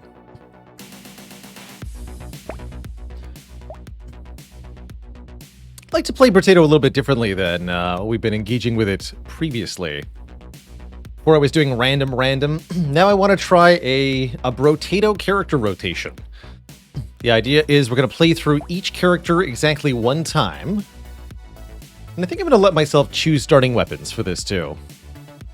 So, play through each character once, choosing the starting weapon as we go, and seeing how many wins versus how many losses we can do. And that means playing with well-rounded first. A Brotation, that's right. Well, I play with the most optimal, in my opinion, weapon each time. Not always. In some cases, I'll be trying to either show off a slightly different direction you can build in, or trying something out, in case I'm not familiar with it. And I think I'm going to start out with Taser on Well-Rounded, which I do not think is the most optimal weapon. Probably for Well-Rounded, SMG, Shotgun, and arguably Ghost Flint are all pretty good starts. But I want to try Taser here and create an elemental build on Well-Rounded, who can build in just about any direction. It's Chili, thanks for 28 months of support. Did I hear Force Thief Dagger Econ build? Thief Daggers are pretty good. Definitely. And indeed, choosing my own weapon, I don't want to have too many SMG runs. If I pick it on every character that can, it's going to be a lot of characters. So why Taser? Taser is notable for being a support weapon, which means if you have multiple tasers, you'll get a free bonus to your harvesting stat, which gives experience and money each wave, and that can be very, very strong indeed. Grab a bit more speed here. Pruners are also a support weapon, a support melee weapon, and one that's quite powerful. I suppose we'll go Pruners and Tasers? That's kind of fun. Matajal, thanks for 18 months. Got nothing smart to say, but how about something funny? Scared Sausage is pretty interesting. Right now I want to get more support weapons, first and foremost. Could add a double-barrel shotgun, but I'm going to try to go support-type weapons here. Benefit from that free harvesting. Just looking to roll for weapons that I think are good. Second Pruner, perfect. Let's do one more roll. Second Taser, wow, and Snake plus Scared Sausage? Okay, I'll take both of those. Multiple Tasers will give a bonus to the elemental stat, and that's going to make both of these work pretty well. Now we're a mage. It's kind of cool, actually.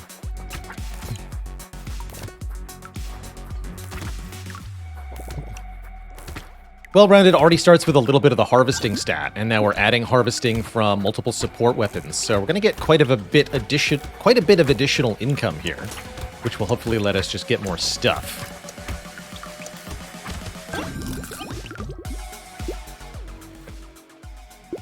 Let's grab a little bit of regeneration. And definitely going to take 10 attack speed. Here in the early waves, I'm usually looking for a white stat up and something that's pretty valuable to the build, or just a blue or better stat up in just about anything. And a blue attack speed up is excellent here. Take the sausage first, and I'll pay for one reroll. One more, actually, looking for weapons. More tasers or pruners. Dang it. Alright, fine. Cute Monkey's a good way to heal, actually. Chance to heal when picking up materials is good.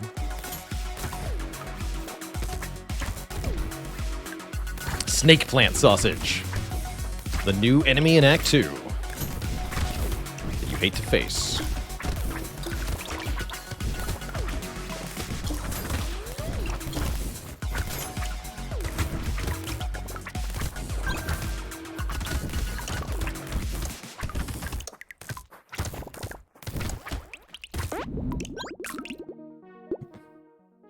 Ten more attack speed. Wow. Normally I'd take 5 harvesting here, but if you're going to give me blue attack speed ups, I'm going to take them.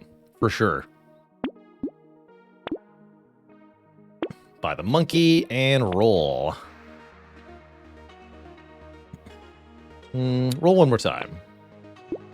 Alright, coupon's fine. The rest isn't that good. Guess we do want a bit of melee damage stat for the pruners.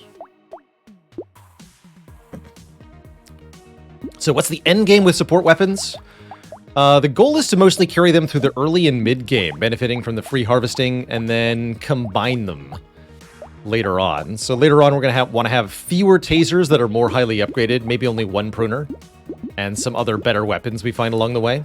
I'm not going to take the lumberjack shirt right now.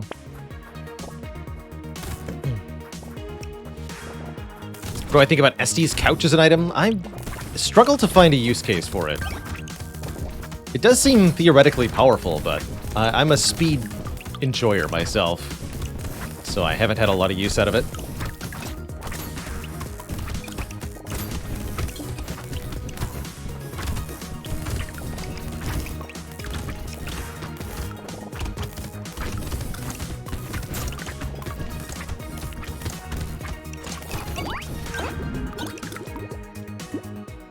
Our first crate providing free duct tape. 1 armor for 2 max health is usually worth it. Sure. And I'm going to snag more harvesting, putting us over the 40 harvesting threshold. As well as take, I guess, another blue attack speed up. If you're going to keep offering them to me, I'm going to keep taking them. Same with the monkeys. Take the monkey. Do I take the speed up? I still want another weapon. Here we go. Finally, we have 6 weapons. Good.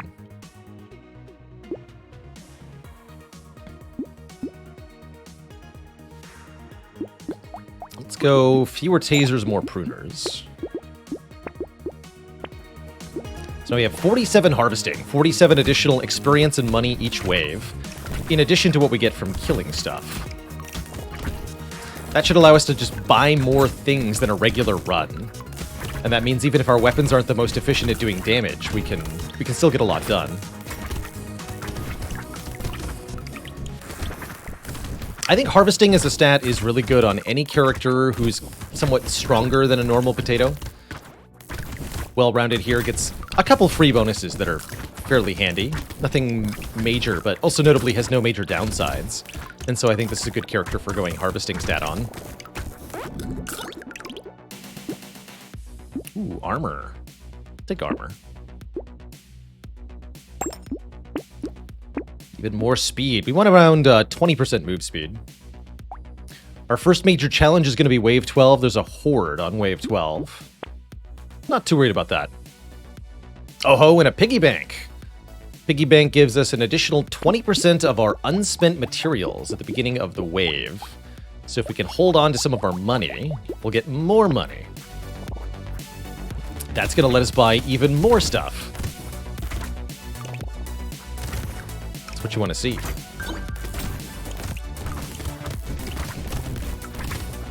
The power of compound interest.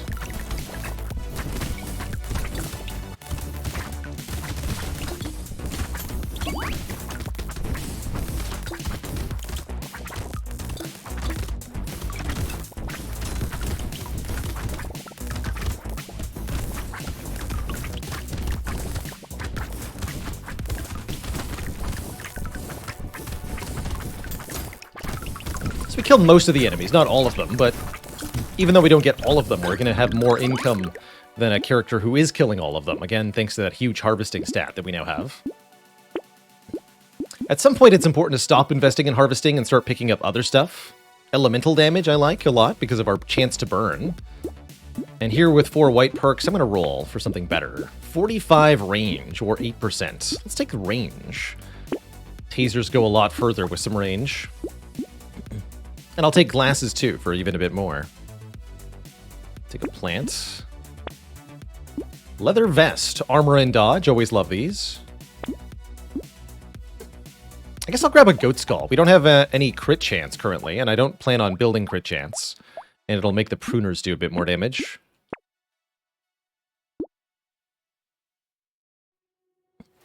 Upgrade the pruner. And I think we'll skip the weird ghost. Probably shouldn't have spent all my money, though. I definitely forgot I have a piggy bank. Let's try to regain some of that.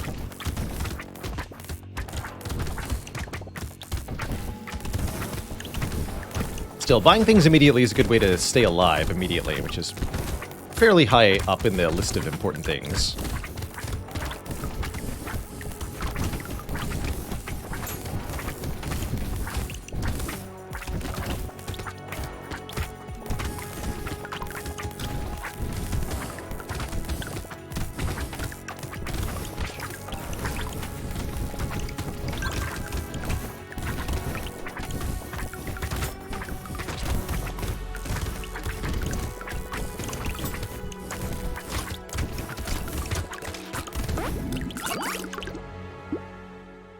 Health from consumables, very good with all these pruners.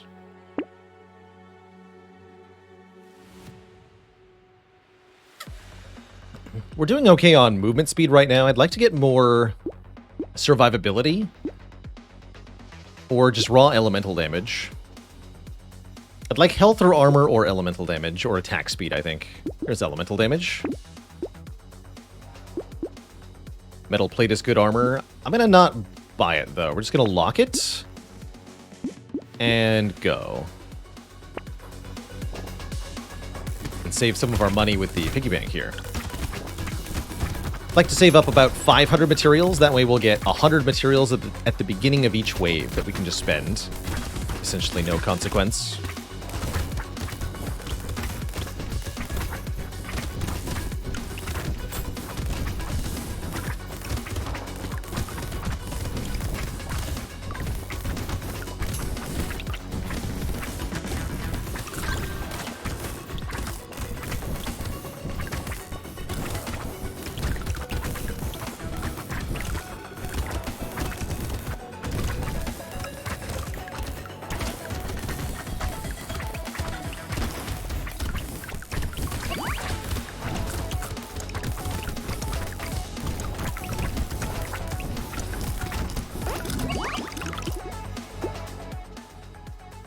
Alien Baby, that's a huge increase to max health, but also a big increase of enemy speed. Normally I don't find this item worth it, but right now it's almost doubling our health. I'm gonna try it. Let's see how badly I regret this. Definitely want our own speed to be quite high. 20 luck. Interesting. Luck is a relatively nebulous stat, but 20 of it is pretty helpful. It means we're more likely to find item crates from trees, more likely to find health pickups from enemies, more likely to find higher rarity thing in the shop, too. Sure, I'll take it. Wow, bandana. That's pretty cool. Bandana right before wave 9, even, actually. Yeah, let's just buy that immediately. So that we can pierce. I'm just going to lock both of these. Save some more money. So now our tasers have a little bit of AoE power. Kind of nice.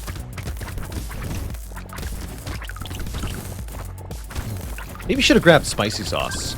I always find it a bit expensive. But being able to make our health pickups into explosive items seems pretty useful with so many of them, right? Food for thought. Definitely notice the faster enemies. At least the tasers slow them down again.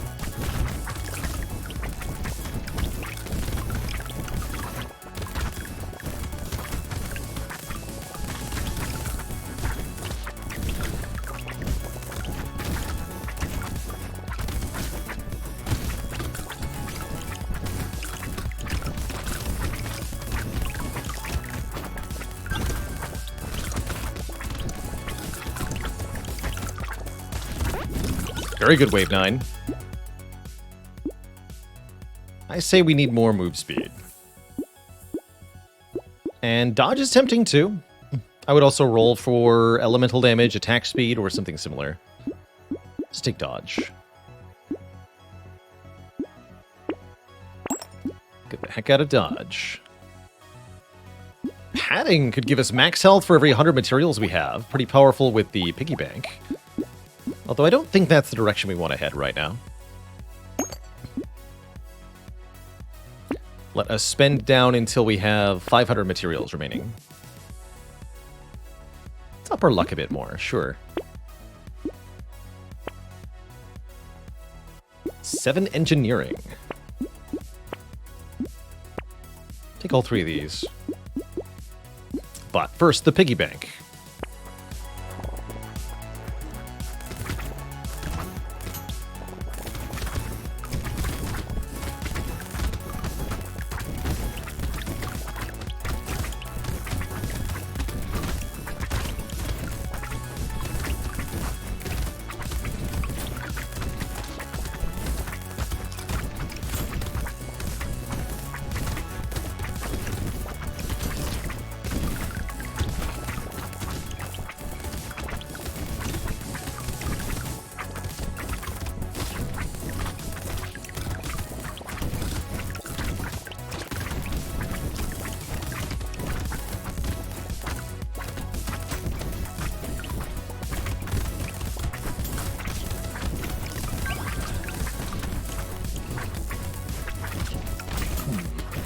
Spooky.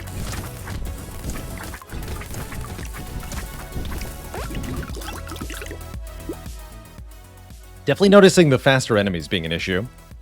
Wonder if we should have taken that white flag we saw earlier. I don't want more enemies. That's definitely the case right now.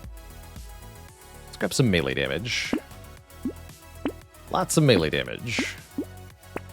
Hoping we can find a better melee weapon kind of soonish. There we go, white flag, buy that. Less enemies, please. I'll lock up Bean Teacher for the Horde wave, too. That seems good. Sure. Do I have any guide videos for Brotato? Nothing edited that I've made. Done a couple of highlights for the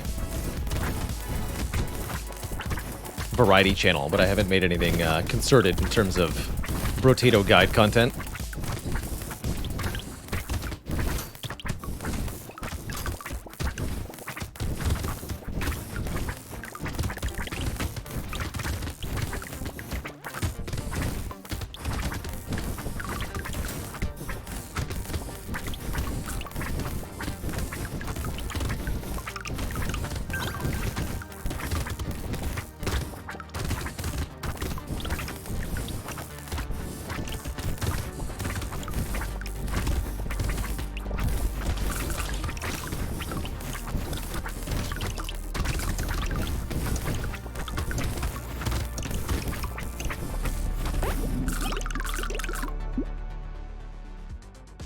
I'll take 3 more elemental. Could do with a bit more damage output. Buy a wheelbarrow too, because I'm crazy. Leather vest keeps us alive better. Got a horde wave coming up. It'd be nice if I could find something that would help with a horde. Could maybe pick up a spear just to have something. Could definitely hit a lot of enemies at the same time. You know what? Let's do that. I'm just going to add that spear. For this horde wave, specifically. Could even recycle it afterwards. Just having it is important, though.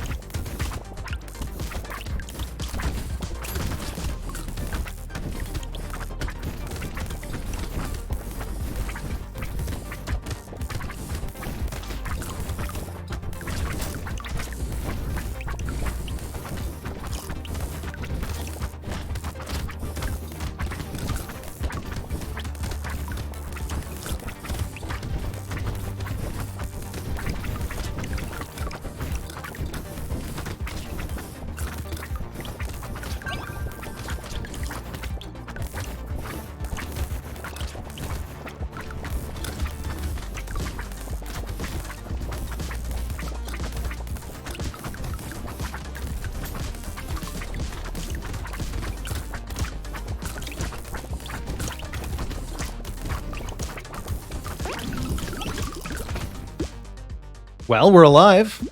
That counts for quite a bit. Let's fix our damage. Or improve our damage, I guess. Don't know if I would call it fixed. Do we add more spears? I suppose that we do.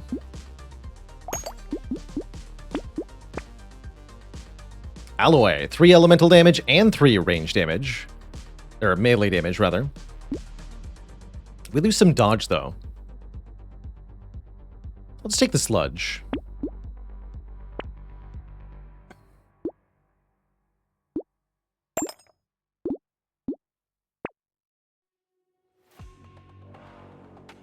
Ugly Tooth, that'll help a lot with these really fast enemies that we're facing. I like that. I like that a lot.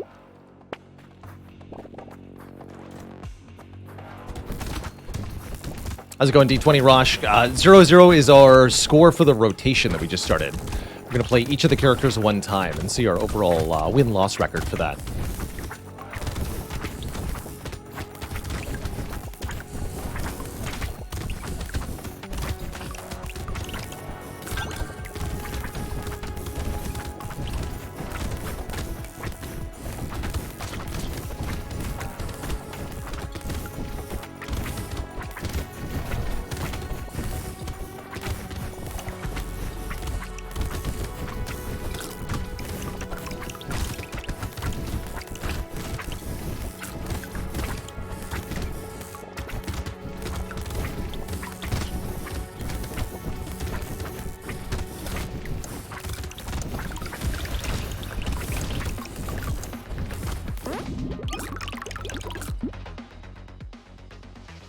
All of them. Yeah, that's right. We'll win every run. Just watch. Maybe not every run, but I'm hoping for more than half to start. Yeah, we can do a lot better than that. 10, no more than 10 losses. I think we can do. Speed and range, I'll take it. Especially before the elite. Let's go to our one red taser. Red taser shoots 4 projectiles with a higher base damage. Very strong. Very strong. Actually a pretty good anti-elite weapon, too. Not sure we can kill this chef. I don't think I'm going to try. We're not that good at damage. Should focus on killing these little bullet-spawning enemies, in fact. They're a far greater threat in large numbers.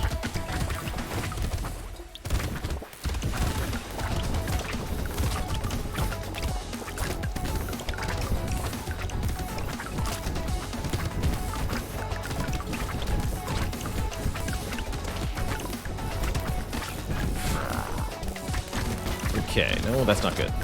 No, then I've already lost. Fair enough. Fair enough. Well, I can't say that I felt that good about the taser start on well-rounded. I should probably not mess around if I want an actual record on these.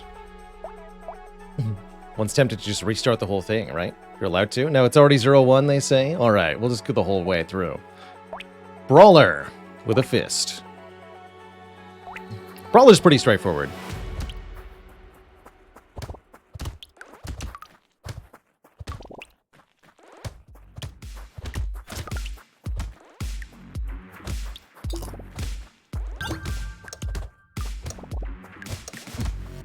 I think only some of the characters can start well with support weapons. But ultimately, actually, I don't feel like it was the support weapon that lost me that run. I feel it was like 100% the alien baby. And that I should never take alien baby, because I don't think it's ever worth it.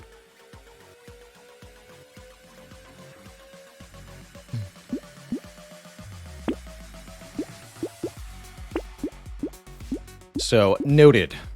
Even if it's offered to you for free when you have only 22 max health, it's a terrible idea. Terrible, terrible idea.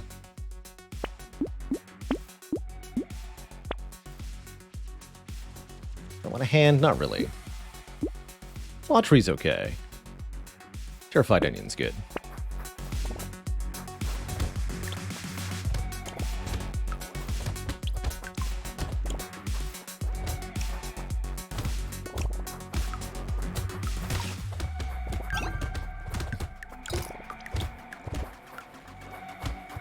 Only take it as a win more if you need the enemies to reach you faster. That I could see. That I could definitely see. More harvesting. Excellent. I'm just going to go Pure Fist. Seems straightforward enough.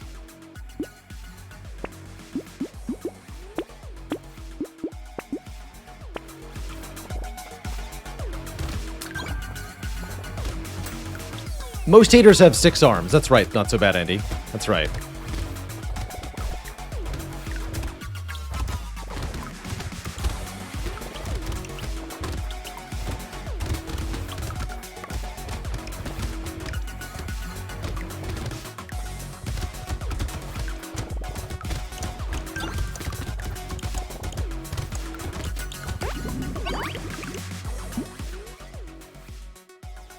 Brawler doesn't actually necessarily want more range, but I'll take some. The less your range is, the faster you can attack with the fists. And that can be very strong. Very, very strong.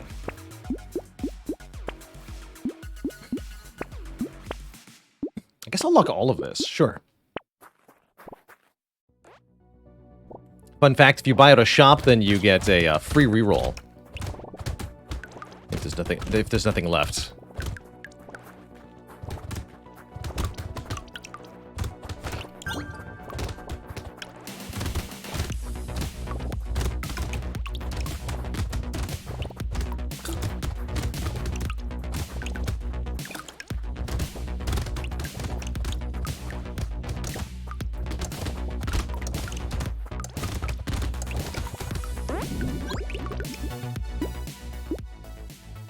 Some early max health. Attack speed's just fine, too.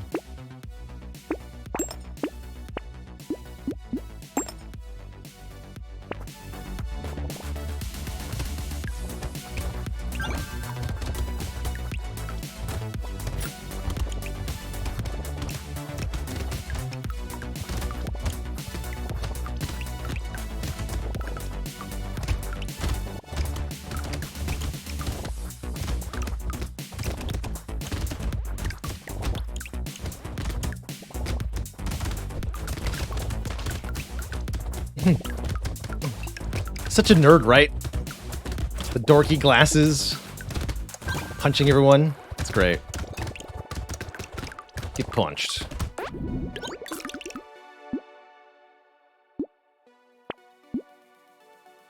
Take 2 more regen. And I guess we can have more harvesting. Dodge and harvesting. Perfect. Lots of dodge on this character, naturally. Combine up to purple.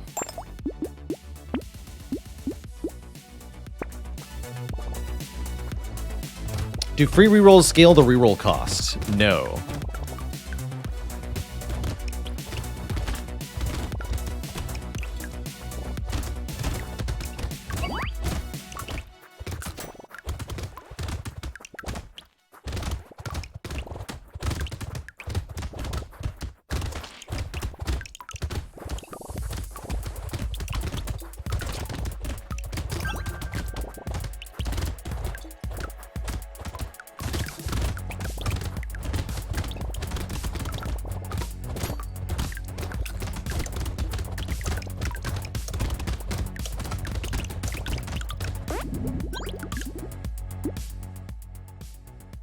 Sure.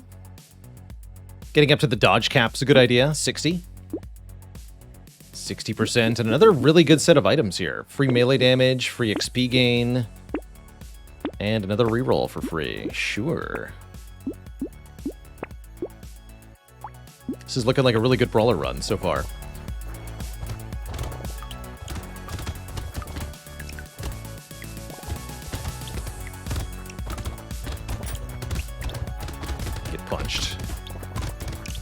Probably let all the big aliens hatch if I want to.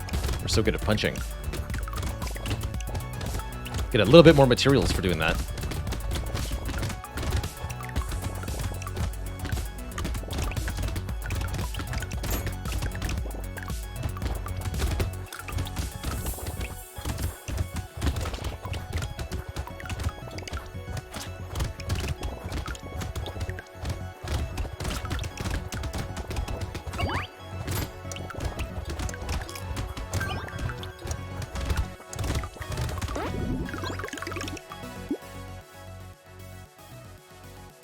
more bees. Excellent. And let's roll for armor. Level 10 is a guaranteed purple perk. I'd love melee damage or attack speed, specifically. Max health is good, too. How about move speed? Move speed's good. Take the move speed.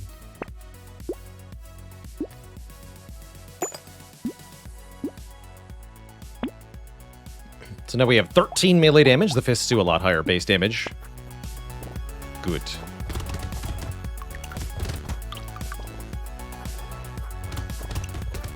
Which Brotato character is my spirit animal? Definitely lucky. 100% lucky.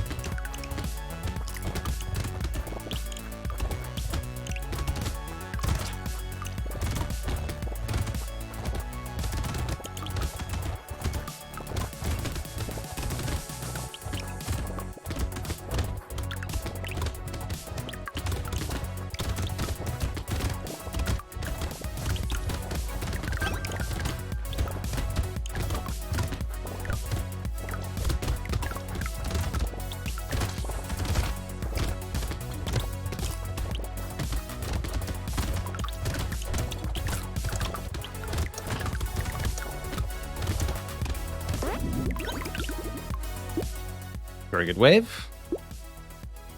It's not too early to start taking percent damages, but I think we can get more impact out of something else, like attack speed. Sure.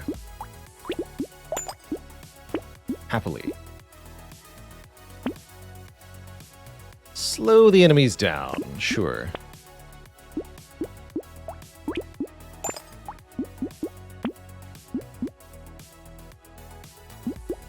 Works for me. Does range affect melee weapons? Yes. Melee weapons receive only half as much effect from the range stat. But they hit every enemy that their path goes through. So adding more range to melee weapons increases their AoE, essentially. In addition to this, melee weapons attack slower with more range because there's animation time for the weapon to go out to the distance that your range is, essentially. So you have faster attacks with shorter range melee weapons. A bit weird. That said, I still think it's worth investing in range if you're a melee character, usually, because hitting more enemies at the same time is very valuable. You can also begin your attack earlier when an enemy comes into range, and you have a larger safe zone around your character. These are all pretty valuable things. 10 harvesting.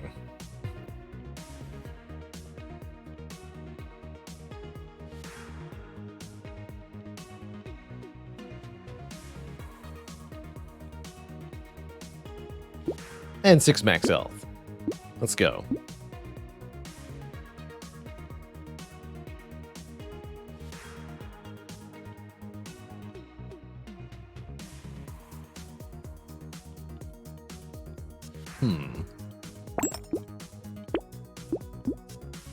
Don't think I want the luck from Lost Duck. Often don't find that particularly worth it. Now, coffees, those are worth it.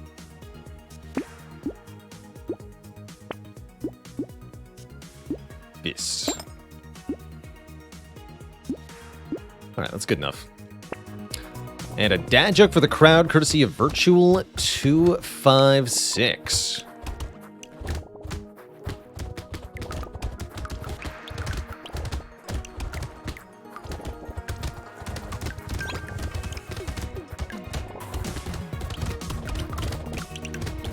Let's see what the old brain banks have today.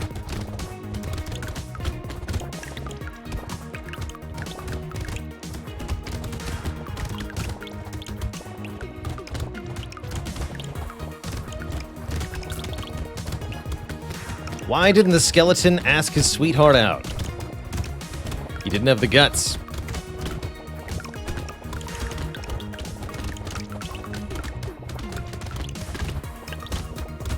No refunds for shit.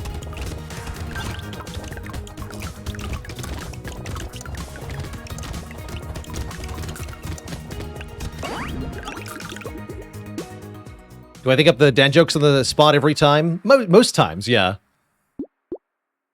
Chalk it up to watching too many episodes of Whose Line Is It Anyway as a kid.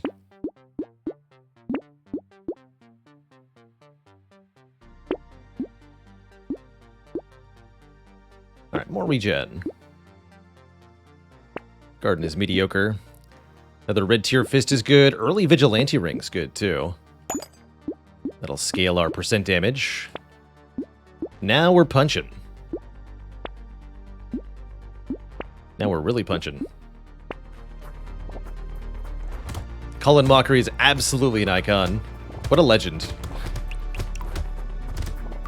I've had the pleasure of seeing him live a couple times too. Great show every time.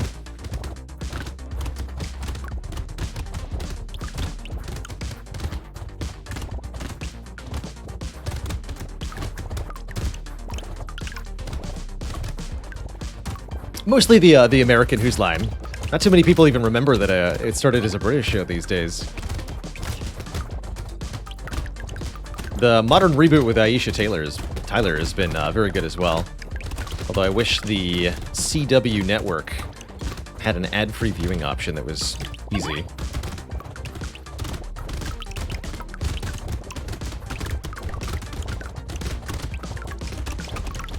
Get punched. Brawler can just do so much damage with fist weapons that it's pretty easy to clear everyone and everything easily. So easily.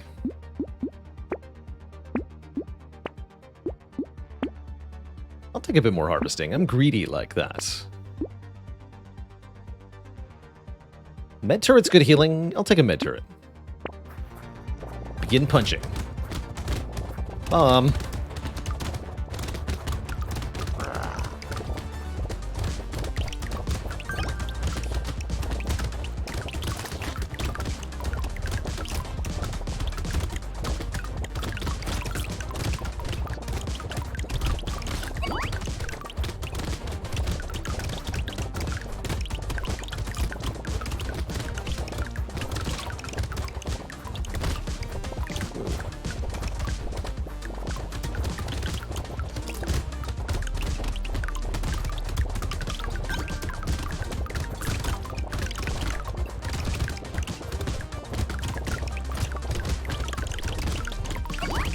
Punched. Real testament to our melee damage power to be able to kill that elite with a short-range weapon. Very hard to do. Very hard to do. 20 luck for -5 engineering. We also get 10 elemental damage. I mean, sure, I guess. Sure. And Pocket Factory? Why not? Why the heck not? Attack speed. We're also reasonably tanky. Not that tanky, actually. Well, with 58 dodge, we're doing okay. Another wolf helmet. That's totally unnecessary. Thanks, though.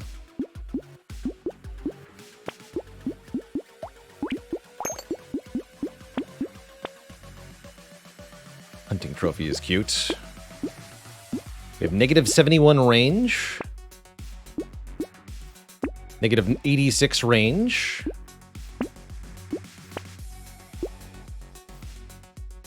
Do some luck. Why not? Onwards.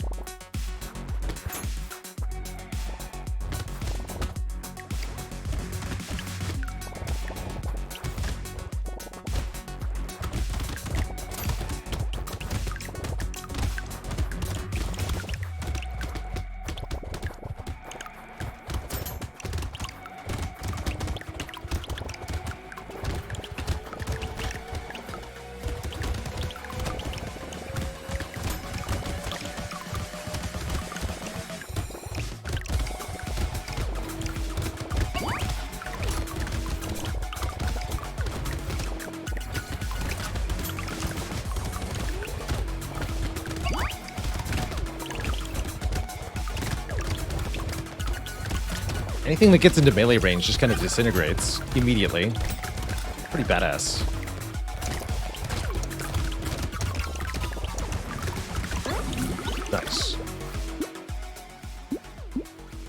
More damage. More luck. More melee damage. Why not? Even more melee damage. No such thing as too much, apparently. Well, 50 seems plenty. Can probably stop now. I guess.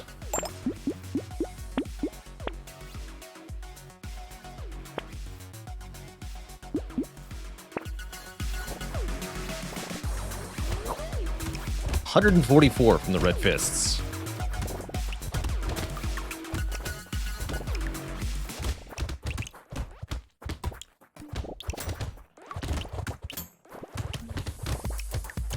Most of our enemies die in one hit.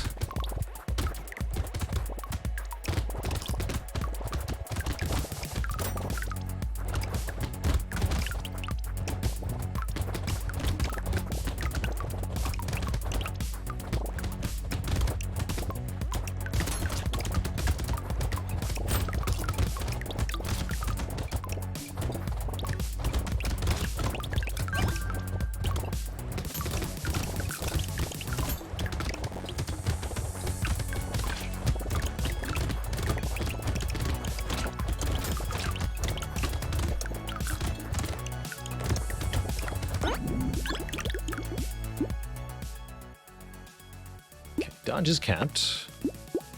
Damage isn't, though. In fact, there's no such thing as a damage cap.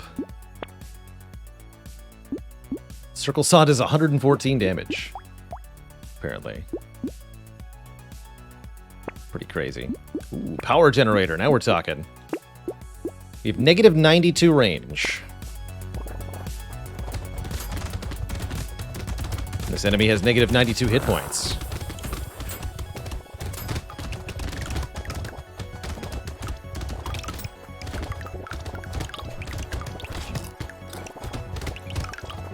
Simply punched.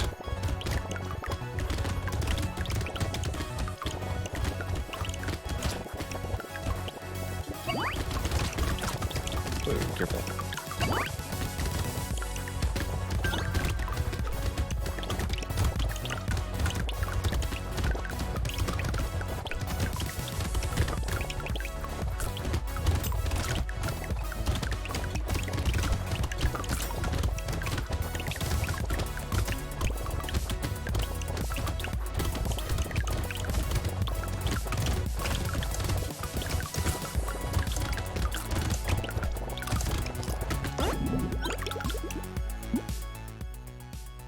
Okay, we'll take a little bit of range.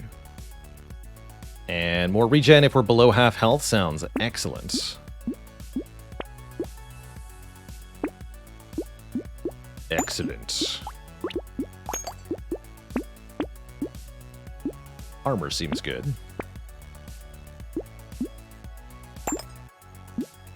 Don't want a baby with a beard.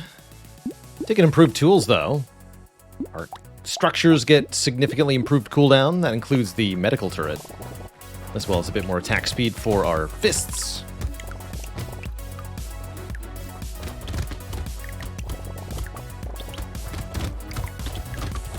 I find wave 16 one of the easier waves. Not that many enemies. Do be aware of the sort of ugly, lumpy-headed looking ones that are in the back. They buff the other enemies by giving them a red aura, and that makes them faster and do more damage, as well as having more health. So just kill the ugly ones first, and you're usually pretty good.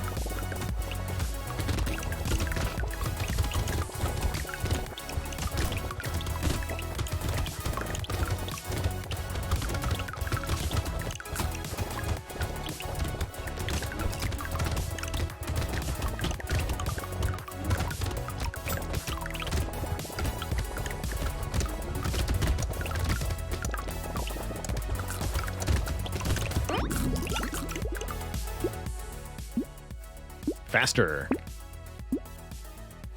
Wheater.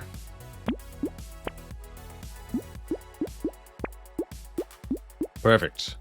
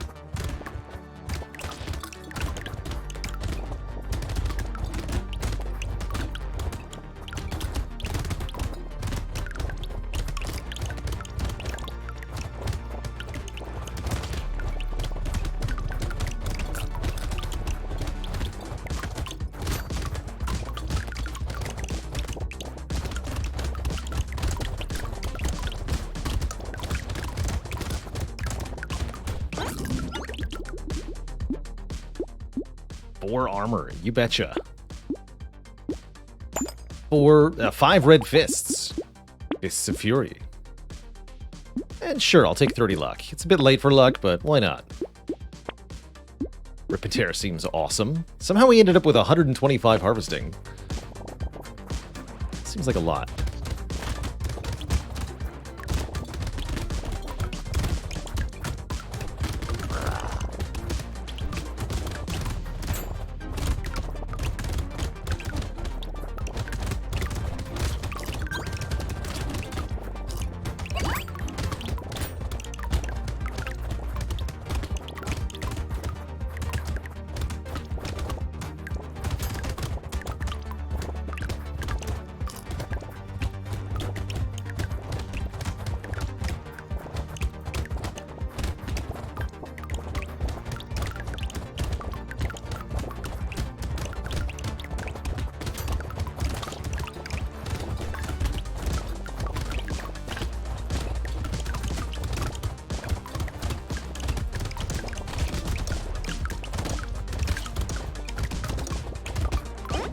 Beautiful. Estes Couch. Somebody's asking me about this. This is certainly not the time for it when you've got 29% move speed. Take the 70 materials, though. I'll take 12 max health as well. Enemies explode for 80 damage. Sure. I'll take a glass cannon, too, because why not?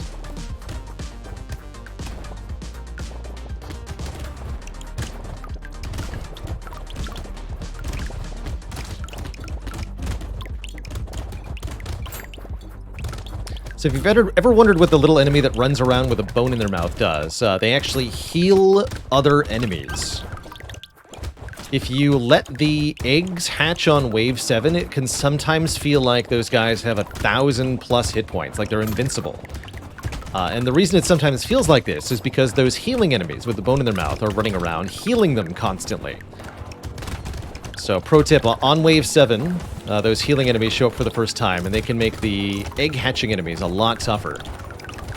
But that's their purpose. They're little healers.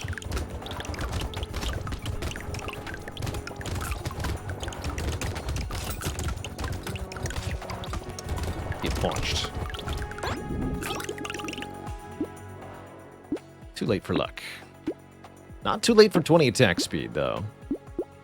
Yes, too late for Krine's Magical Leaf. Gives things at the end of the wave. Well, guess what? There's only one wave left.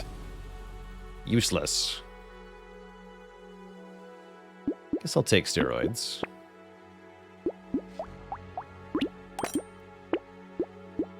And Wisdom, too. Wisdom's good on the final wave, although only if you're not going to kill the bosses really fast.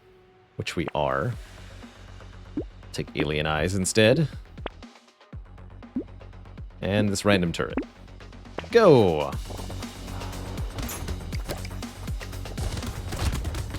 Prepare the puncheting.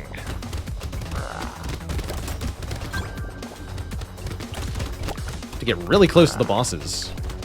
A bit uncomfortable.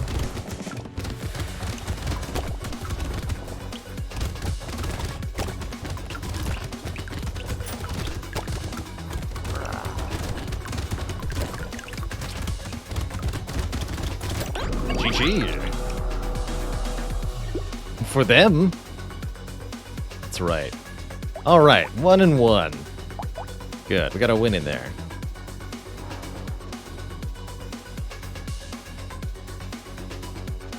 Bit scrappy.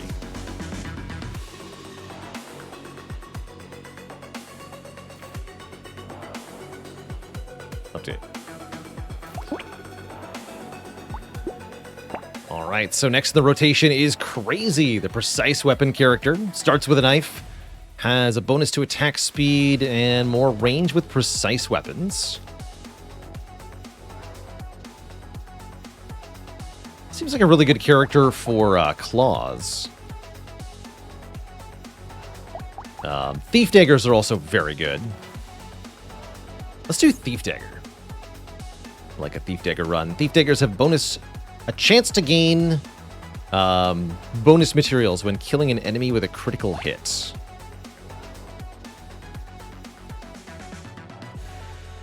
This character has a large dodge penalty, which makes any sort of dodge pretty bad on them. Normally, precise weapons are somewhat limited by their short range, but crazy getting a large range bonus. Oh, and no wonder it feels so big. It's also ignores the melee penalty to range, right? Normally, a melee weapon has 150 range here. We get the full plus 100 range onto the Thief Dagger, not plus 50, which is what we would get if we had a 100 range stat normally. Applies the full bonus. That's interesting.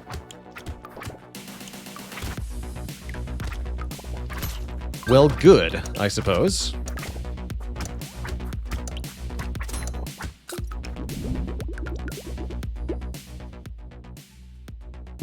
Let's grab some early melee damage. Make those knives hit a bit harder. More trees are also always welcome here. Oh, perfect. Perfect. All of this is everything I want. Do you need to click for the attacks? No, your weapons attack automatically, both the attacking and the aiming in Brotato. The only thing the player needs to do is move up, down, left, and right. You can engage a manual targeting mode through the options if you wish. But I think it's actually worse than targeting automatically for the most part.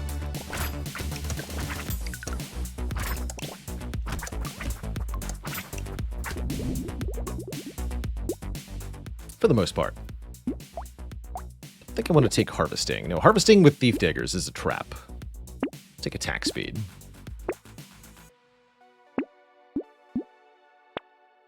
Perfect. More Thief Daggers, more better.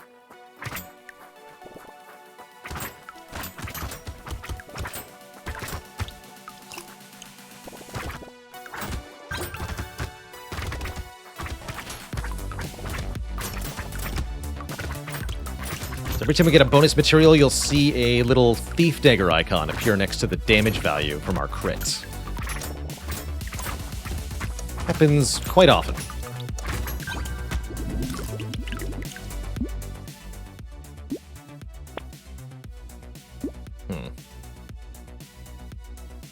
One more time. Oof. I guess take 5 Harvesting, but I don't love that. And let's grab some Lifesteal for healing. I suppose.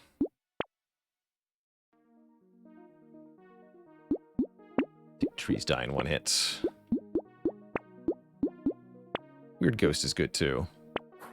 In the early waves, wave 5 Weird Ghost is pretty good.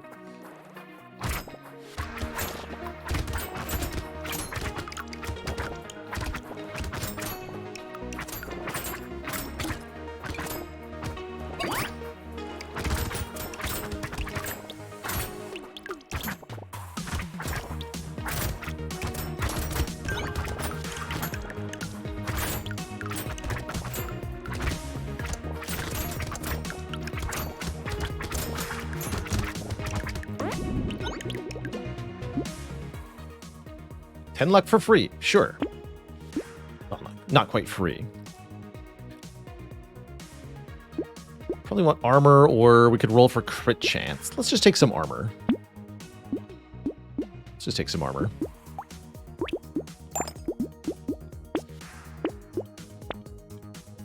Lure. 2 additional loot aliens during the next wave.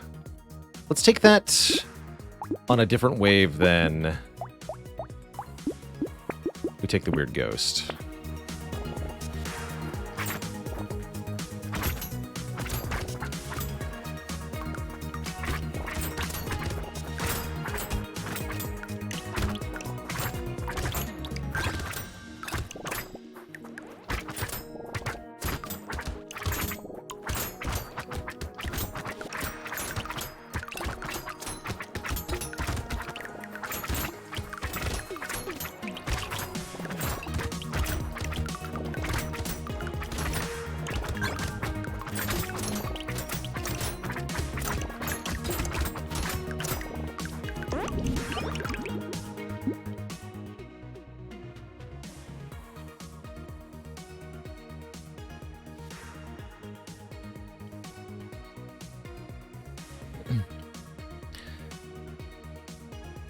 CRN is awesome. Here's one just for you.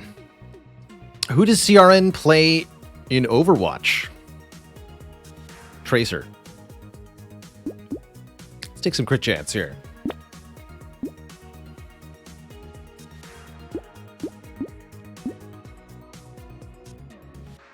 Grab more lifesteal? I'll take more lifesteal. No refunds. That's a pretty Dark Souls specific dad joke. So if that one flew over your head, I don't blame you.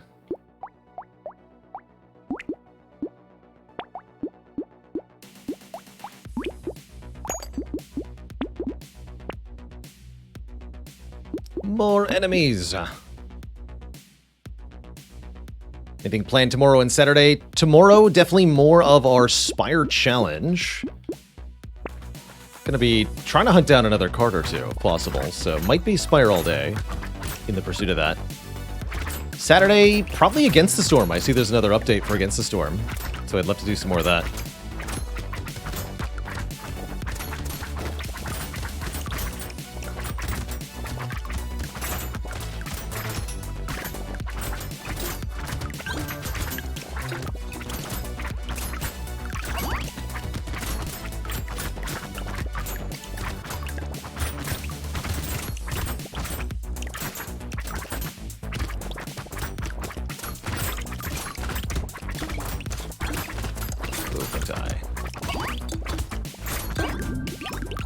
Okay, we need some more move speed. Take a Cyber Ball. And 6 melee damage or the move speed I asked for. Guess I'll take the move speed, though I don't love it.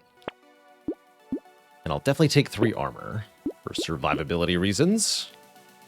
Let's grab another lure. I don't remember if I got both treasure aliens last time, but we'll try to get them both this time. And Duke of Lameness, thanks for 3 months. All is well in my corner of the world. Maybe even too well. Take a bit of regen. Whoops, I didn't mean to buy a campfire. Oh well. We have a campfire now.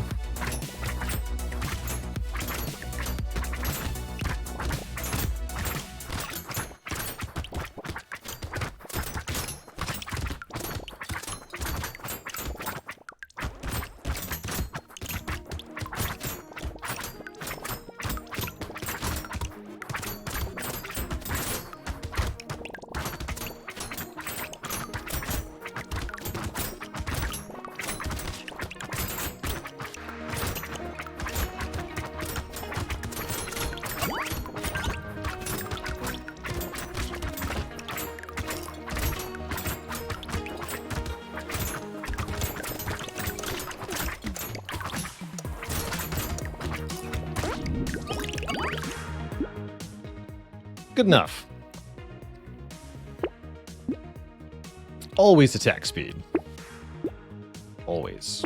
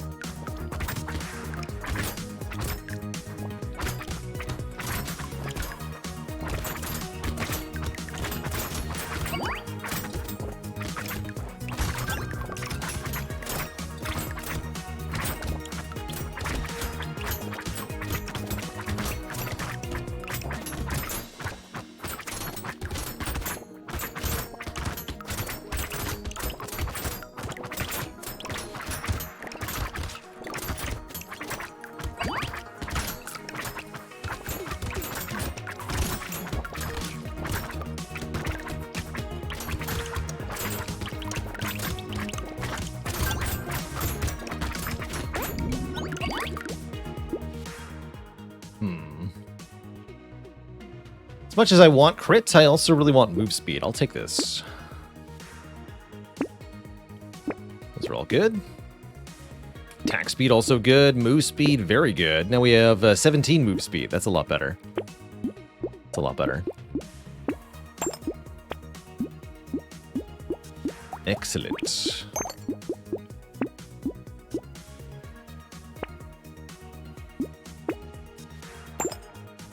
Perfect. 4 purple knives. Should get us a lot of extra income here on wave 9 from the Thief Daggers.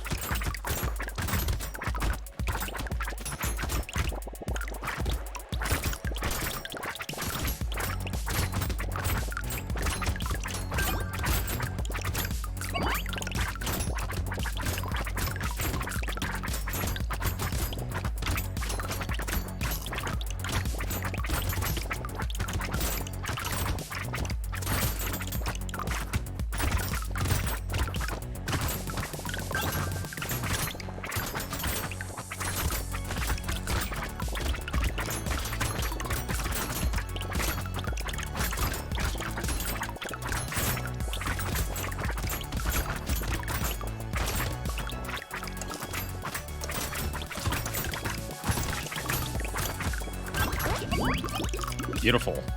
So what's our total bonus money so far? 159 plus 39 plus 13. So a little bit less than 200. Not actually that much.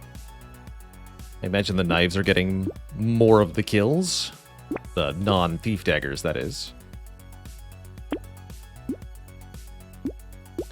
More move speed, please. And I'd like more tankiness. I guess 1 armor is not exactly exciting, but acceptable. 3 more, that'll do. We do have an elite coming up on wave 11, so let's grab Silver Bullet to do more damage to elites. Keep upping our knife power. Peacock's good too. More XP gain during the next wave, but also more enemy damage. A bit of a 2-sided coin. Get some crit here. Ooh, lots of crit. Excellent. Okay, crit's hard to get sometimes. So to get a ton of it all at once is very nice.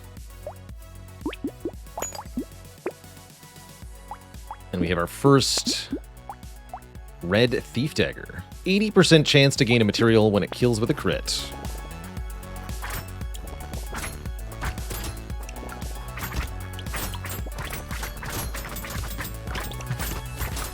The numbers tracked by the dagger is the total. When you combine 2 Thief Daggers, they add their total together for the stat purpose.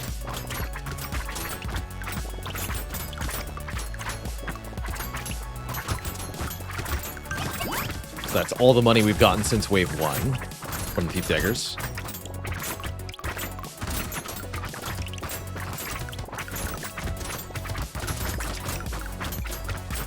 That's right, we have extra enemy damage. Wave 10 can be pretty challenging sometimes.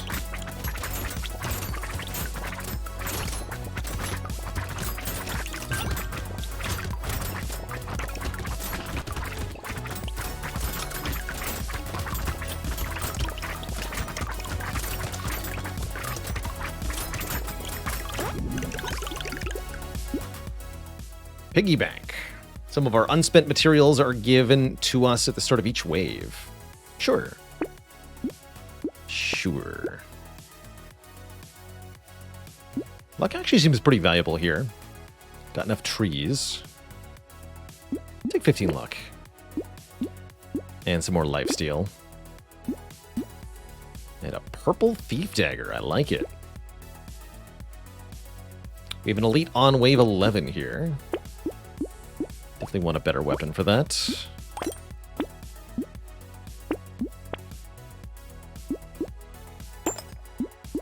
That'll lock. All right, elite. Let's see what you got.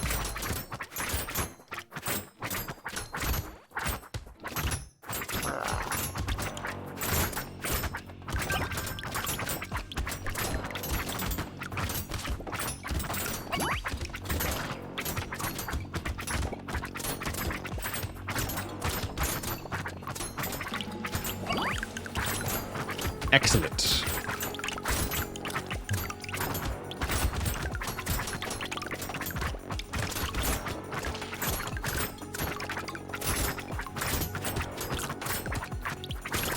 Excellent, Smithers.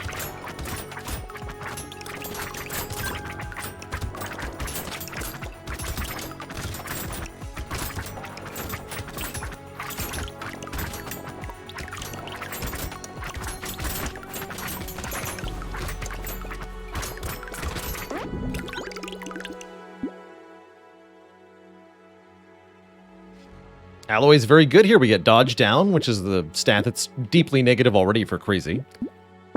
We get crit chance and melee damage up. We also now auto-collect materials. I like it. Let's take some survival. Lots of survival, please. Ooh, Rip and Tear. Rip and Tear seems badass. Let's do it. I should have combined my purple thief daggers. It's all good.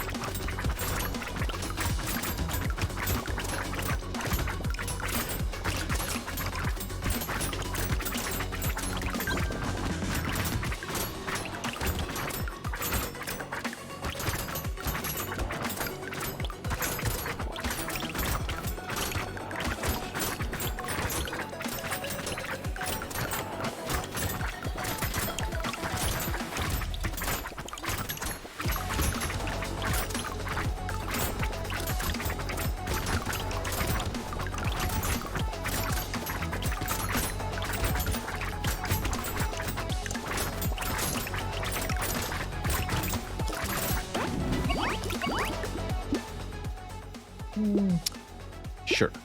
We have tardigrade, so starting at 1 health is not too bad. Guaranteed purple perk. I would like lifesteal. I would like lifesteal. Lifesteal's pretty good. Obliterator. Not with -9 range damage, I don't think.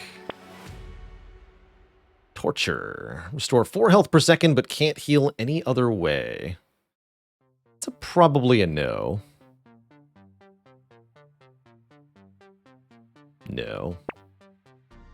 Lightning Shiv 4. Nah. Bean Teacher, yes. Give me more beans. And save the Peacock for the Horde wave, I think. Make this a double weird ghost wave.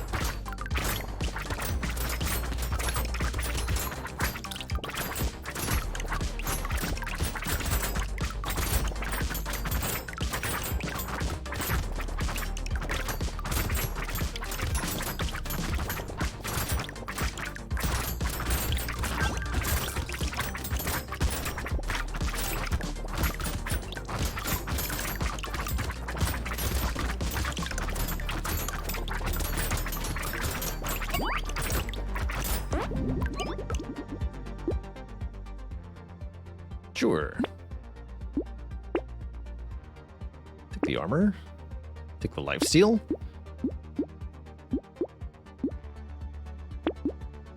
Take the wings. Alright, we'll keep the Peacock locked for the Horde wave.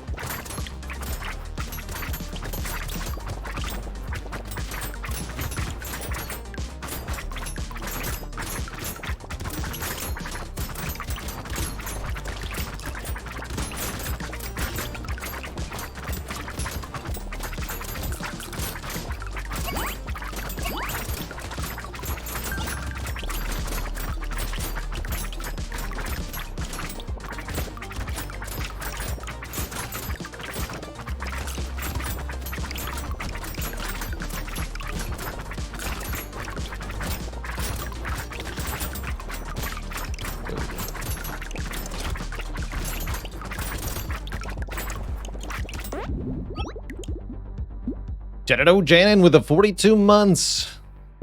Figured out the answer finally, but still not sure what the question is.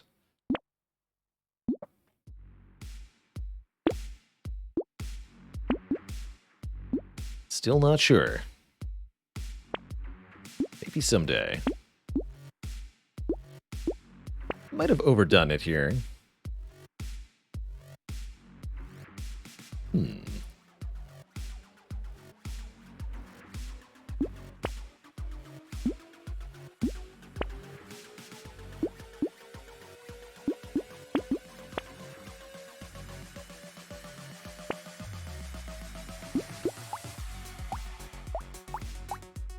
Okay, we're at 93 on the Thief Daggers. Let's go full crit.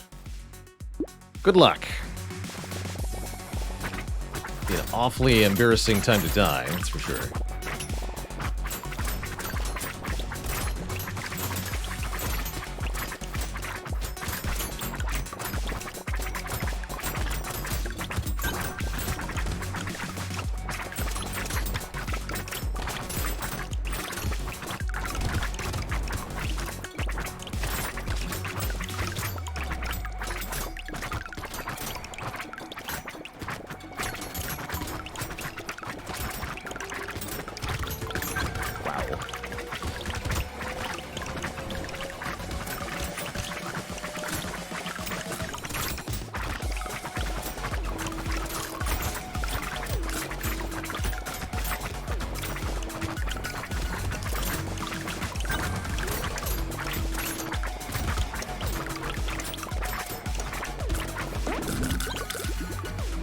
What are these red Thief Daggers at now? 625, 362 materials. So we're at over 1,000 in profit now. That's pretty good. And I want more lifesteal. Lifesteal attack speed.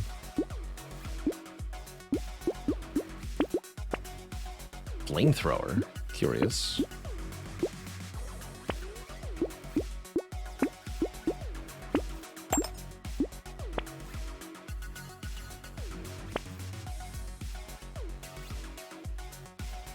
Guess we can swap out the white knife for a blue knife. Glass cannon. I'll do it. Kill them all.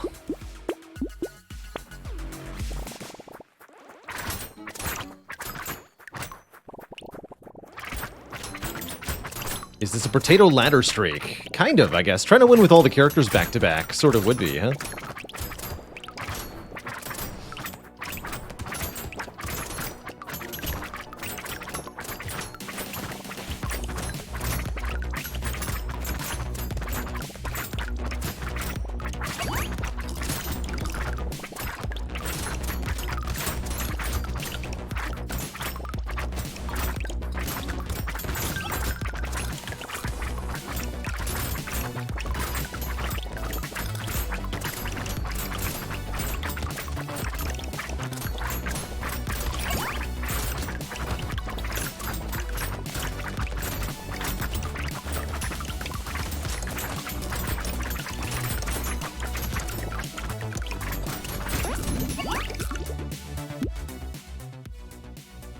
Even without the dodge, 2 armor for -3 health is worth it.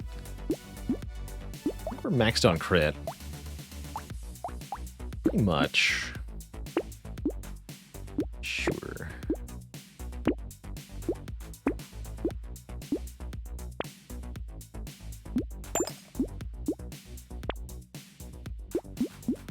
Max health's good. Melee damage is good. Alloy's good.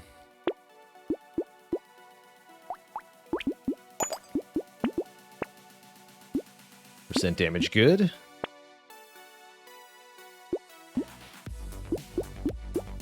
Alright, piggy bank.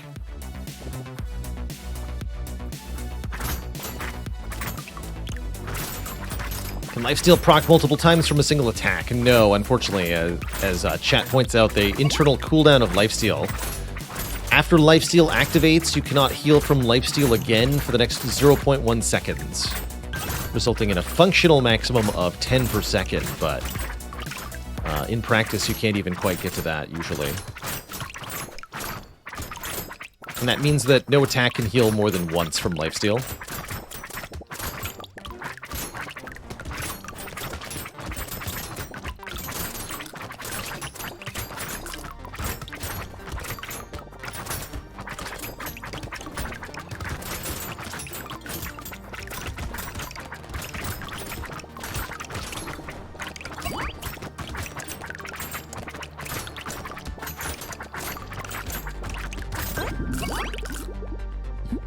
If I play with controller, yes, I use an Xbox 360 controller.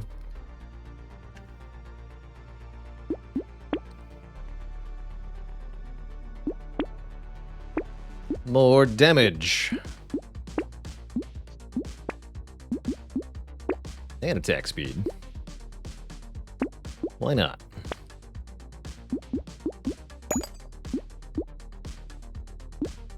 Medkit gives us lots of HP regen, sure. This is lots of melee damage. Perfect. Get wrecked, Elite.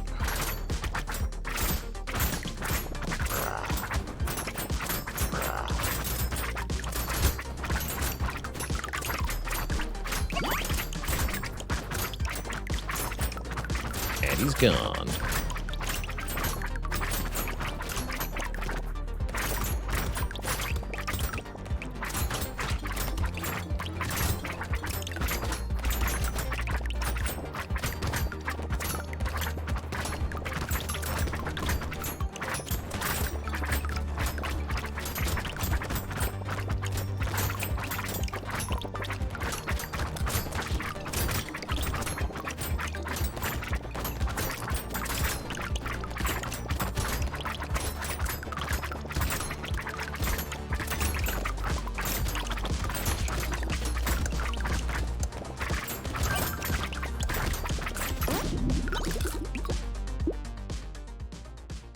Five more lifesteal and 20 dodge, which we can't use.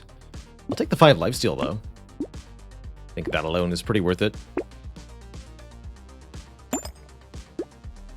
Seems fine to me. Attack speed.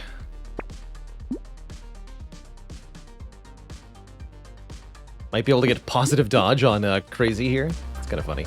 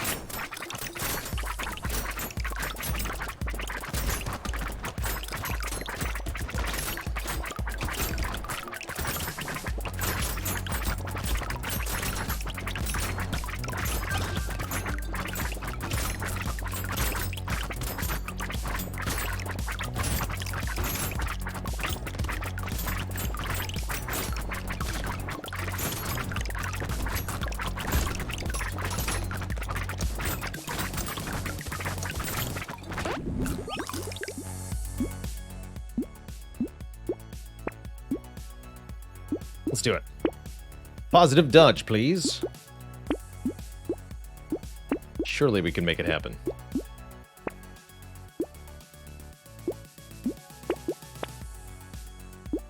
Warrior helmet's good. 0 dodge.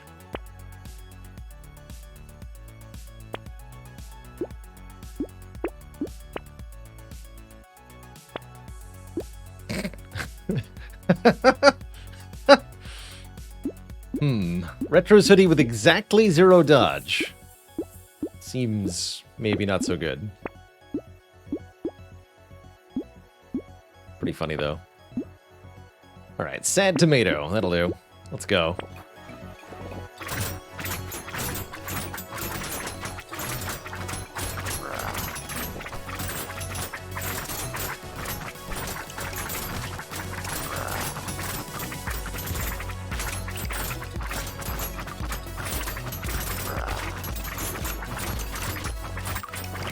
That's all she wrote. GG. Got him. Stabbed to bits. Final score on the Thief Daggers, 900 plus 650 plus 350. So about 2,000 bonus materials throughout the course of the run. Pretty good. Pretty good. All right. So now we're 2 and 1. Let's do at least one more. With next up being Ranger. Starts with a pistol and gets more range damage mods, but cannot equip melee weapons and gets less max health.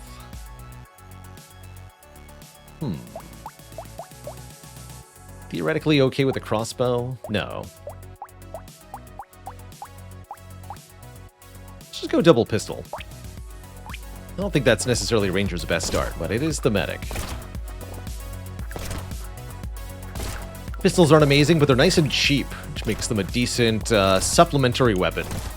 Probably don't want to have only pistols, but a decent array of guns plus 1 or 2 red pistols is pretty powerful.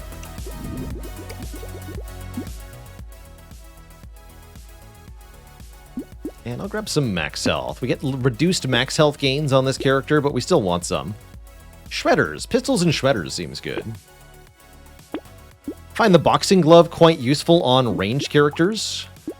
The big, chasing, sort of mummy-type enemies that appear starting on wave 11 can be real trouble, but if you have knockback, they're no trouble at all. Do we add revolvers here? Let's do it. Revolvers, pistols, and shredders. Sounds like a good weapon loadout.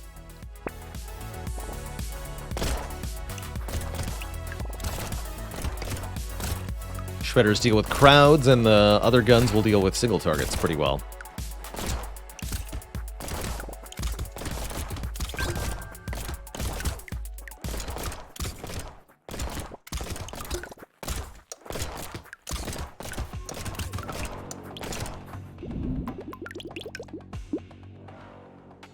Get some speed.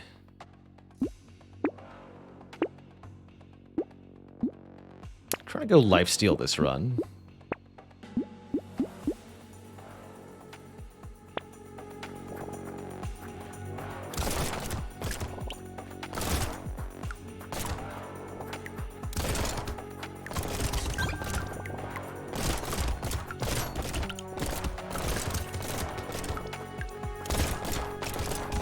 For the range build, we of course want to take some range damage. Character scales very, very well with range damage. We also want lots of attack speed if we can get it. Ranged weapons are limited in the number of targets they can hit usually. So they have a limited pierce amount or something similar. And that puts a hard cap on how many enemies you can kill with ranged attacks, period, usually. However, if you scale up your attack speed, you can kill more enemies. Pretty good. Ooh, an SMG. I'm not going to say no to that. Get in here. And I'll take an alien worm, too. Bit of regen's good.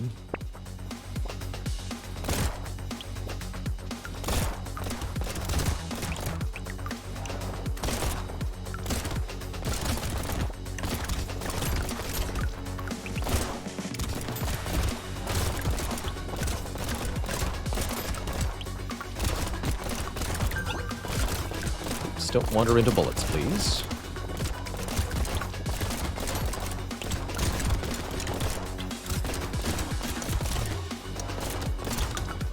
Talk.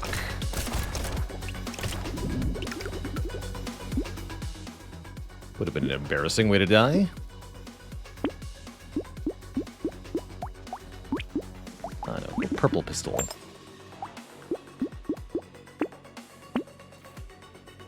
I'm not going to take the range. Coffee's good. Could swap the shredder for a rocket launcher. I think that's a good idea.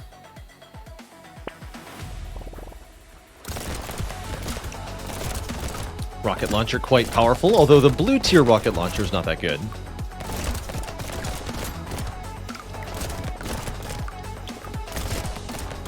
Anonymity, thanks for the 30 months. Why not shredder and rocket launcher? Even more AoE, totally an option. guess in that case I'd get rid of revolver, probably. Don't want to have too many different weapon types, as it becomes very difficult to combine them past a certain point.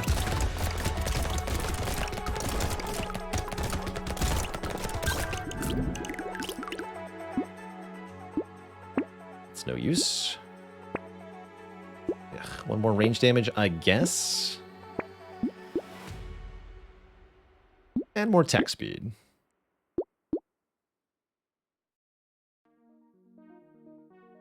Yeah, I'm going to get rid of the Shredder.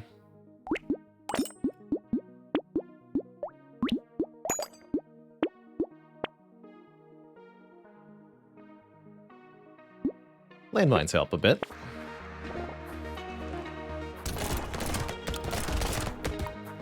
I accept.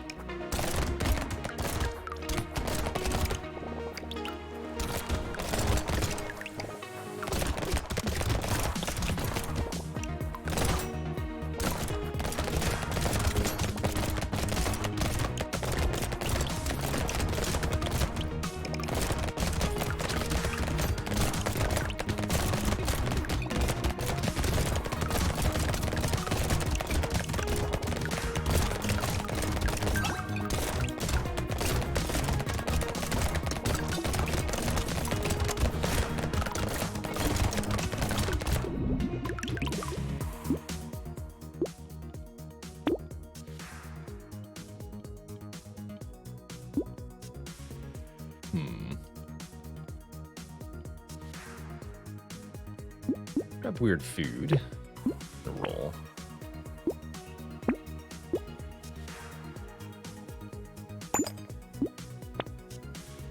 Flamethrower. Interesting.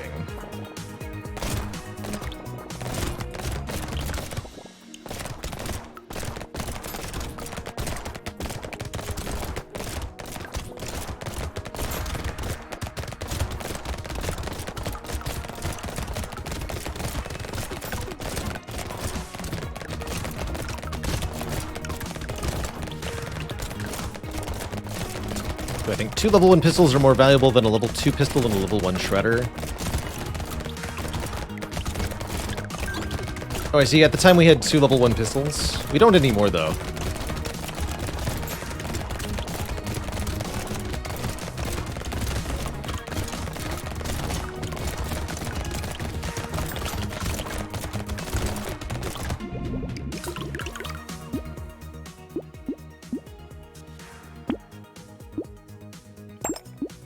Go. Excellent. There's our purple rocket launcher. Good. Good. My goal with the pistols is combine them up to 1 red pistol, and then buy no more pistols. We just need 1 more blue pistol for that.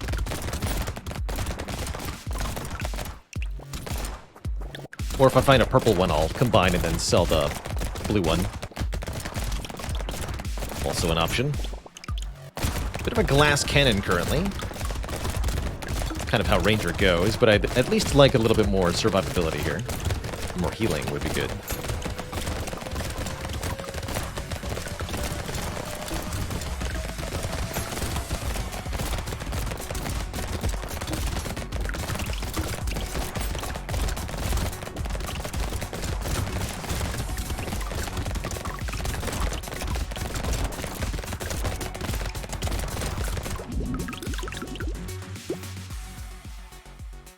Get some max health. So I consider the purple rocket launcher to be a lot better than 2 blue ones. You get a substantially reduced cooldown and basically twice as much base damage.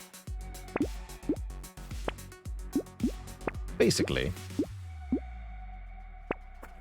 And that'll give us the oomph we need for the Horde of Wave 9.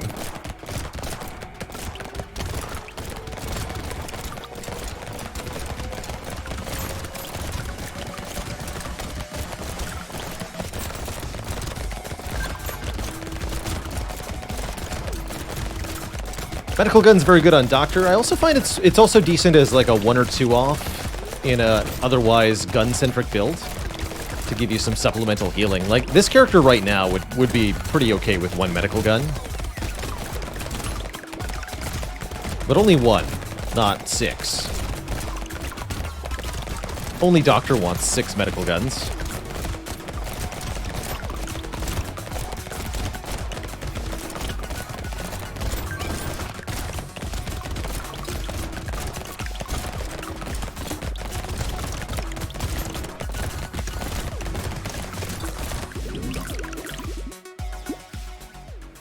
Alright, more attack speed.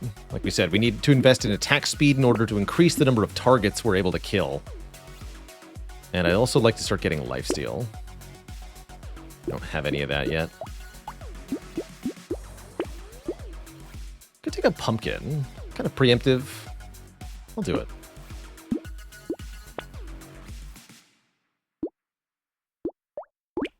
Do I want to add a gentle alien?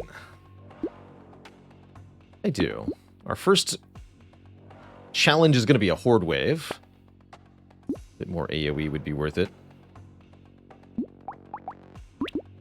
Of course, that happens. Grab another alien worm here. A bit more regen.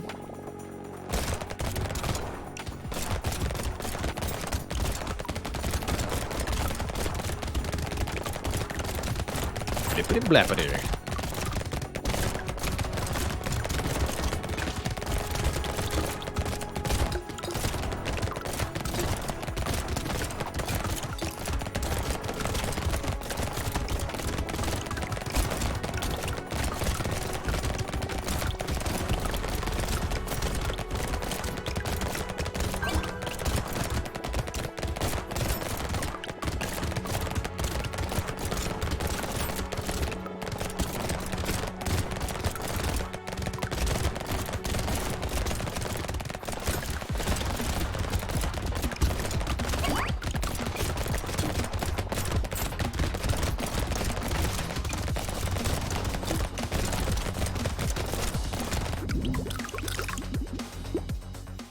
Bad wave.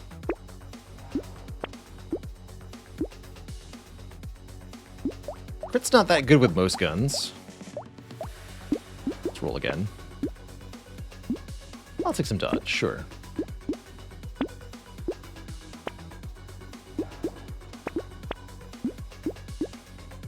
Good stuff.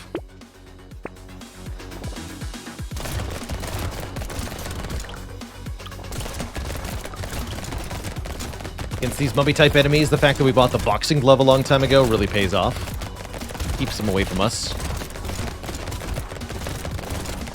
Especially with the SMGs.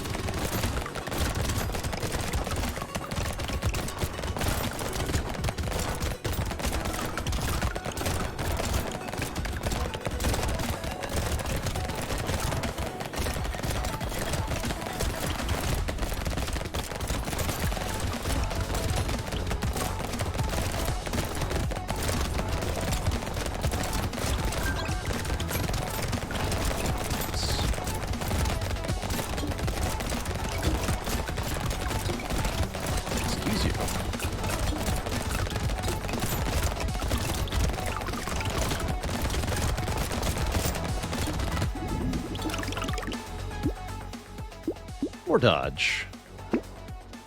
We have positive dodge. And I like it.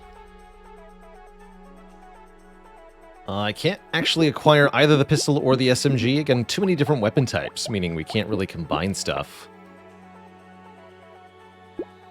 Berry is very good. Alright, our first horde wave, well, I guess our only horde wave here on wave 12.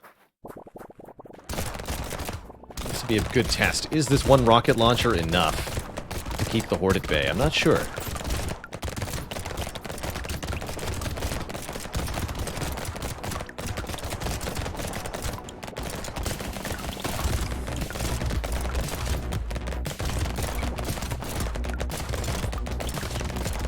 Looks like a no. Uh-oh.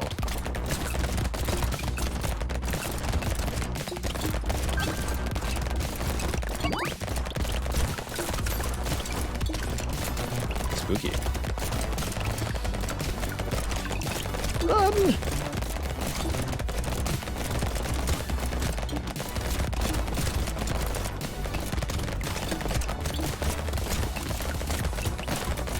No. I refuse to die. Yes. Okay. More gentle alien seems like a bad deal at the moment. Can't keep up. What we do need is more ranged damage. That's our main stat on this character. Double barrel shotgun. That hits a lot of targets. We have elites coming up. Double barrel shotguns are good on elites though, too. I'm gonna buy... I think I'm gonna replace this revolver with a double barrel shotgun. Let's do it. Take the bait. Lock the power generator. Here we go. Wouldn't say Ranger is bad necessarily. Ranger is definitely a glass cannon, which can make them pretty spooky to play, but they can be very, very strong as well.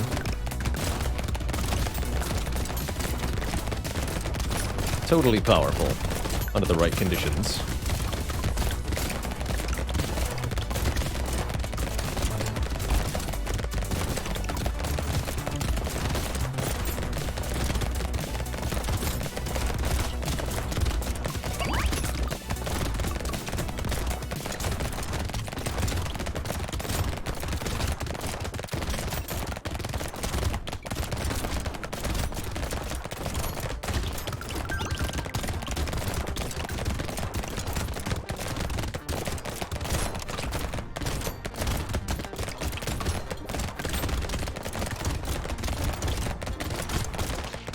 Oh my goodness.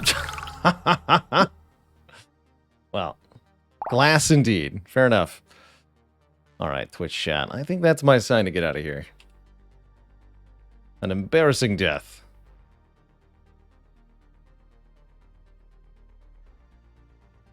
GG.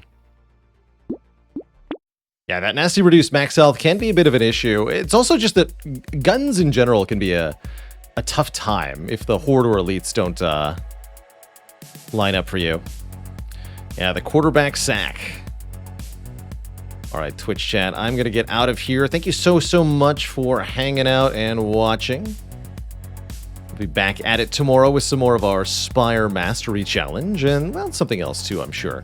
We've got some Monster Train runs to make up, so maybe we can do some Monster Train tomorrow. See you later, Twitch Tarek, Janice, Abigail Liz, Werewolf 4K, Gloomy GL, Olivia 5K, Suburban Socrates, and the many people who subbed today. Thank you all so very much. Till next time, my friends. Toodaloo, and good night. Bye-bye.